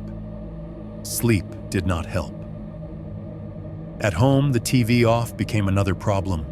The black screen used to be nothing, a dead rectangle in the corner of the living room.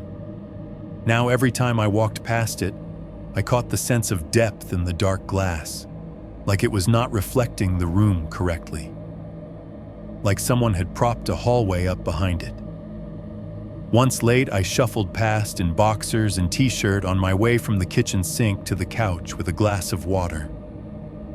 Out of the corner of my eye, the television gave me back more than it should have.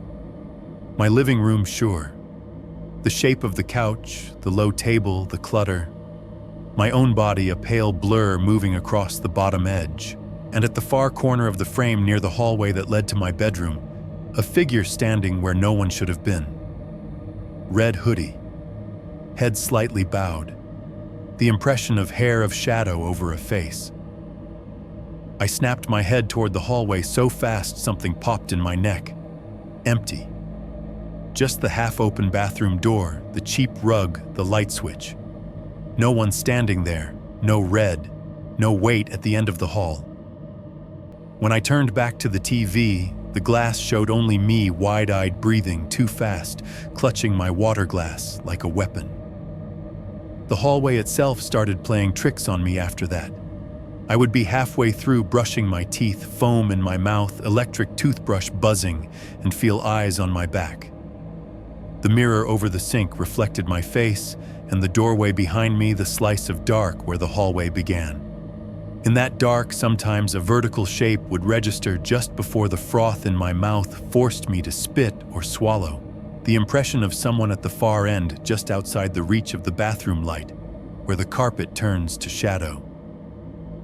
I caught myself starting to close doors more. Bedroom door, bathroom door, even the closet. Not all the way, never the satisfying click of a latch, just a mostly shut, as if by accident kind of angle. Enough that I did not have to see the full stretch of the hall when I lay on the couch and pretended that the TV's light was enough to keep anything at bay. The sounds in the apartment got worse. The tapping did not stop. It evolved. What used to be distinct knocks on glass or pipes started to seep into other noises. The click of my stove's igniter when I turned a burner on seemed to fall into a familiar 3-beat pattern, tick, tick, tick. Pause. Tick, tick. Tick, tick, tick. The drip from my bathroom faucet hit the sink in a rhythm that was too deliberate, like water trying to speak. The wall clock in the living room, a cheap battery-powered thing with a second hand that jumped in little ticks, started to line up with them. Tap, drip, tick, click. Different sources, different distances, but sometimes they all snapped into sync for a few seconds, beating together in a pattern that made the skin between my shoulder blades itch. I would sit there on the couch, remote in hand, pretending to scroll through streaming options and listen to my apartment learn how to count. Work did not stay safe either. I used to be good at putting things in boxes. Home box, work box, weird, haunted girl box.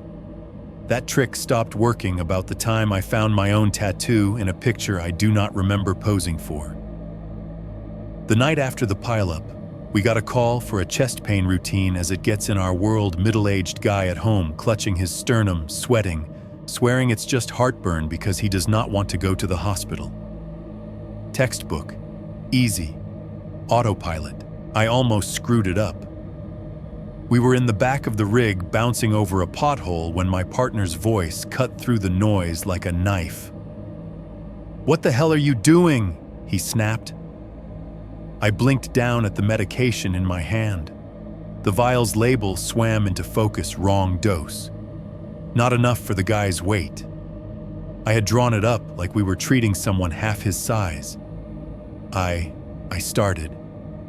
Jesus, man, my partner said.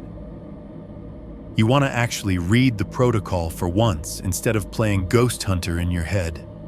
The Riggs box suddenly felt half the size. The air back there always smells the same plastic antiseptic wipes, the faint rubber tang of gloves layered over whatever fresh scents the last call brought tonight. Sweat and cheap cologne, and the sour hint of stomach acid. The cabinets rattled as we hit another patch of rough road. The cot straps creaked when the patient shifted, grunting. Above us, the radio spat static as dispatch talked to another unit. The words blurred, just a rise and fall of sound, until for a heartbeat, I thought I heard that giggle break through, hiding under the interference. Correct it, my partner barked. Now. I fixed the dose with hands that did not feel like they belonged to me, muscle memory doing what my head had failed to. Sorry, I muttered. Sorry won't mean shit when you tank somebody's blood pressure because you can't keep your brain where your feet are, he shot back. His eyes were hard, but under the anger was something I did not want to name: fear. You've been off for weeks, forgetful, staring at nothing, tearing through people's stuff like you're looking for treasure. I'm not riding with a liability. The patient groaned on the cot. Am I gonna die? He wheezed. Not tonight, my partner said without looking away from me. Not from us. I swallowed. The walls of the rig pressed in. The overhead lights felt too bright, turning every scuff and stain into a highlighted flaw. The monitor beeped steadily, blessedly normal for once, but it might as well have been a metronome counting down to something else. I'm fine, I said. It sounded as weak as it felt. You're not, he snapped. You're seeing things. You're hearing things. Don't deny it. I opened my mouth to argue, to say you have no idea what I'm dealing with. To say there's a girl in a red hoodie in every wreck we roll on now, and she's carrying pieces of us around like trading cards. To say I brought part of her home. I think I brought more than that. There is a photo on my fridge that is changing when I'm not looking, and last night it showed me dead on my own stretcher. The words got as far as the back of my teeth and stopped. Because saying them out loud felt like opening a door I would never close again. Like admitting that this was not just bad coping or stress or sleep deprivation, that this was real in a way that would not go back into the dark just because I asked nicely. I pictured his face if I told him. The way his eyes would shift from anger to worry to something like pity. The call he would make to the supervisor afterward. The voluntary time off that would not actually be voluntary. The counselors. The questions. The sideways looks. I choked it back. I'm just tired, I said instead. The same lie worn thin now, but still the easiest one to reach. The storm, the pile-up. It's a lot. No shit, it's a lot, he said. It's a lot for all of us, but you don't see me zoning out in the middle of a run. You don't see me staring at the back door like something's knocking on it. My eyes flicked to the rear doors on instinct, the little square window in each one showing only streaking darkness and the blur of headlights behind us. Something thumped faintly in the chassis as we hit a bump. Tap. My throat tightened. I'll get it together, I said. I swear. He held my gaze a second longer, then swore under his breath, and turned back to double-check the monitor, as if trust could be measured in millimeters of waveform. Do it fast, he muttered. Before you see that damn girl in here too. Too late, I thought. But I did not say that either. I stayed in that cramped plastic bright box, listening to the radio hiss and pop overhead, smelling antiseptic and adrenaline, feeling the weight of everything I was not saying settle in the corners like something growing mold. Outside, the city rolled past in streaks of sodium orange and neon. Inside, my reflection stared back at me from the dark patch of the cabinet glass, and for a second, just a second, a hooded outline seemed to stand just behind my shoulder. Hand raised in a gesture caught between a wave and a count. 6.2. The fridge revelation. By the time that night rolled around, avoiding the fridge had become a full-time job. I had gotten good at moving around it, like it was an animal I did not want to wake. Grab takeout, shove it into the microwave, keep my back to the white door with the magnet on it. Fill a glass at the sink and drink it right there instead of turning around. Sleep on the couch so I did not have to walk past it in the dark. But the thing about avoidance is eventually the thing you are avoiding notices. The tapping got worse. It was not random anymore, not a lazy drip of noise. It came in volleys straight from the fridge door. Light at first, tick, tick, tick like fingernails on painted metal. Then harder enough that the cabinet doors on either side trembled in their hinges, dishes inside clinking. Sometimes it came from the top of the fridge, sometimes from the lower part just at knee height, like someone crouched inside was trying different spots, testing for weaknesses. I turned the TV up. It still bled through. I flushed the toilet just to hear a different kind of plumbing knock. It threaded under that too. On that particular night, after another shift that smelled like rain and disinfectant and stale hospital coffee, I walked into the apartment, and the first thing I heard was not the familiar uneven hum of the compressor. It was the tap. Right away. 3 solid knocks that rattled everything on the cheap countertops. Tack, tack, tack. It sounded less like a request and more like a demand. I stood in the doorway, keys still in my hand, boots half off heart, doing a weird stutter. The living room was dim TV off the glow from the parking lot bleeding through the blinds in horizontal stripes. The hallway to the bedroom sat in its usual dull shadow. The only real light came from the kitchen, harsh yellow-white fluorescence spilling onto the linoleum like interrogation room lighting. The tapping came again faster this time, like a kid impatient in a bathroom stall. "Fine," I said. My voice came out hoarse. It seemed too loud in the quiet apartment, like it did not belong to me. I kicked my boots off the rest of the way and walked toward the kitchen. The linoleum was cold under my bare feet, an old cheap chill that seeped up through the soles and into my legs. The overhead light buzzed steadily, casting every crumb and stain into sharp detail. The fridge stood there in its corner, squat, and ugly white enamel stained faintly around the handle where 1,000 hands had touched it. The magnet, a cheap tourist thing someone had left in the rig break room years ago, and I had pocketed without thinking, held the photo up at eye level. The door vibrated with the last few taps, a subtle shiver running through it, as if something behind it was stilling itself as I approached. I stopped about a foot away. Up close, the hum of the compressor had changed. It wobbled, warbling between pitches, like it could not decide what tune to play. The vibration traveled up through the door and into the magnet, buzzing faintly under my fingers when I reached out and touched it. The photo had changed again.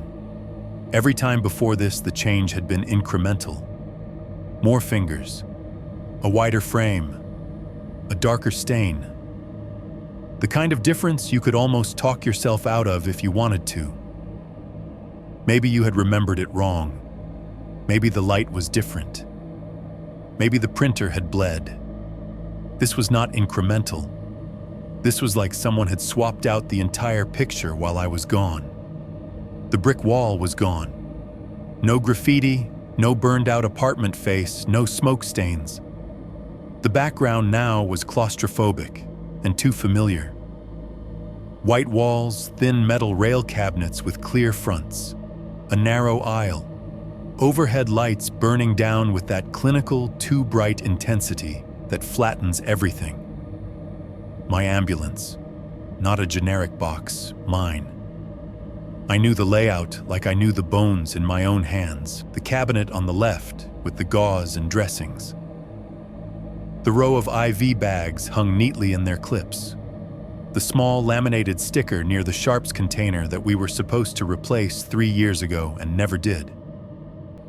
The scuff mark on the bench seat from the time a combative drunk had kicked his boot heel into it over and over. It was all there, frozen behind the glass of the photo in colors a little too saturated under the kitchen light. She was standing just inside the open back doors. The photo was taken from outside the rig looking in. The doors framed her like a stage. The red hoodie hung off her shoulders darker than it had ever been, the fabric stiff-looking, soaked in patches, with something that did not reflect like cotton should. Blood. It spattered across her chest, up one sleeve in a high arc along the hood, like someone had shaken their head hard in front of her. The shade of it was wrong for ink. It had that deep, almost black red that photographs only catch when the flash hits something still wet. Her face was sharp now. Before it had always been a little soft, like the camera had caught her mid-motion or the print had faded. Now there was no blur. Every line was too clear. Jaw, cheekbones, the slight asymmetry of her nose. Her lips were parted in a smile that showed teeth white, straight, too many glimpses of molar in a grin that should not have reached that far back. Her eyes were not looking past the camera anymore. They were locked dead center, straight out of the photo, straight into mine. Even through the flat sheen of the print, they had depth. Dark iris's pupils blown just a little wider than normal, reflecting the light in the kitchen as twin pinpoints of white. Standing there, I had the sick, distinct sensation that she could see me. Not in some abstract way, actually see me standing in my filthy uniform socks, damp shoulders slumped. Her hand was the worst part. It had always been her hand in a way. The count. 2 fingers becoming 3, then 4, then 5, then 6 in someone's phone case. A joke at first, a weird coincidence, then a tally of something I was too slow to name. Now it was not a hand anymore. It was a fan of bone and skin raised beside her like a grotesque flag. At a glance, it looked like 7 fingers. 7 long, pale digits, all at different stages of wrong. Some still sheathed in ragged skin, torn in places to show the chalky white underneath. Some bare-bone phalanges gleaming under the rig's overhead lights joints, knuckled in ways that did not line up with any anatomy chart. They were splayed wide, reaching almost from the top of the frame to her waist. The palm that held them all together was too wide, too stretched meat, pulled across something that had grown beyond what it was meant to hold. Each digit was slightly different in length and thickness, as if taken from different hands and grafted on. The longer I looked, the more I thought I saw little details, nicks in the bone, familiar scars and the scraps of skin. One near the hilt of the fan had a jagged white line across the knuckle that looked unnervingly like the scar on my own index finger from where I had sliced it on a broken IV ampule years ago. Behind her on the gurney lay a man. Uniform, dark navy shirt, reflective tape at the hem. Black duty pants. Boots I did not need a second to recognize, same brand, same worn spot on the toe where the leather had been scuffed by years of stepping up into the rig.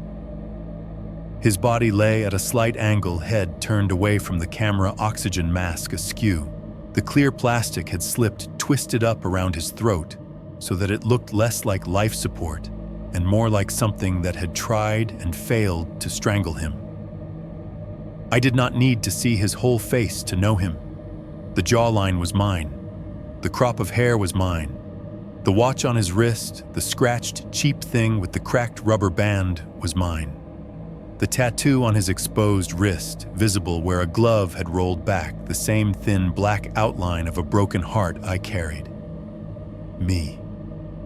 I was looking at myself on my own stretcher inside my own rig in a photo that should not exist. For a long, horrible moment, my brain refused to process it. It kept trying to slide off the image to tell me this was some trick of angle or a look-alike. That lots of EMTs wear the same boots. That lots of idiots get the same dumb tattoos when they are drunk and 19. Then my gaze snagged on a small, stupid detail, and all the excuses burned away. Near the foot of the gurney on the rig floor was a stain. Not blood, not oil.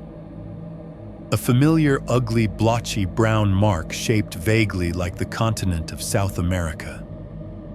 I knew that stain. It had not been in the ambulance for most of my career.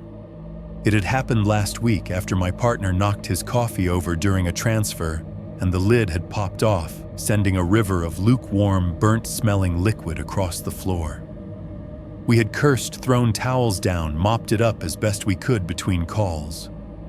But coffee has a way of staying. The sugar sticks. The cream curdles into the non-slip texture of the rubber. It leaves a ghost behind. I had stepped around that stain 3 times on shift today alone.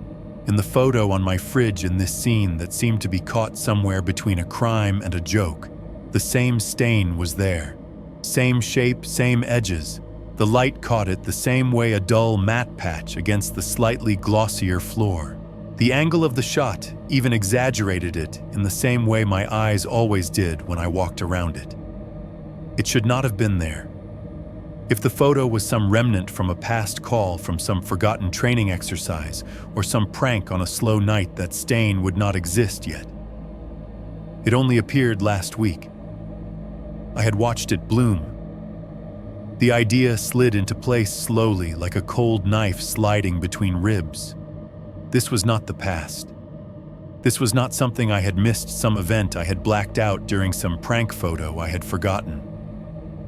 This was not a doctored screenshot of us goofing off in the bay. This was ahead of me. The rig in the picture was my rig, as it was now not as it had been a year ago or 5. The stain on the floor proved it. The tiny crack in the corner of one of the cabinet windows, the sticker someone had peeled halfway off near the monitor, details my brain ticked off one by one, stupid pieces of reality, testifying that this was current. And I was lying in it, on my own cot mask twisted around my neck, while a dead girl in a red hoodie with a hand full of stolen fingers stood in the doorway and counted. 7. The fridge hummed. The sound pitched up, wobbling, then dropped like it was struggling to breathe. The magnet under my fingertips vibrated harder, a tiny tremor buzzing into my bones. For a second, the linoleum seemed to tilt under my bare feet, the whole kitchen leaning toward the photo. My vertigo made it feel like the picture was not flat anymore, like the back doors of the ambulance were a real opening, and if I leaned just a little closer, I would smell antiseptic and diesel instead of my own stale apartment air. In the printed image beyond the frame of the open doors, I could see nothing but void, just white light blown out to featureless gray. No road, no bay, no world, just her, the rig, and me already there. 6.3. Realizing the pattern, I did not sit down so much as collapse. The chair at my kitchen table creaked under me like it was complaining. The overhead light buzzed. The world had shrunk to a circle of laminate fake wood, the dead girl's photo, and the small piece of somebody's hand lying between my fingers. The bone fit too well. It nested in my palm like it had been made for it. Warm, not hot, not feverish, just that soft body warmth that says recent. It should have cooled by now. It should have been inert the way all the other bones I have handled at work eventually become something you can catalog and bag and ship off to pathology. It was not. The fridge hummed behind me, uneven its motor trying to catch a rhythm and failing. Every few seconds, the door gave a small, sympathetic rattle, as if the compressor was laughing quietly to itself. I put the bone down on the table, right in the middle between the salt shaker and a ring where a coffee mug had stained the surface months ago. I set the photo beside it, sliding it out from under the magnet, with hands that shook more than I wanted to admit. Up close, the scene was even worse. Her hood up, blood-spattered, 7 wrong fingers fanned in a count that did not belong to any living hand, standing at the back door of my rig. Me behind her on the cot. The stain on the floor from last week's coffee. The scuff on the cabinet. The oxygen mask twisted around my neck like a bad joke. The more I looked, the less it felt like a photograph, and the more it felt like a window. A still frame paused in a video that would resume as soon as I blinked. I forced myself to look away. My gaze dropped to my own hands. The gloves were off now, tossed in a heap on the counter. My bare fingers were nicked, and dry skin cracked around the nails from too much sanitizer. The tattoo on my wrist stared back up at me, stupid black lines from a lifetime ago. 7 fingers. I could not stop thinking about the count. I leaned back in the chair and started going through them one by one, dragging them out of memory like bodies out of a wreck. The boy in the rollover. Night 1. Upside-down sedan in the ditch wheels, still spinning lazily, radio on low. His hair stuck to his forehead, with blood one side of his face flattened against the steering wheel, teeth scattered like rice. Wet, bubbling breaths as his lung filled with fluid. The first time I saw the photo brick wall, red hoodie, 2 fingers up, fall out of his hand and land in his blood before I shoved it into my pocket. Finger 1. The older pickup driver. Ice guardrail compound fracture, air full of the smell of booze and weed. The photo dropping out of his visor, same red hoodie, same wall. My rig's lights strobing over ink that seemed to blur and sharpen as we moved him. Finger 2. The overdose girl in the cheap apartment. Pill bottles on the nightstand, vomit in the sink, blue lips, roommate crying and yelling that she just went to lie down. On her wall above the bed, the same girl in a cheap 8x10 print red hoodie, brick wall, peace sign, tacked up among concert posters and fairy lights. A fake saint in a shrine of bad decisions. Finger 3. The DUI behind the bar, the pedestrian at the crosswalk, the farm accident, the pile-up. In each of them, somewhere a lock screen, a folded print, in a wallet, a Polaroid pinched between pages of a Bible in someone's car. The girl on the couch at the party with the brick wall bleeding through behind her. The kid in the hatchback with the clear phone case and the 6-finger version. The dead teenager half out the windshield, blood in her hair, whose friend's phone I found in the back seat, her picture frozen mid-laugh. 4, 5, 6. I did not know exactly which face went with which digit, but the math was there, ugly and simple. Every time she showed up, someone ended up in a bag. Sometimes that someone was the one who carried her. Sometimes they were just near enough to whatever pattern she had woven around herself. It occurred to me suddenly that I might not even be the only one counting. The bone on the table gleamed under the overhead light. I picked it up again, pinching it between thumb and forefinger. The little scratch marks along its side caught the light, tiny parallel grooves that looked more and more like clawing every time I saw them. The rounded end fit neatly against the pad of my thumb. "What are you?" I asked it quietly. The bone did not answer, which in hindsight might be the nicest thing it has ever done for me. My frustration had nowhere to go. I slammed it down. Not hard, just a sharp, flat press into the laminate like slamming a shot glass on a bar. The sound it made was small but clear, a dry, brittle tap that seemed to echo far more than it should have in the little kitchen The table reacted. I felt it rather than saw it at first, a subtle crunch under my palm, a shift in the surface like something giving way. I lifted my hand. Hairline cracks had spidered out from where the bone had hit. They radiated in every direction, fine white lines fracturing the cheap wood veneer in a pattern that looked unnervingly like a fracture. A radial skull fracture. The kind we see on scans after someone's head meets a windshield or a sidewalk with too much speed. Lines running out from a central point of impact curling along fault lines the material did not know it had until it broke. I ran my fingertip along one of the cracks. The edge was clean fresh. This was not old damage I had forgotten about. This had just happened, and we both knew it. The bone sat at the center of the little web, innocent and light. The sound started up before I could pull my hand back. Tapping all around me, not just from the fridge door or the window or the pipes this time. It came from inside the walls in every direction at once, behind the cabinets, behind the stove, under the sink, behind the cheap rental artwork hung by some optimistic landlord years ago. Dozens of small knocks, faint but in sync. Tap, tap, tap. Pause. Tap, tap, tap. A rising chorus as more joined in, like a room full of people knocking on tables with their knuckles in a rhythm they had all agreed on. It sounded like bones on drywall. I sat very still, bone in one hand, photo under the other, while my apartment's skeleton knocked back at me. It was not random. It was not wind. It was not pipes expanding. I could taste the pattern in it, the way you taste metal in your mouth before a storm. She was counting. Not numbers the way we say them out loud, but marks on some tally I had only just realized existed. I thought of the way the picture had started, 2 fingers up, casual, flirty almost.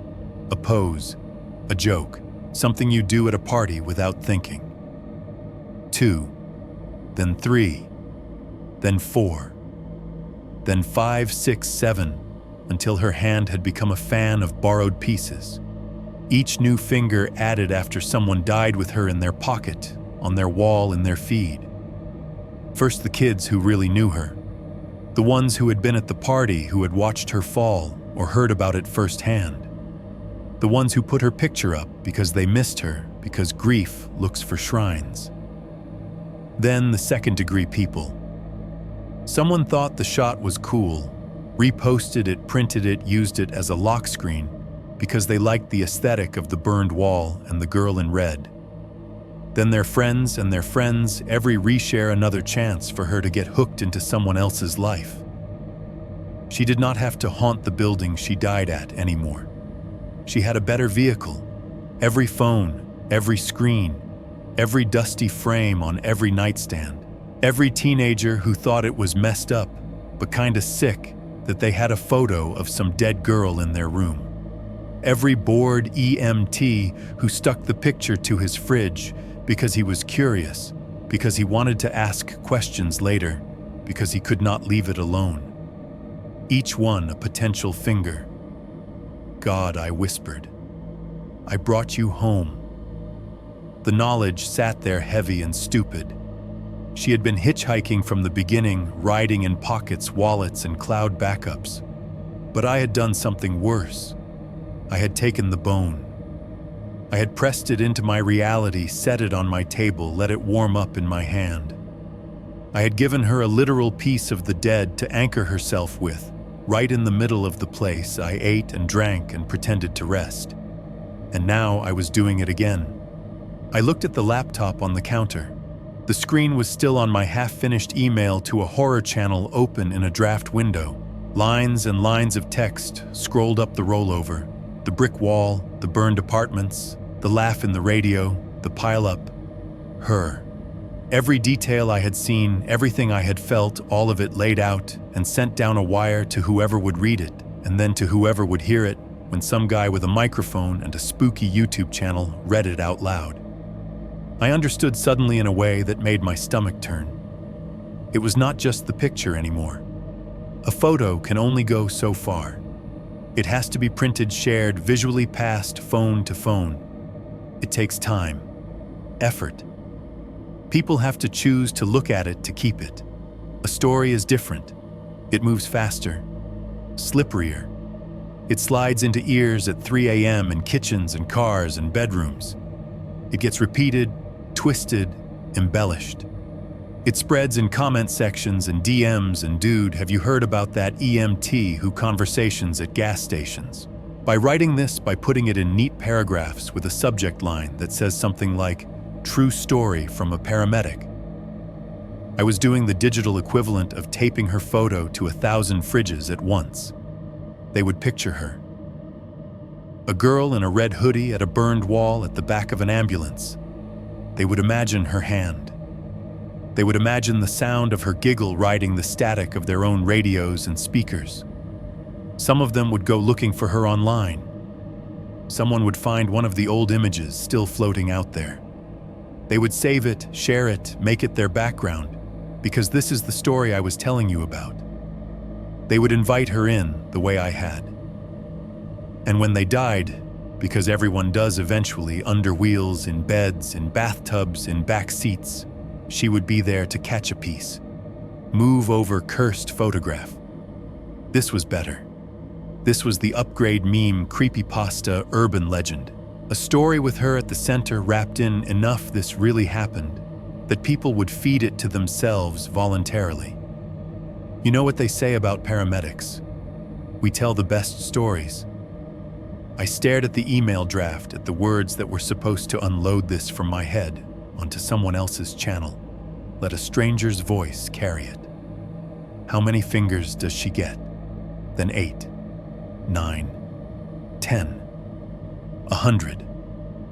Enough bone to build a whole new body. The tapping in the walls climbed toward a crescendo, dozens of faint knocks beating in time now like bones on glass. The fridge's hum warbled higher and higher, compressor straining in a pitch that sounded too much like a throat forcing air through damaged lungs. Then, all at once, it stopped. Not faded, not cycled down. Cut. The fridge went dead. The vibration ceased. The hum vanished.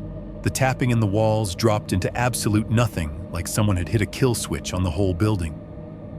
The silence that fell was wrong.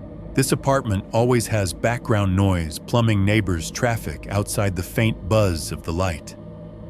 Now it felt like someone had taken all of that and stepped it out of the room, closing a door behind them. For one long second, all I could hear was my own heartbeat thudding in the side of my neck. Then I heard another breath. Not mine. It came from right behind my left ear, close enough that the tiny hairs on my skin stirred. A slow inhale, too long, dragging across damaged vocal cords. A wet edge to it, like there was fluid in the lungs. The sound of air being pulled into a chest that was not built for it anymore. The exhale came out as the ghost of a giggle cut off before it could fully form. I shut my eyes. The photo on the table did not care. The girl in the frame kept smiling, kept holding up that fan of fingers, kept standing in the open doorway of my future.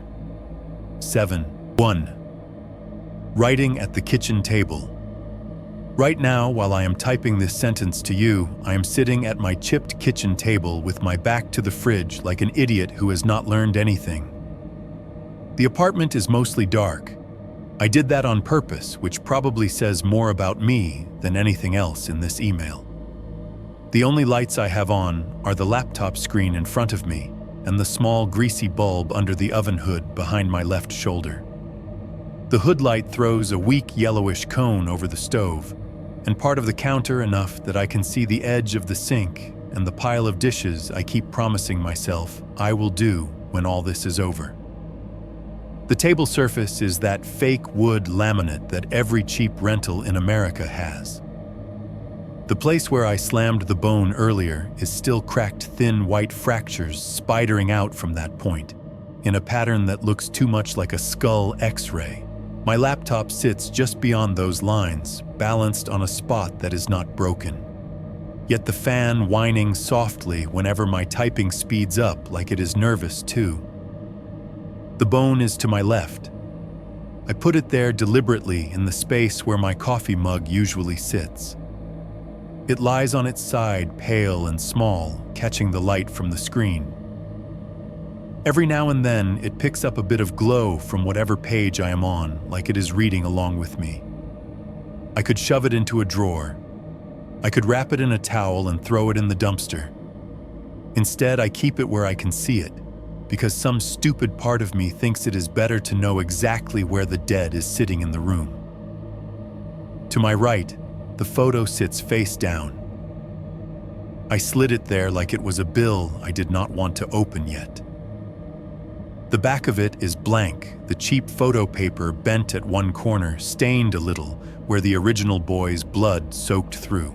I can feel its weight, even with my eyes on the screen, the way you can feel someone staring at you from across a room without looking. Behind me, the fridge hums. I can tell it is not right, even without turning around. The compressor does not hold a steady tone anymore. It rises and falls in little tremors like a voice trying to stay calm and failing. Every so often there is a sharp internal crack the sound ice makes when it shifts and splits. It pops loud enough to vibrate the magnets on the door, and I feel a faint thump come through the back of the chair up my spine. The rest of the apartment is quiet in that fake way that is really just a lot of small noises blended together. The highway outside throws a low, distant wash through the walls. Someone upstairs is walking back and forth the old floor joists, complaining in soft creaks. The clock in the living room ticks jumpy second hand, smacking the same cheap plastic every 60 beats. The TV is off. From where I am sitting, I can see it through the doorway into the living room, just a black rectangle hanging on the wall. It reflects the faint light from the laptop and the hood bulb, but not cleanly. The darkness in that screen looks deeper than it should, like the doorway behind me stretches longer in the glass than it does in real life. Every few lines I type, my eyes flick over there to make sure the shape in the reflection standing in the kitchen doorway is still just me. I am writing this as an email to a horror channel, and that sentence alone probably tells you more about my mental health than any test could. I know what I should be doing. There is a version of this night where I am sitting in a police station, instead explaining to some tired detective that I have noticed a pattern in certain accident victims and overdose cases. I could show them the photo, the bone, the screenshots of the girl's social media before it vanished. They would write it all down, nod politely, and eventually tell me that grief and trauma do strange things to the brain. They would go back to worrying about fentanyl and domestic calls and whatever budget cuts are coming next. There is another version where I am in a therapist's office. They would listen. They always do. They would have that calm, deliberate nod that I hear you face they teach in school. They would say words like vicarious trauma and compounded exposure and intrusive imagery. They would say that EMTs are already running hot on the stress meter, that my brain is trying to find patterns to make sense of all the bodies I see. At some point, gently, they would ask if I have considered medication. Maybe I should be in one of those rooms. Maybe after you hear this, you will think that is exactly where I belong. Instead, I am here at this cheap kitchen table writing to you, to some guy I have never met who sits in front of a microphone and reads emails from strangers into a camera. To whatever number of people on the other side of that glass who put your videos on at 2 in the morning while they do dishes or drive or lie in bed and try to decide if they want to be scared enough to push sleep back another hour. It sounds stupid when I spell it out. But the truth is, people like you and your listeners are the only ones who treat stories like this as something worth holding, even if you do not believe them all the way. You know what it is like to carry a stranger's bad night in your head. Your audience is full of people who have chosen on purpose to invite other people's nightmares into their houses. I do not know what I am actually asking from you. I do not know if this is supposed to be a warning or a confession, or just me trying to split the weight up so it is not all sitting on my chest. There is a childish part of me that thinks that if enough people hear this, if enough people picture her and understand what she is doing, it will dilute whatever hold she has on me. There is another part that is very aware I might be doing the opposite, feeding her, giving her a bigger stage, and I am still here typing. The keys feel different tonight. I have been writing reports on this same keyboard for years. Patient care summaries, incident narratives, little boxy blocks of text formatted the way the billing software wants them. Right now, each key press lands with a softness that feels too deliberate, as if the plastic under my fingertips is cushioning the weight of more than one hand. The taps on the keys sync with a sound behind the walls. At first, I think I am imagining it. Then I slow down my typing, letting each letter land with a little extra space between them. The knocks adjust. When I pause, they pause. When I hit a quick run of words, they pick up, staying just a fraction of a beat behind, like an echo, or a second set of fingers trying to keep up with the first. It is subtle, faint little ticks that might as well be the fridge settling or the upstairs neighbor moving chairs or a dozen other harmless things. But rhythm is what I do. My job is pulse and breath and the sound a monitor makes when a heart is about to give up. I know the difference between random and intentional. Someone is typing along with me, one letter behind. I glance at the bone. It has rolled a little closer to me since I last looked, though I do not remember bumping the table. It sits now at an angle, scratch marks facing up like a tiny broken finger pointing at the laptop screen. The light from the display washes across it in flickers of blue and white as my cursor moves, like it is watching the words appear. I glance at the photo even though it is face down. The edge of the paper lifts just barely every time the fridge kicks or the walls tick a tiny tremulous motion that could be air or could be something else. The urge to flip it over and confirm that the image has not changed again is a physical ache in my hand. I keep it pressed flat to the tabletop with my right palm using the weight of my own body to hold whatever is on the other side in place. If you are hearing this now, it means I hit send. It means the draft I am staring at in the glow of this screen left this apartment, traveled through whatever invisible lines hold your whole world together, and landed in your inbox. It means you opened it and decided this was the kind of story your listeners would sit through. It means your voice is wrapping itself around my words somewhere in somebody's car or kitchen or bedroom at an hour when the world feels thinner than usual. While I am writing this, though, all of that is still in front of me. Right now, it is just me. My table, my bone, my fridge, my laptop, my hands, and the sense that the apartment is holding its breath to see what I am going to say next. 7.2. Speaking to the listener. At some point, writing this stopped feeling like talking to a faceless audience and started feeling like talking to you. Not you guys. Not everyone watching. You. The person who, for whatever reason, picked this story out of the list and hit play. Maybe you are in your car right now. It is late, too late for traffic, too early for morning commuters. The freeway ahead of you is mostly empty, a long black ribbon with only a few scattered taillights in the distance. Your headlights carve a tunnel through the dark, catching the reflective paint on the lanes. The occasional sign, the green of an exit number that does not mean anything to you. Your phone is propped on the dash or in the cup holder, glowing faintly.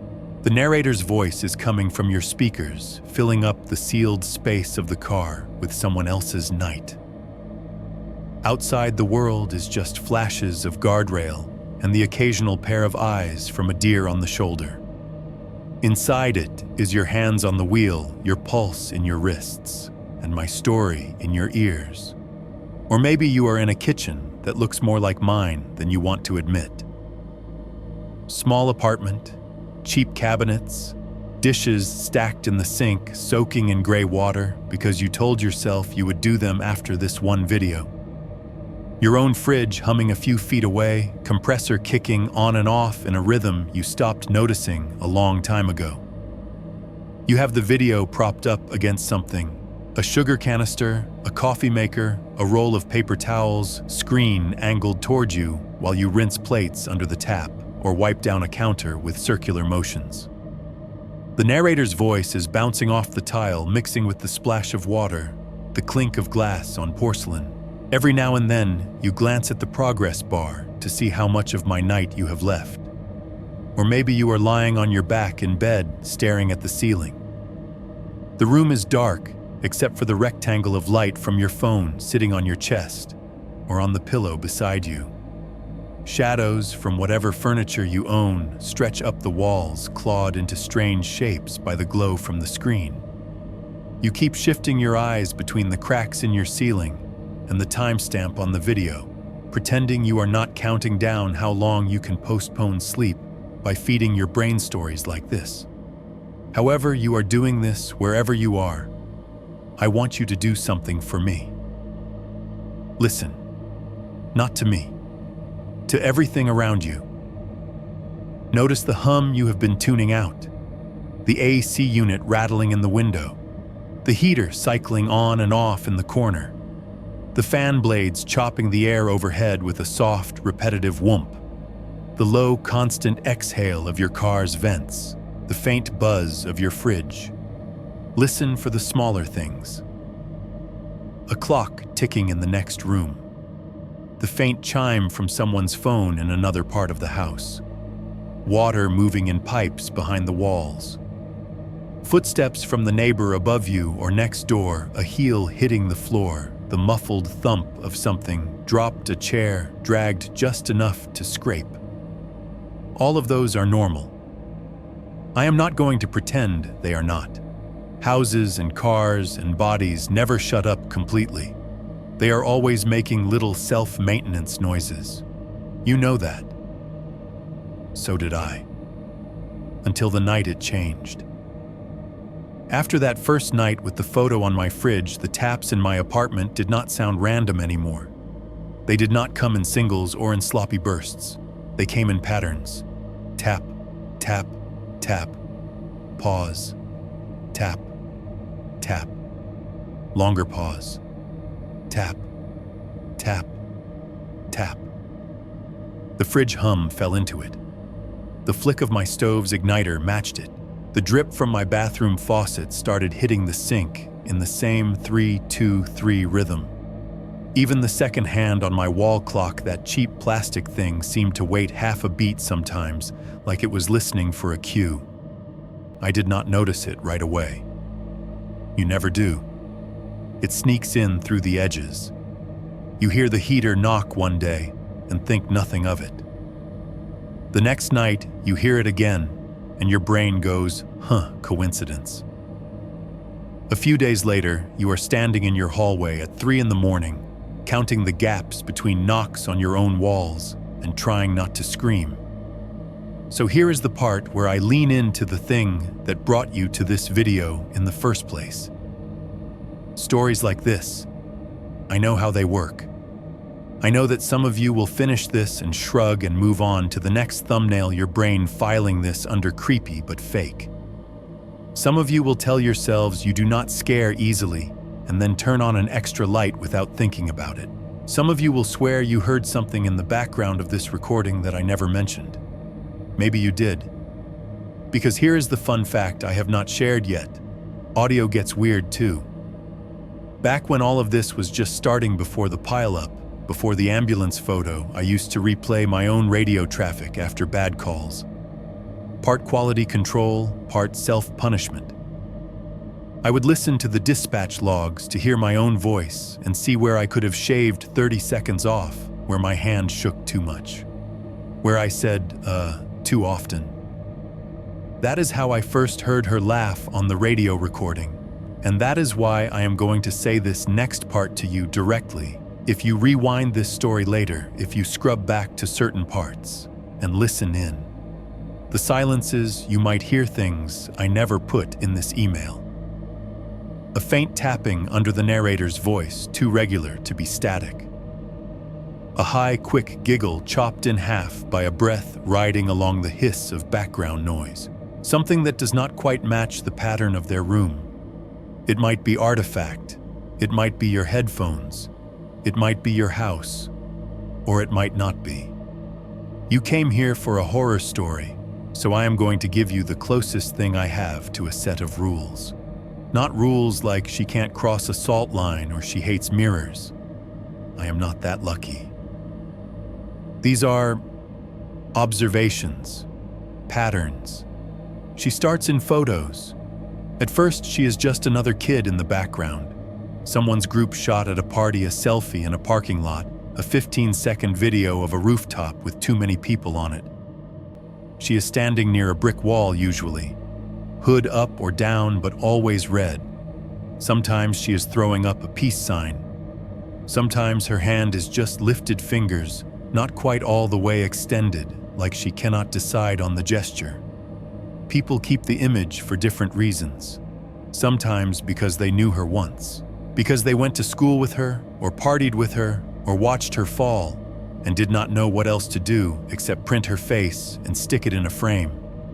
Sometimes because the picture looks cool and they like the aesthetic, burned building, graffiti, cute girl, good lighting. Sometimes because they just feel something when they see her pull a little hook under the skin that they cannot explain. It sits on their nightstand. It gets tucked behind their phone case plastic. It gets pinned to a corkboard or slapped on the fridge under a magnet. It sits in their camera roll where they scroll past it twice a day without really realizing they are lingering. Then, at some point, they die.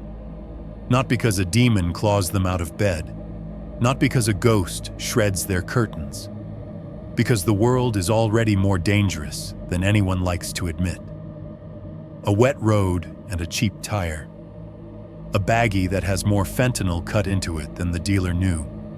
A fight that goes one punch too far. One step backwards on a balcony when you have had just a little too much. A moment's distraction at 70 miles an hour. Ordinary disasters. The kind of thing they make PSAs about. The kind of thing I see on shift all the time. It would be easy to say there is no connection at all. Bad luck, bad choices, bad weather. Except the picture kept coming with them. In the glove box, in a wallet.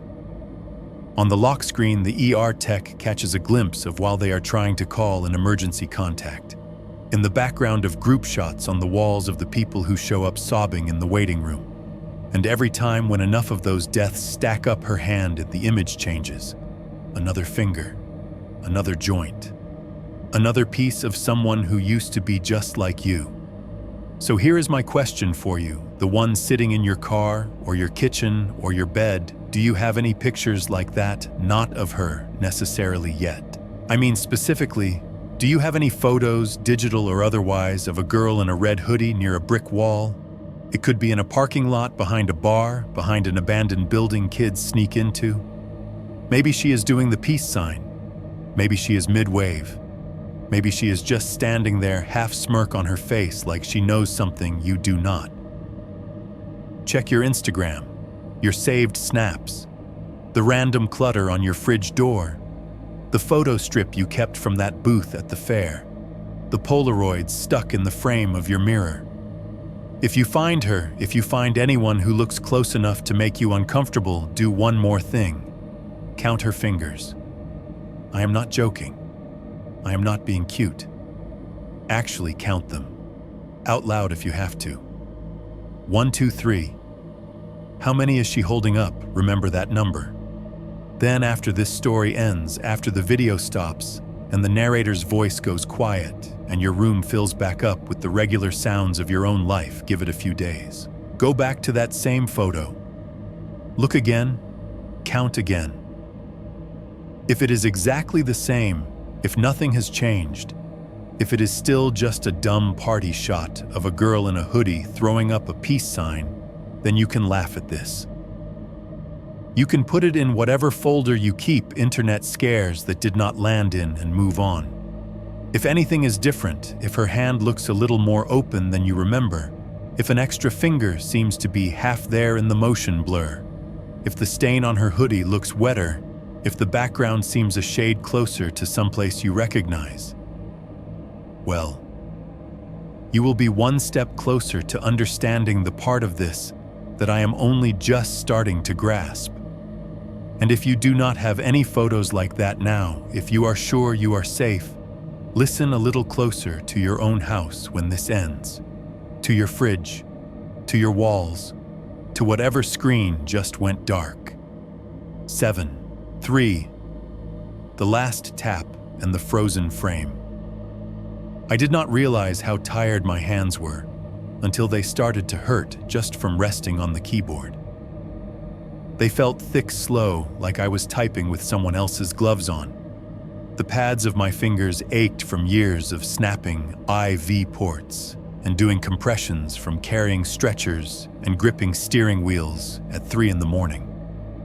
Now they ached from hitting keys, from trying to turn everything in my head into a neat line of text on a cheap laptop that was never meant to hold this much.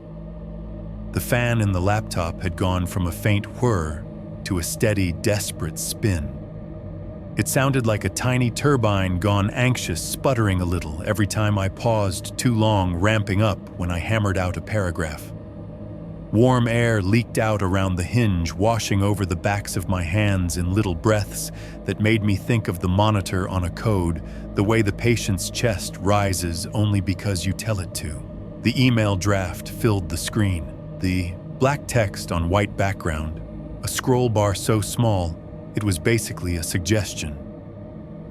The subject line sat at the top as innocent as any other message, some bland phrase like incident report, from night shift, EMT, the kind of thing you might scroll past if you did not know any better. At some point while I was wrestling with the last section, the tapping started again. Not wild this time, not the chorus from inside the walls, just a measured, deliberate sequence from behind me where the fridge sat humming. Tap. A pause long enough for me to type half a sentence. Tap. Another pause. Tap. Not 3 in a clump, but 3 spaced out like punctuation, like someone adding periods to the end of my lines. I could have ignored it. I had been ignoring it for days, but this time something in me folded. I closed the laptop halfway, leaving it at an angle where the light still spilled out onto the table, but the words blurred into a bright, unreadable smear. The bone lay where I had left it, a pale comma near my left hand. It had stopped rolling. It sat perfectly still in the fractured center of the laminate like an anchor point. The photo was still on the fridge. I could feel it more than see it, its presence, right between my shoulder blades, the way you feel a set of eyes on the back of your neck. I had been leaving it there, magnet pinned, as if distance and angle could keep it from changing again. The tapping came once more sharper. It rattled the magnet. I heard it clack. "Okay," I said. My voice sounded wrong in the kitchen. Too loud, too alone. It did not sound like the voice that gets on the radio or talks to nurses. It sounded like somebody talking to themselves in an empty house. I got up. The chair's legs scraped the floor. The overhead light hummed, throwing my shadow up the wall in a stretched, narrow shape. The linoleum was cold under my bare feet, grounding in a way that did not actually help. The fridge loomed squat and white, its enamel skin buzzing faintly with the effort of the motor. The tourist magnet clung to the upper part of the door, holding the edge of the photo in its grip. I reached up and peeled it off. The magnet was warm. Not room temperature, not just under a light. Warm like someone had been holding it right before me.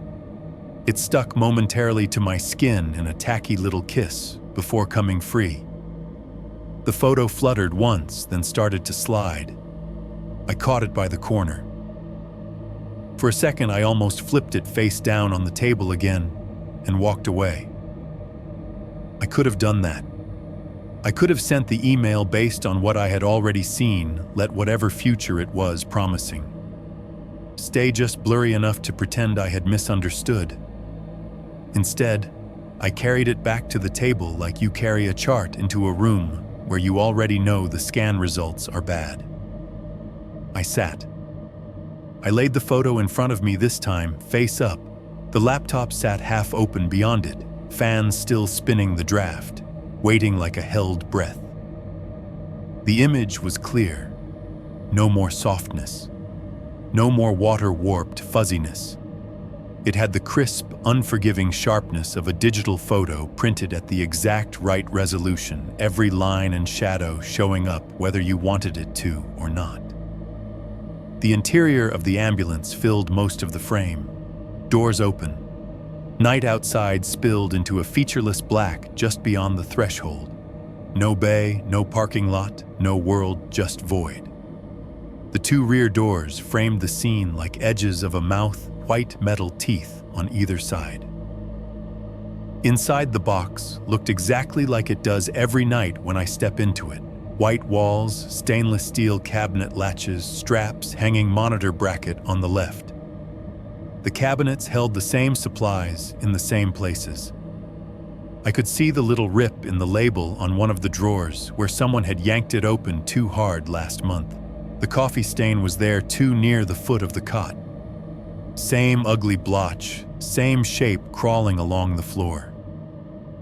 She stood in the doorway. Red hoodie shadowed face jeans dark enough that they blended into the floor. The overhead lights cut down over her head and shoulders, throwing the hood into a deeper shadow and bleaching the top of her hair to almost white. The front of the hoodie was a horror show, splattered, streaked, soaked in patches of dark red that shone under the lights as if still wet. Her mouth was wide, not a smirk now, not a half grin. Open in a smile so big it looked like it hurt.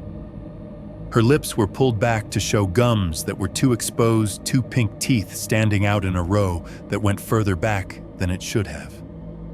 Incisors canines more after that small and regular, like someone had taken the idea of too many teeth and decided to see how far they could push it without breaking the photo. Her eyes were in shadow, but somehow I still knew they were locked on me. Her hand, if you could still call it, that was raised beside her head. 8. 8 long, thin digits fanned out like the ribs of a broken umbrella. Some were still wrapped in torn strips of flesh, brownish and dried in places, pink and raw in others. Others were bare bone joints, knuckled and knotted little chips missing here and there, like they had hit something hard.